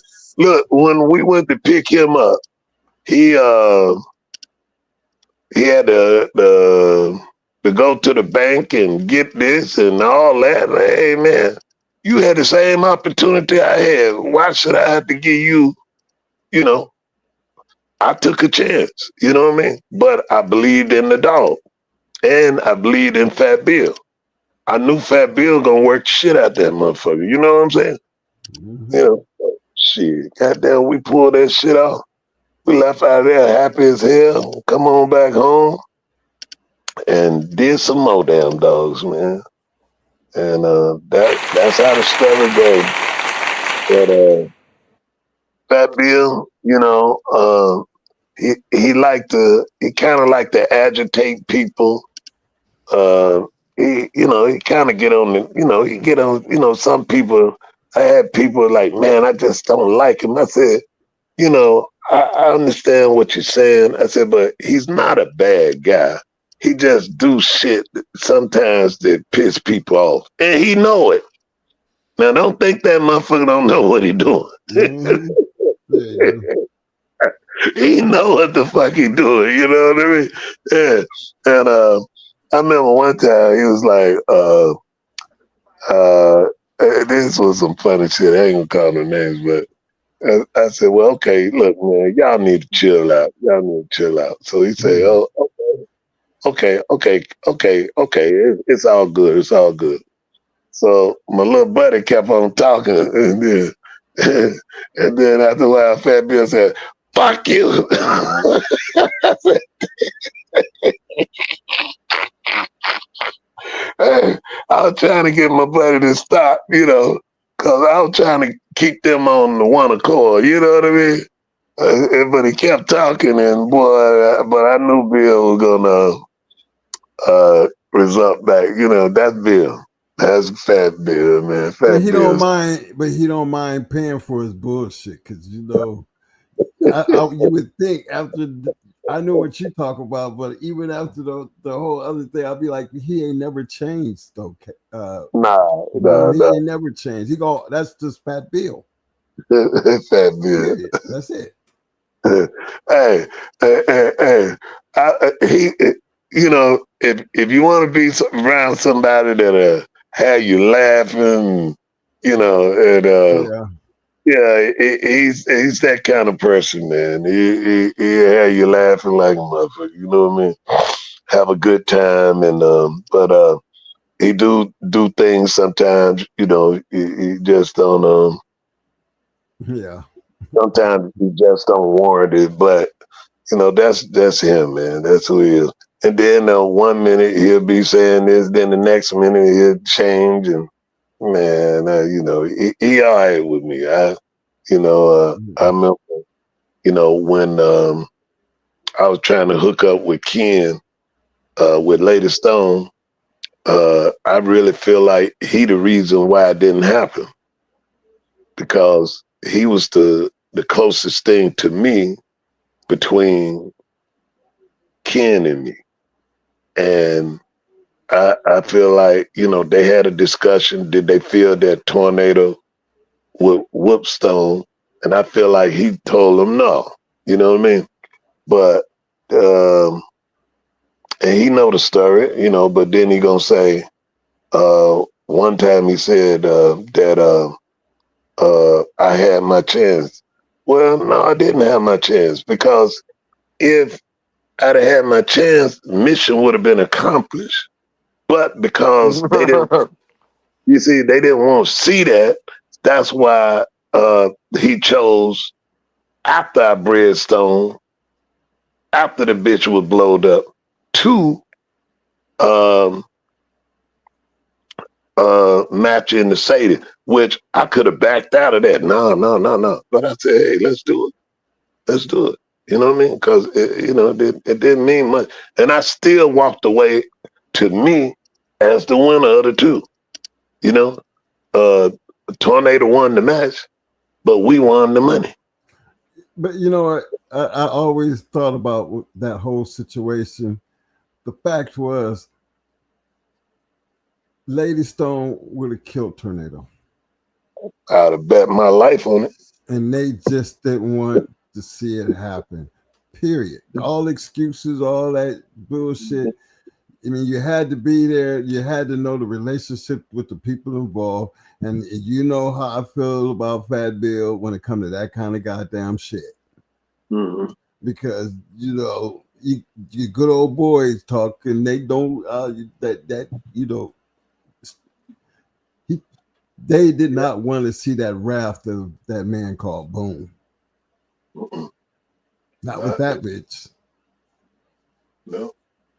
And see, you know, to me, it didn't matter if I lost, because I wasn't worried about that. I was just wanting it to happen. Let it happen. You know, I ain't worried about if I was worried about losing, the shit I seen that bitch do, I'd have been like, nah, I ain't doing that. But I just felt like, with the speed, faith and destiny. Yeah, and the mouth that Lady Stone had, there wasn't no way she could let Lady Stone, shit, she let Sadie dominate her. Sadie had her running. Sadie made a turn, damn near. If Sadie wouldn't have run her down, she'd have jumped the goddamn wall, damn near. I'm telling you.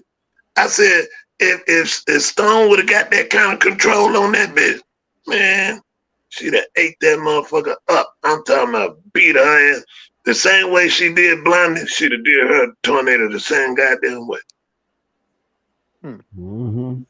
But one thing about it, once she get to breaking your ass down, ain't no goddamn letting up. Just straight punish your ass. But see, that's the thing about Tornado, though. She had that body of a male, man. That bitch could take a beating, bro. No, yeah, she was. She was built like a mother. Bitch was like built, looked like a goddamn male. To me, her heart. To me, I just felt like a good dog would have made her quit. You know.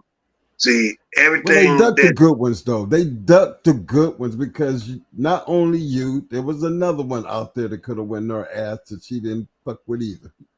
Mm-hmm. Do you remember that bitch Sable? Yes. I tried to get over her. You talk about Suburbanite Paul Sable, Grand Yeah. Champions Table. Yeah. When she won her last one, I flew all the way up there to see her go. I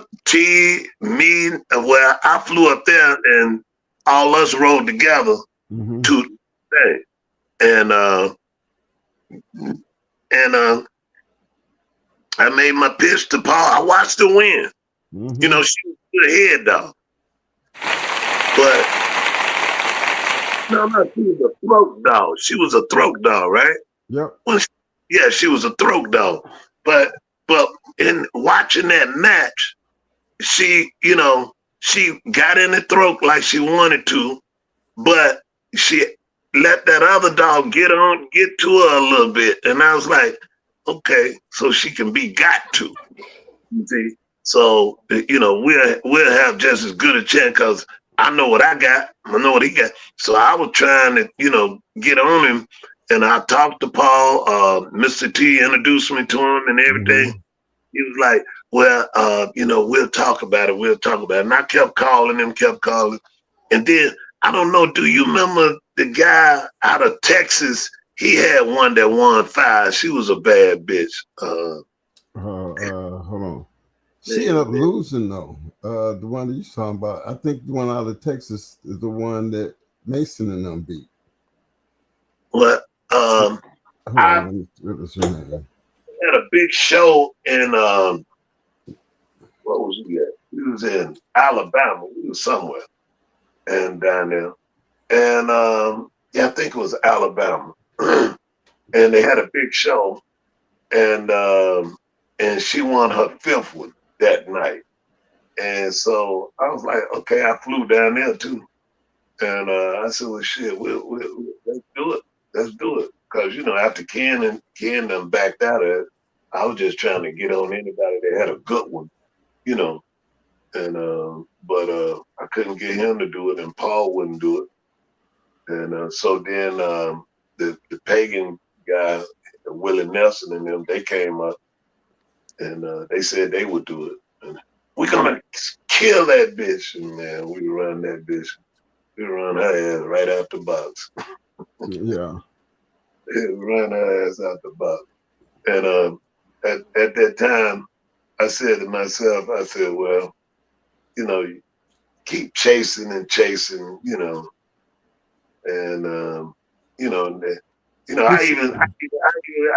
is no lie, man. Lady Stone was probably about 8 years old, 7 years old, 7, 8 years old. I told Ken, I said, well, look, the bitch is old now. Let's still do it. Boom, you crazy. There ain't no way we're going to do that shit. No, we're not doing that goddamn shit. I said, I still bet money she'll whoop your goddamn dog. I know she will. You know what I mean? That was just a die-hard competitive spirit. And not only that, from what I seen Lady Stone take it, give it. And so, I just didn't think she would let Tornado stay on her, because that was the same thing with Blondie. Blondie got to her, but when she got off, that was it. It was over. There wasn't no more fight. I think Lady Stone and Sable and Grand Champion Sable would have been the fight of the year. Because man, Sable was nothing to be fucking with. Her shit. Nah, she was bad bitch. I seen her go. But I felt like I could have got him though. I watched Sable. See, that's why I went up there. I went up there to see Sable, and I studied her. Like a lot of times people go to something and they just in there talking and all this talk. No, I studied that bitch. And I was trying to. It's just like a boxer. You go, you study tape, you study film, football, basketball, whatever. Film, and you see what game tapes. Yeah, that's right. You see what your dog do well and respond to adversity or not, and what the other dog do when it hit a little adversity. And sometimes you can see this is when a motherfucker hit adversity and they start dropping their tail. To me, that's a sign. If it get worse, you're gonna leave there. To me. Now maybe I'm wrong. But no, you're gonna leave. You're right, because Mo just got done telling them, watch the tail. The tail gonna let you know if like when that motherfucker curl up under that ass, your night is over. Hey, and to me, Blondie was in Lady Stone chest so deep, you could ask any fucking body that was there. They thought she was gonna kill Stone. But Stone was on so much shit. It wasn't that, man. You could have hit that bitch with a Mack truck and she would have stood up.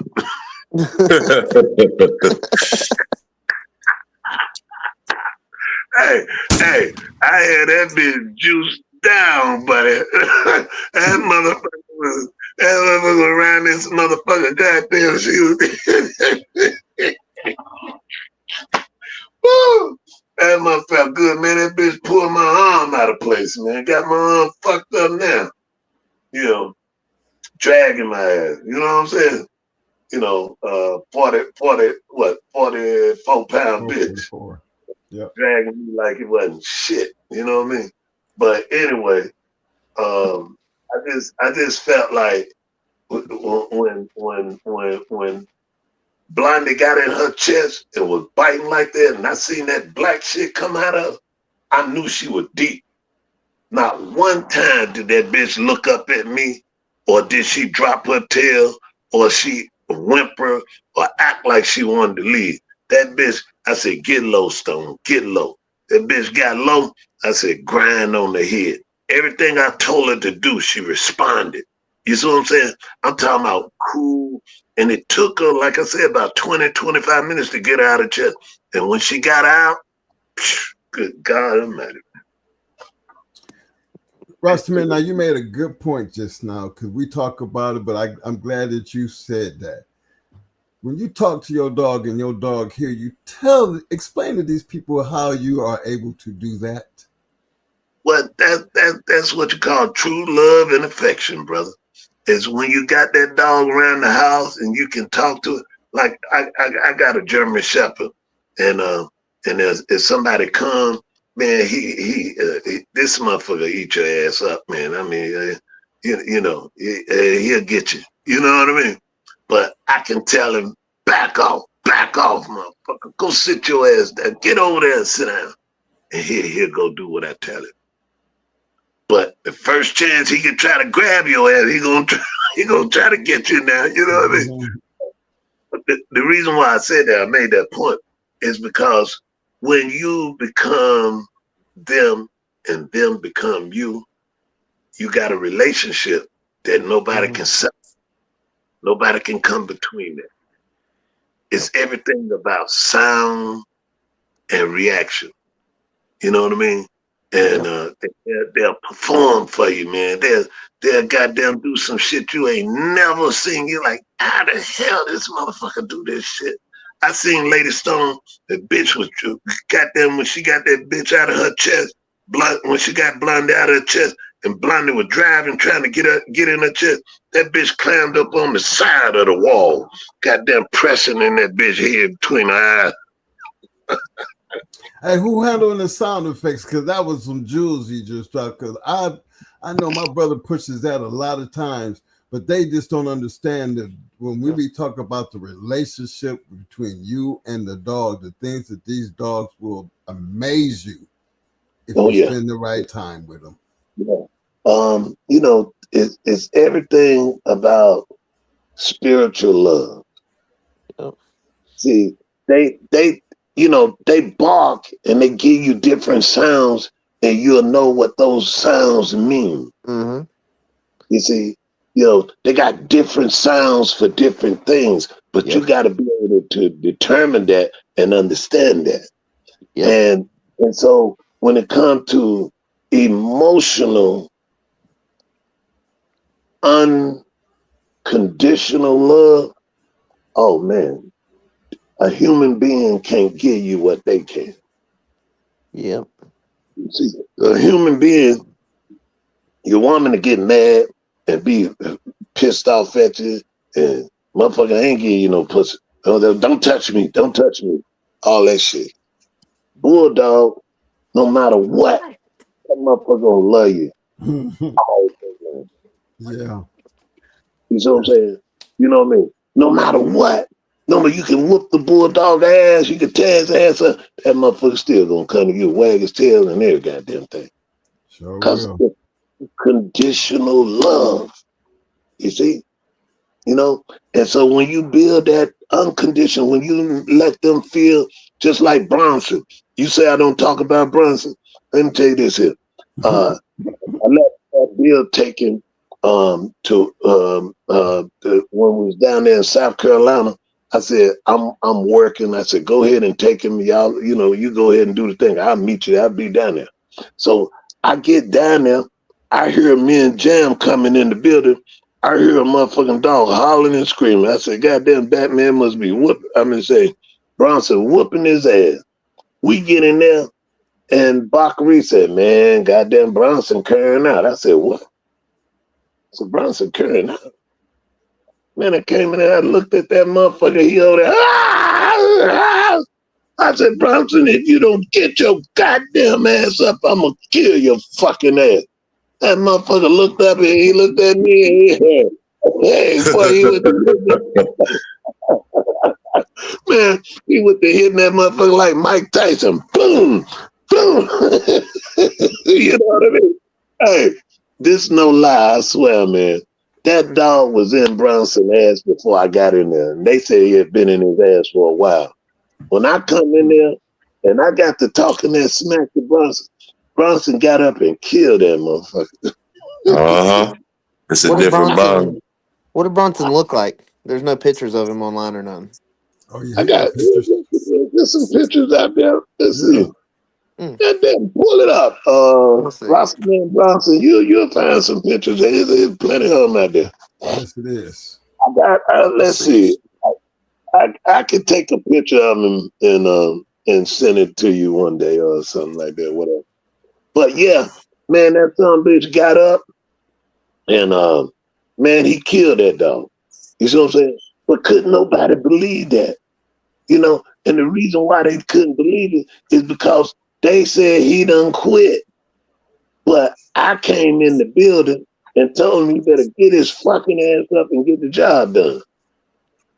You see that spiritual love. See, I sent him with Fat Bill, and goddamn it, he just, you know, I guess, you know, he just gonna, you know, give it up with Fat Bill, you know.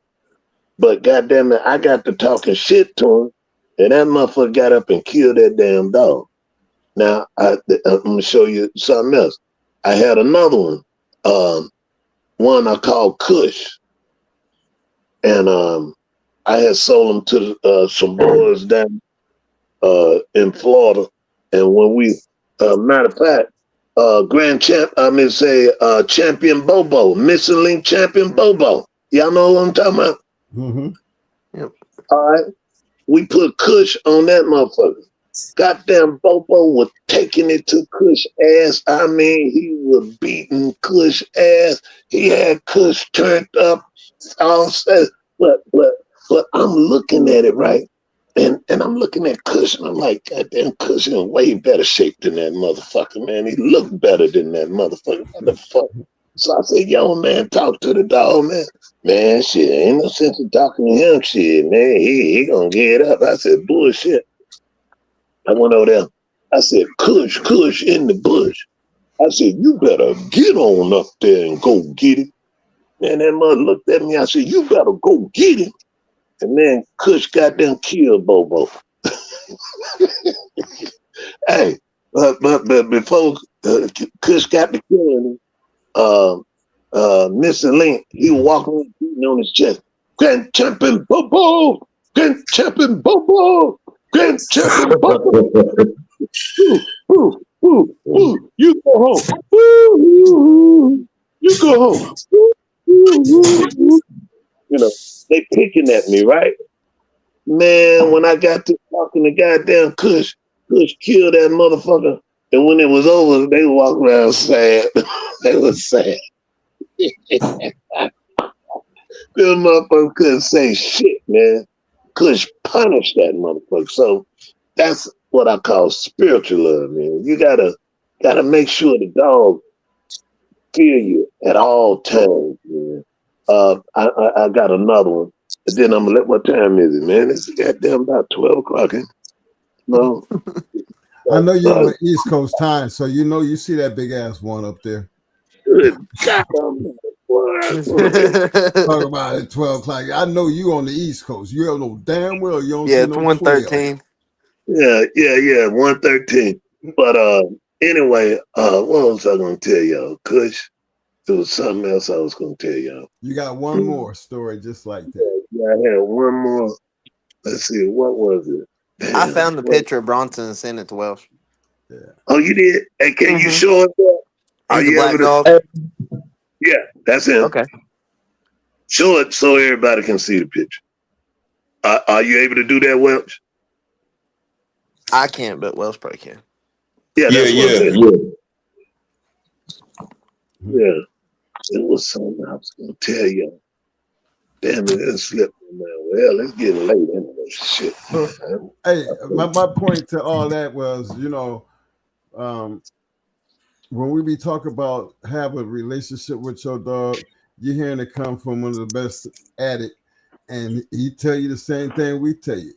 It don't just something that just happens overnight. It's something that you have built over time, because That's right. it's hard to beat the dog and us. Yeah. You know what I'm saying? It's hard You in to there do getting that. jumped. Jump your Got- motherfucking ass. Hell yeah. No bullshit.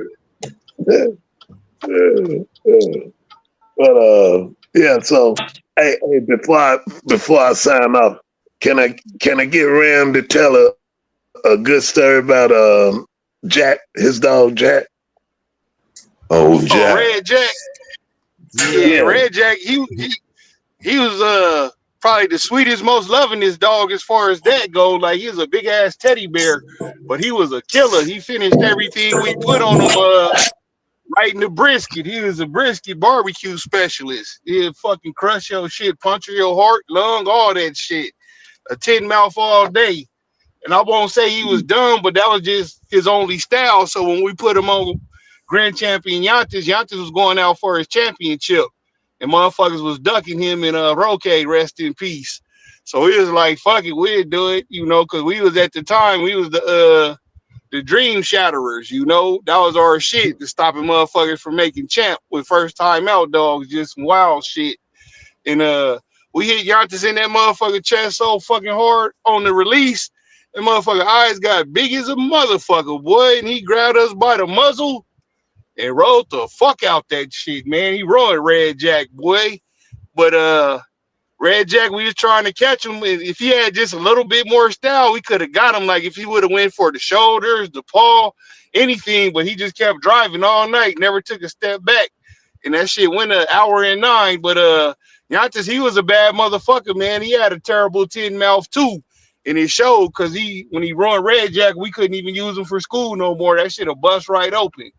But man, that motherfucker, he was the truth. Like, that's the first dog I ever seen just finish some shit with a chest hold just right there as soon as he get it. Like, never went over 8 minutes with him, but he got to prove his gameness too, which was a plus. So he had the killing 10 mouth in his gameness, because he was the only dog ever to, even in school, to scratch back into Grand Champion Yantis. Yantis either killed you or you saved yourself. You ain't got the fuck away from him. You quit to Yantis. He is a hell of a dog with a hell of a camp behind him, man. But that lesson, though, that taught me a mouth ain't enough in the fast lane. Mouth and gameness ain't enough. You need that complete package, So even in that loss, I learned a whole lot just from losing that. You feel me? Because before that, I was like, shit, I got a killer. We gonna kill you, I knew for sure. And there was some big dogs too, but Red Jack, yeah, that was my dog, man. Had his daddy on the yard too. His daddy was a man biter, champion Jake the Snake. I was scared of that big motherfucker at first, because I used to have to feed that motherfucker, because I would get off work early enough to go over there and get to the yard. We had him on and, get shit going. Feed him, clean the yard up, all that shit, and then start working dogs. But we had him for breeding, and one day I said, fuck it, man. Either you gonna bite me and I'm gonna fuck you up, or we finna be cool. And I lit up a blunt and blew the blunt smoke on him, and that motherfucker loved getting high, boy. He was my partner after that. So he turned into Red Jack, but only with me, because I had that weed. You feel me? And he was the homie after that. But yeah, Red Jack himself, hell of a dog, man. He went on to produce like a motherfucker. Ended up making POR status, 3 champions and a whole bunch of winners. I still got a straw off of him too. I don't know why I'm still just holding on to that motherfucker. I don't want to use it yet. I keep saying I'm just waiting on the right bitch. You know how that goes. Hey, Ram, before we get off tonight, and I know we spoke on this earlier, you're more out in that West Coast area, so you pretty much knew a lot of the things that I couldn't talk about as far as what was actually happening on the West Coast. But I met you, and you was on that West Coast, and you know your way around there, especially if you see one of my dogs fight out there. My thing to you is the competition. Now you've been on both sides of the wire. How do you feel about the California dogs with the Mexican competition? We still What? the best. We We were still got still the yeah, we okay. still got the best dogs, man. You know, for real. We still just because, man, and for a few different reasons, but motherfucking that male bravado is the driving force behind that. You know, that American warrior spirit that all Mm-hmm. Americans got inherently. We fuck that. You ain't finna be better than us at shit when it come to combat and warring. You know, we the only country I said yesterday that's been in since its inception, been in war. Like war is a part of our fucking natural makeup, and our dogs reflect that. So yeah, Mm-hmm. man, and that's Yeah. just because you had dogs out here. That bitch you sent the what a day. You feel me? That bitch was out here smashing shit, and she was going into Yep. good dogs, man. I tried to buy that bitch twice. I was gonna breed Yep. that But bitch to old hey, dog and hey, buckshot. Ryan, Yeah. hold on, twin. Hold on. Hey, Ryan, remember, hold on. That's 4 hour of a show, Ryan. That's for the West Coast joint with me, you, and Sick, and you say some of that. Say some of that. That's for another show, Yeah, though, twin. yeah, I That's for got you. another But show, yeah, twin. I Yeah. say the difference is like y'all had a little bit more rougher dogs with the slickness, and we had a little bit more slickness with the rougher. So at that point, it's the best dog win. And what did they prove that she could compete even out here? Against some of the better Eli Carver, Bolio crosses, all that shit. We represent out here. She was Mm-hmm. able to come out here and do her shit so good that somebody stole the bitch, man. Yeah. Yeah, I like That's that how it dog a is, lot. man. Yeah, I tried to buy that shit right there, pit side, both times I seen the bitch. Cause she was the oddball of the camp you sold her to. They ran black dogs, and tuxedo looking dogs and buckskins and the occasional white one will pop out. So when I seen her, I knew she was some different shit because she didn't even fight like they shit. You feel? I was like, what is that? And I was cool with the people who owned her, and I was like, man, what you want for this shit? You feel me? Like I say, shit, I'll bring 60. If you was gonna sell her for that, I would have bought her. She was that good. But Yeah. now they was like, fuck no, we ain't selling this shit. I guess they plan was to incorporate that shit into their stock so they could keep it going. Use her as like a catalyst for their breedings and shit. Cause that little gator shit be getting tight. Motherfuckers be inbreeding it too much. Trying to just keep those traits and genetics going. So you gonna need it out. But yeah, we still the best, bro. If we did it 100 times, we gonna win 70 of them. Yeah. Yeah, I And felt the that's no same way. knock on everybody else, but nope. Fuck no. This is American business. This is America's dog. Motherfucker war dog. And we fucking proved that time and time again. Don't matter. Motherfucker fucking go to the moon and do them. We still gonna win 7 out of 10 Yes, sir. with the helmets on. You feel me? Battle tested. So yeah, I'm always gonna say this is America, Jack. We got the best. Until you fucking prove otherwise, you make some shit better than us and stop coming to get shit from us, then enjoy second place. Second place is the first loser. I don't know if that's a American bulldog thing because y'all live by that shit. I try not Fuck to. yeah. I try not to insult people. I try to give It's them their no just insult. It's due. no knock to them at But all. I I respect know, that but cause shit. see, there you go. It's just the truth, right? Yeah, it's the motherfucking Sometimes the truth, goddamn truth. right? Sometimes the truth just hurt. You Yeah, know? sometimes that shit hurt your fucking ass, but it's Yeah, fucking dude. But it's take some okay. laxative, motherfucker. Get over it. Yep. Cause y'all do Break that not. shit up. Y'all do not. I have yet to hear neither one of you two ever get off of that and make it I known. stand by that because I've actually seen that. It's not I'm just up here popping that shit. I've Yeah. seen that shit. Every time we went to another country, even if it wasn't us in the box, but the American boys, we win the majority of them. If Yeah. it's 10 going, we winning at least 7 of them. I done seen us sometimes win the whole 10. They be like, Yeah. fuck that. Don't invite them motherfuckers Yeah. back. Yeah. Because we got more than just the pride of who we are as a camp on the line. Like, we put the whole country on our back when we decide to cross borders. So That's true. we going to bring our best in the best shape and the best money coming with it, too. Yes, sir. Yeah. Well, look, fellas, Well, Plus, our competition's so stiff in America. Like back in the day, you didn't even have to leave your area. It was hard to just get out of the city. Motherfuckers was so good. You feel? And that was in every state that had serious dog men. You know, that's why I don't really try to knock people who, oh, he ain't never left his area. Like, nigga, you see his area? Like, it's hard as fuck making it out his area. If you Hey, could just look. dominate that, you a motherfucker. That's what I was trying to explain to him. When you make it out your area, you stepping into a whole new level of game when you start hitting the fast lane. Because the fast lane was most of the time the best coming out that area. Now they testing the water. Yep. But we went from the fucking state to fucking nationals, you know? Yep. Yeah. The nationals is way motherfucking hard. Then we get to the international, you be like, okay, I see what they doing, but our fucking my neighborhood, you couldn't beat the weakest nigga out the set. Right. With his fucking C plus dogs, you know?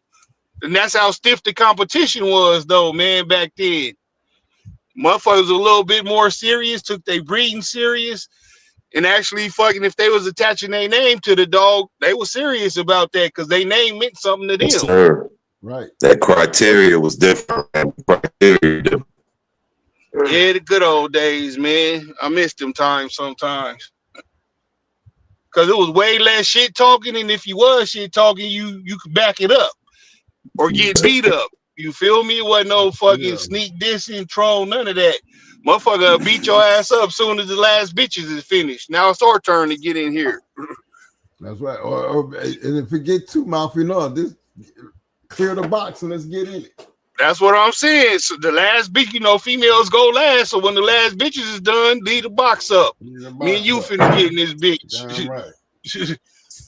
We don't need no ref. We going off the chain, bitch. And we ain't picking up. Shit, they gonna pick up. We ain't somebody gonna fall out. You pick up or get put out. Shit. Yes, sir. And ain't nothing worse than talking shit and getting your ass beat in front of an audience.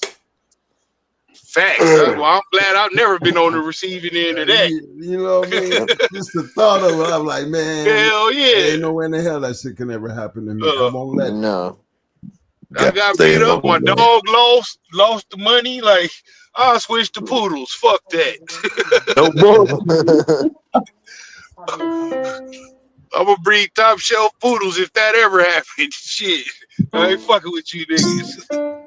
They right there, man. Hey, I'm gonna sign off, brothers. Listen, I want to thank y'all for inviting me. I really appreciate it, man. I wasn't expecting this.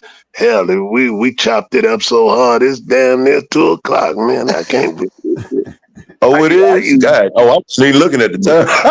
Been on for almost 5 hours and 20 minutes.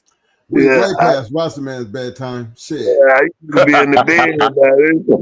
God damn, but it feel good to vibe brothers that love what you love. I love Bulldog, and then y'all do too. So sometimes, man, we get past time with this feeling, man. This feeling is like it's deep down inside. It's just, even when my old lady said, "You get rid of the dogs or I'm leaving," I said, "Well, bye." Hey, them dogs will be there after they're gone for sure. Sure will be. Yep. It's all good. You know what I mean? Yeah, it's all That's that unconditional love, though. You feel me? That's that unconditional love. Yeah, man. So I just enjoy, when I get a chance to vibe brothers that like vibing the dogs. And damn, man, anytime, twin, I'll come back. Anytime, man. Is this your show, twin, or this is the other brother? This Welsh show. Yeah. It's just the vibe so smooth over here, it's hard to tell. Oh, man, it's a good vibe. So, Brother Welsh, right? Yeah. Brother Welsh, man, you're doing a great thing here. Keep up what you're doing, man. Anytime, man, let me know. I don't mind stepping in and just sit in with y'all every now and then, and I just enjoy it. Then I ain't even know the run dance, run team. You know, man, I didn't know he. So that just made But it yeah, even better. we got another we working on. I'm working on something special. Me and the team. We got some other old school legends that y'all familiar with that y'all probably haven't heard from or seen from in about 20, 30 years. So working on a schedule to try to get them on so You're they cutting in just a little could bit, brother share man. some of the stories and y'all could chop it up a little bit. So that's something we working on. Well, whenever y'all get it all together, man, or whatever, just let me know if you want me to come out, or or just let them just vibe. You know what I mean? But to me, it's always good to hear a group of dog men that has that experience. To talk amongst them, because, like I said, to me, it's like kid in the candy store. You know what I mean? And to hear what each one say, how they said, why they said, and all those different things. And like I said, you can learn from everybody, man. I'm intrigued by meeting different people and listen to what they have to say, and take something from it. You know what I mean? And what can I use from this conversation based upon how they handle things? You know what I mean? And go places. Matter of fact, Elevated Kennels, man. This dude here, man. Man, this dude is a soldier, man. I remember we went out there to Louisiana. I was like, yo, man, make sure you come and oh yeah, I'll be there, Rasta, man. I'll be there. I said, you gonna be there? Yeah, I'll be there. And man, let's see, Elevated Kennels were there. I was there. D. Ross was there too, wasn't he? Yep. Uh, So. Yeah, Fat Bill came too, and man, it was like all us was down there. It was a bunch of us down there, man. So it's good. Hey, Welch, maybe you can put together a show, man, like a confirmation show. You know what I mean? Welch confirmation show or something. Oh And yes, sir. We're working on it. yeah, and we get all the brothers out there, man, and the sisters. You know what I mean? Just come out and just. And where you located, Welch? Where you at? He's the DMV, but yeah, we're working on it. I don't know if he's in here right now. He's coming back in. Okay. We're working on it though. We do have one set up, but it's going to be focused around the working events more than the confirmation. We're going to do the confirmation as like a small afterthought kind of thing. The treadmill race, the wall climb, the weight pool, that type of stuff's going to be our main events. We're doing a different kind of show than has ever been hosted. Oh well, that's basically the same thing as confirmation show. Yeah, but we're doing, instead of the main part being them just standing there in the middle of the field, the main part of our show is going to be them working over. Oh yeah, I might have to come fuck with that then. Cause I think I might got one on the weight pull side of the game. But hey, Ram, the way we doing it, I mean, we ain't gonna do all the details, right? I'll let you know more of the details on the back end, but how me and Elevator been planning it, if everything go right, boom. I need to talk to you tomorrow too. I just thought about that. But if everything go as planned, we'll be able to host at least. So we had a regular season competitions, and then we have the playoffs, and then we had the championships. But I gotta have all of the ambassadors for the region set. So like for the DMV, North Carolina, South Carolina, I already got that covered. So it'll be you and Sick covering that section down there. Oh That's yeah, why man, I got a plug on the weight pull track too. So yeah. So that's why and so on. So once I get all that established and everybody, as far as the ambassadors are in a group text to where everybody communicating, then it's just setting the official locations. And like I said, it's gonna be well, I can tell you this part. It's going to be cash prizes, but you also paying to get in. So we still working on the official price set for everything, but it's going to be cash prizes. So each if you compete in, so basically it'll be $100 for you to get in. If your dog doing, we still working on that part. So it might be like $50 per dog. Either way, so you know, basically, you better come prepared because either way, you're going to leave with a bag if you win going home, basically, long story short. So it'll give people something to do publicly and keep their dogs more active because you could say we got a show coming up 3 months from now. You might come home with $5,000. You see what I'm saying? So Hell yeah, just shit on like some Yeah. wait for a ain't gonna wall put too climb, much on. treadmill race type shit. Hell Yeah, yeah. it's Hey, gonna look, be. It's going. Okay, I'm gonna just tell you now. Confirmation is gonna be the lowest payout. This competition is a physical competition. We having hog hunting. We having coyote hunts. So all these people faking on Facebook talking about they got this and this. We gonna see. We gonna see. We gonna see. Yes. So basically, like I said, confirmation gonna be the lowest payout. The more physical the competition is, the higher the payout, and that's how we're gonna do it in that order.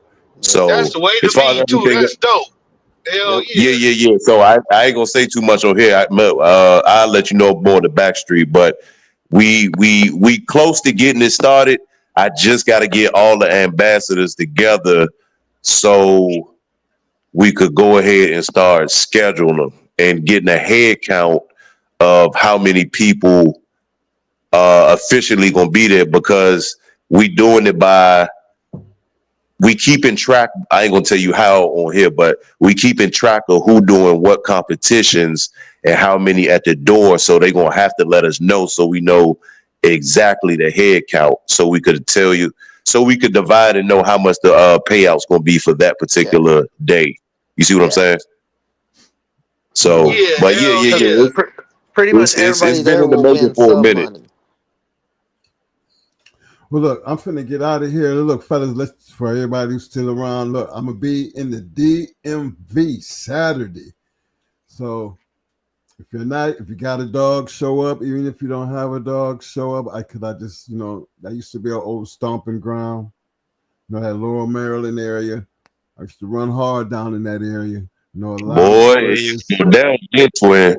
Yeah, you ain't got to tell me, fam. I know. I loved every minute of it. But yeah, I'm coming back home for a minute to hang out. And I just want everybody to just, if you're not doing nothing, come on, support, Yes, sir. and support. It's And on the screen. It's on the screen. I put it on the screen. big shout out to my big brother, the man with the plan, the one and only Rasta Man. I think, just having him around and sharing the love and his very inspirational. That's a must. Got to always appreciate me. I stopped calling him because I didn't want to keep bothering him. But then the child done got him back out and he's still doing what he do, then that makes it even better because long as he around, this thing gonna keep on doing the right thing because he ain't gonna let you do bad. And we can't forget about my other brother over here from the West Coast, always representing. My brother, motherfucking Ram, welcome down, keeping it strong, baby.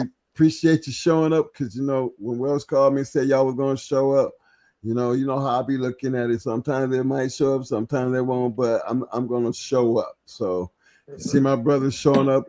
That just shows that shows me that I'm not the only one on here trying to help people move forward because I got what I do from them. And they just showing true to what they do. And I hope y'all getting what we doing, but y'all can pass it on and keep doing what y'all doing and let somebody else take the place and y'all share the love. You feel what I'm saying? Yeah. What goes around comes around. And when it's right, it stays around. So until I see y'all Saturday, So I do not think I'll be on Friday. Y'all keep doing what y'all doing. Welsh Elevated. You know, I talk a lot about y'all. I appreciate you. I'm impressed. Keep doing what you're doing. And again, the community and the dogs won't be shit if it don't be for the dog man who doing it. Yep. Okay. Yep. I appreciate you. I'm looking forward to shaking y'all's hand. Okay then. Hey fellas, I'm out. Rasta man, I'll holler at you. Ram, pick up the phone and call me sometime because I know you got some shit going on out there. I'm trying to get out there to come see you. He was just up here. He might have lost service. Yeah, that's cool. But I get with him on the back street. Hey, appreciate you fellas even thinking about me to even have me on the panel with them two guys. Thanks a lot. Yes, sir. Anytime, man. Stay up, stay up. We appreciate y'all. Yes, sir. What the hell them puppies doing? Yep, we appreciate them because without brothers like them, like they're the ones dropping knowledge. That's what makes the Bulldog University different. Literally. I had dropped for a little bit. What Hemi James talking about? Oh, I don't even know. I was too busy to taking notes. Yeah, what Hemi James talking about? Yeah, I don't know. But the APDR show this October 25th, Saturday. It's for autism and ADHD awareness, you know. Be there and help out the cause. You going elevated? Yeah, I'm gonna be there. Okay. As of right now, I'm gonna be there. Oh shit. Puppies. All right, well shit, I guess that's a wrap. We'll do part 2 because we got a West Coast show coming up about West Coast dogs. I don't know. We might turn into a West Coast versus East Coast. I don't know. We still debating. And then a North versus South. Yep. Then I think tomorrow night we got the Red Boy and Red Boy Families of Dogs versus Chinaman. And so I think that's tomorrow. Okay. So yeah. Cool. So yeah, we'll holler at y'all tomorrow. We might do a morning show. I don't know. That's I see what the word is. We might do a 2-hour show. I don't know. Sir. But we see y'all on the next one. Yep. Later, Wes.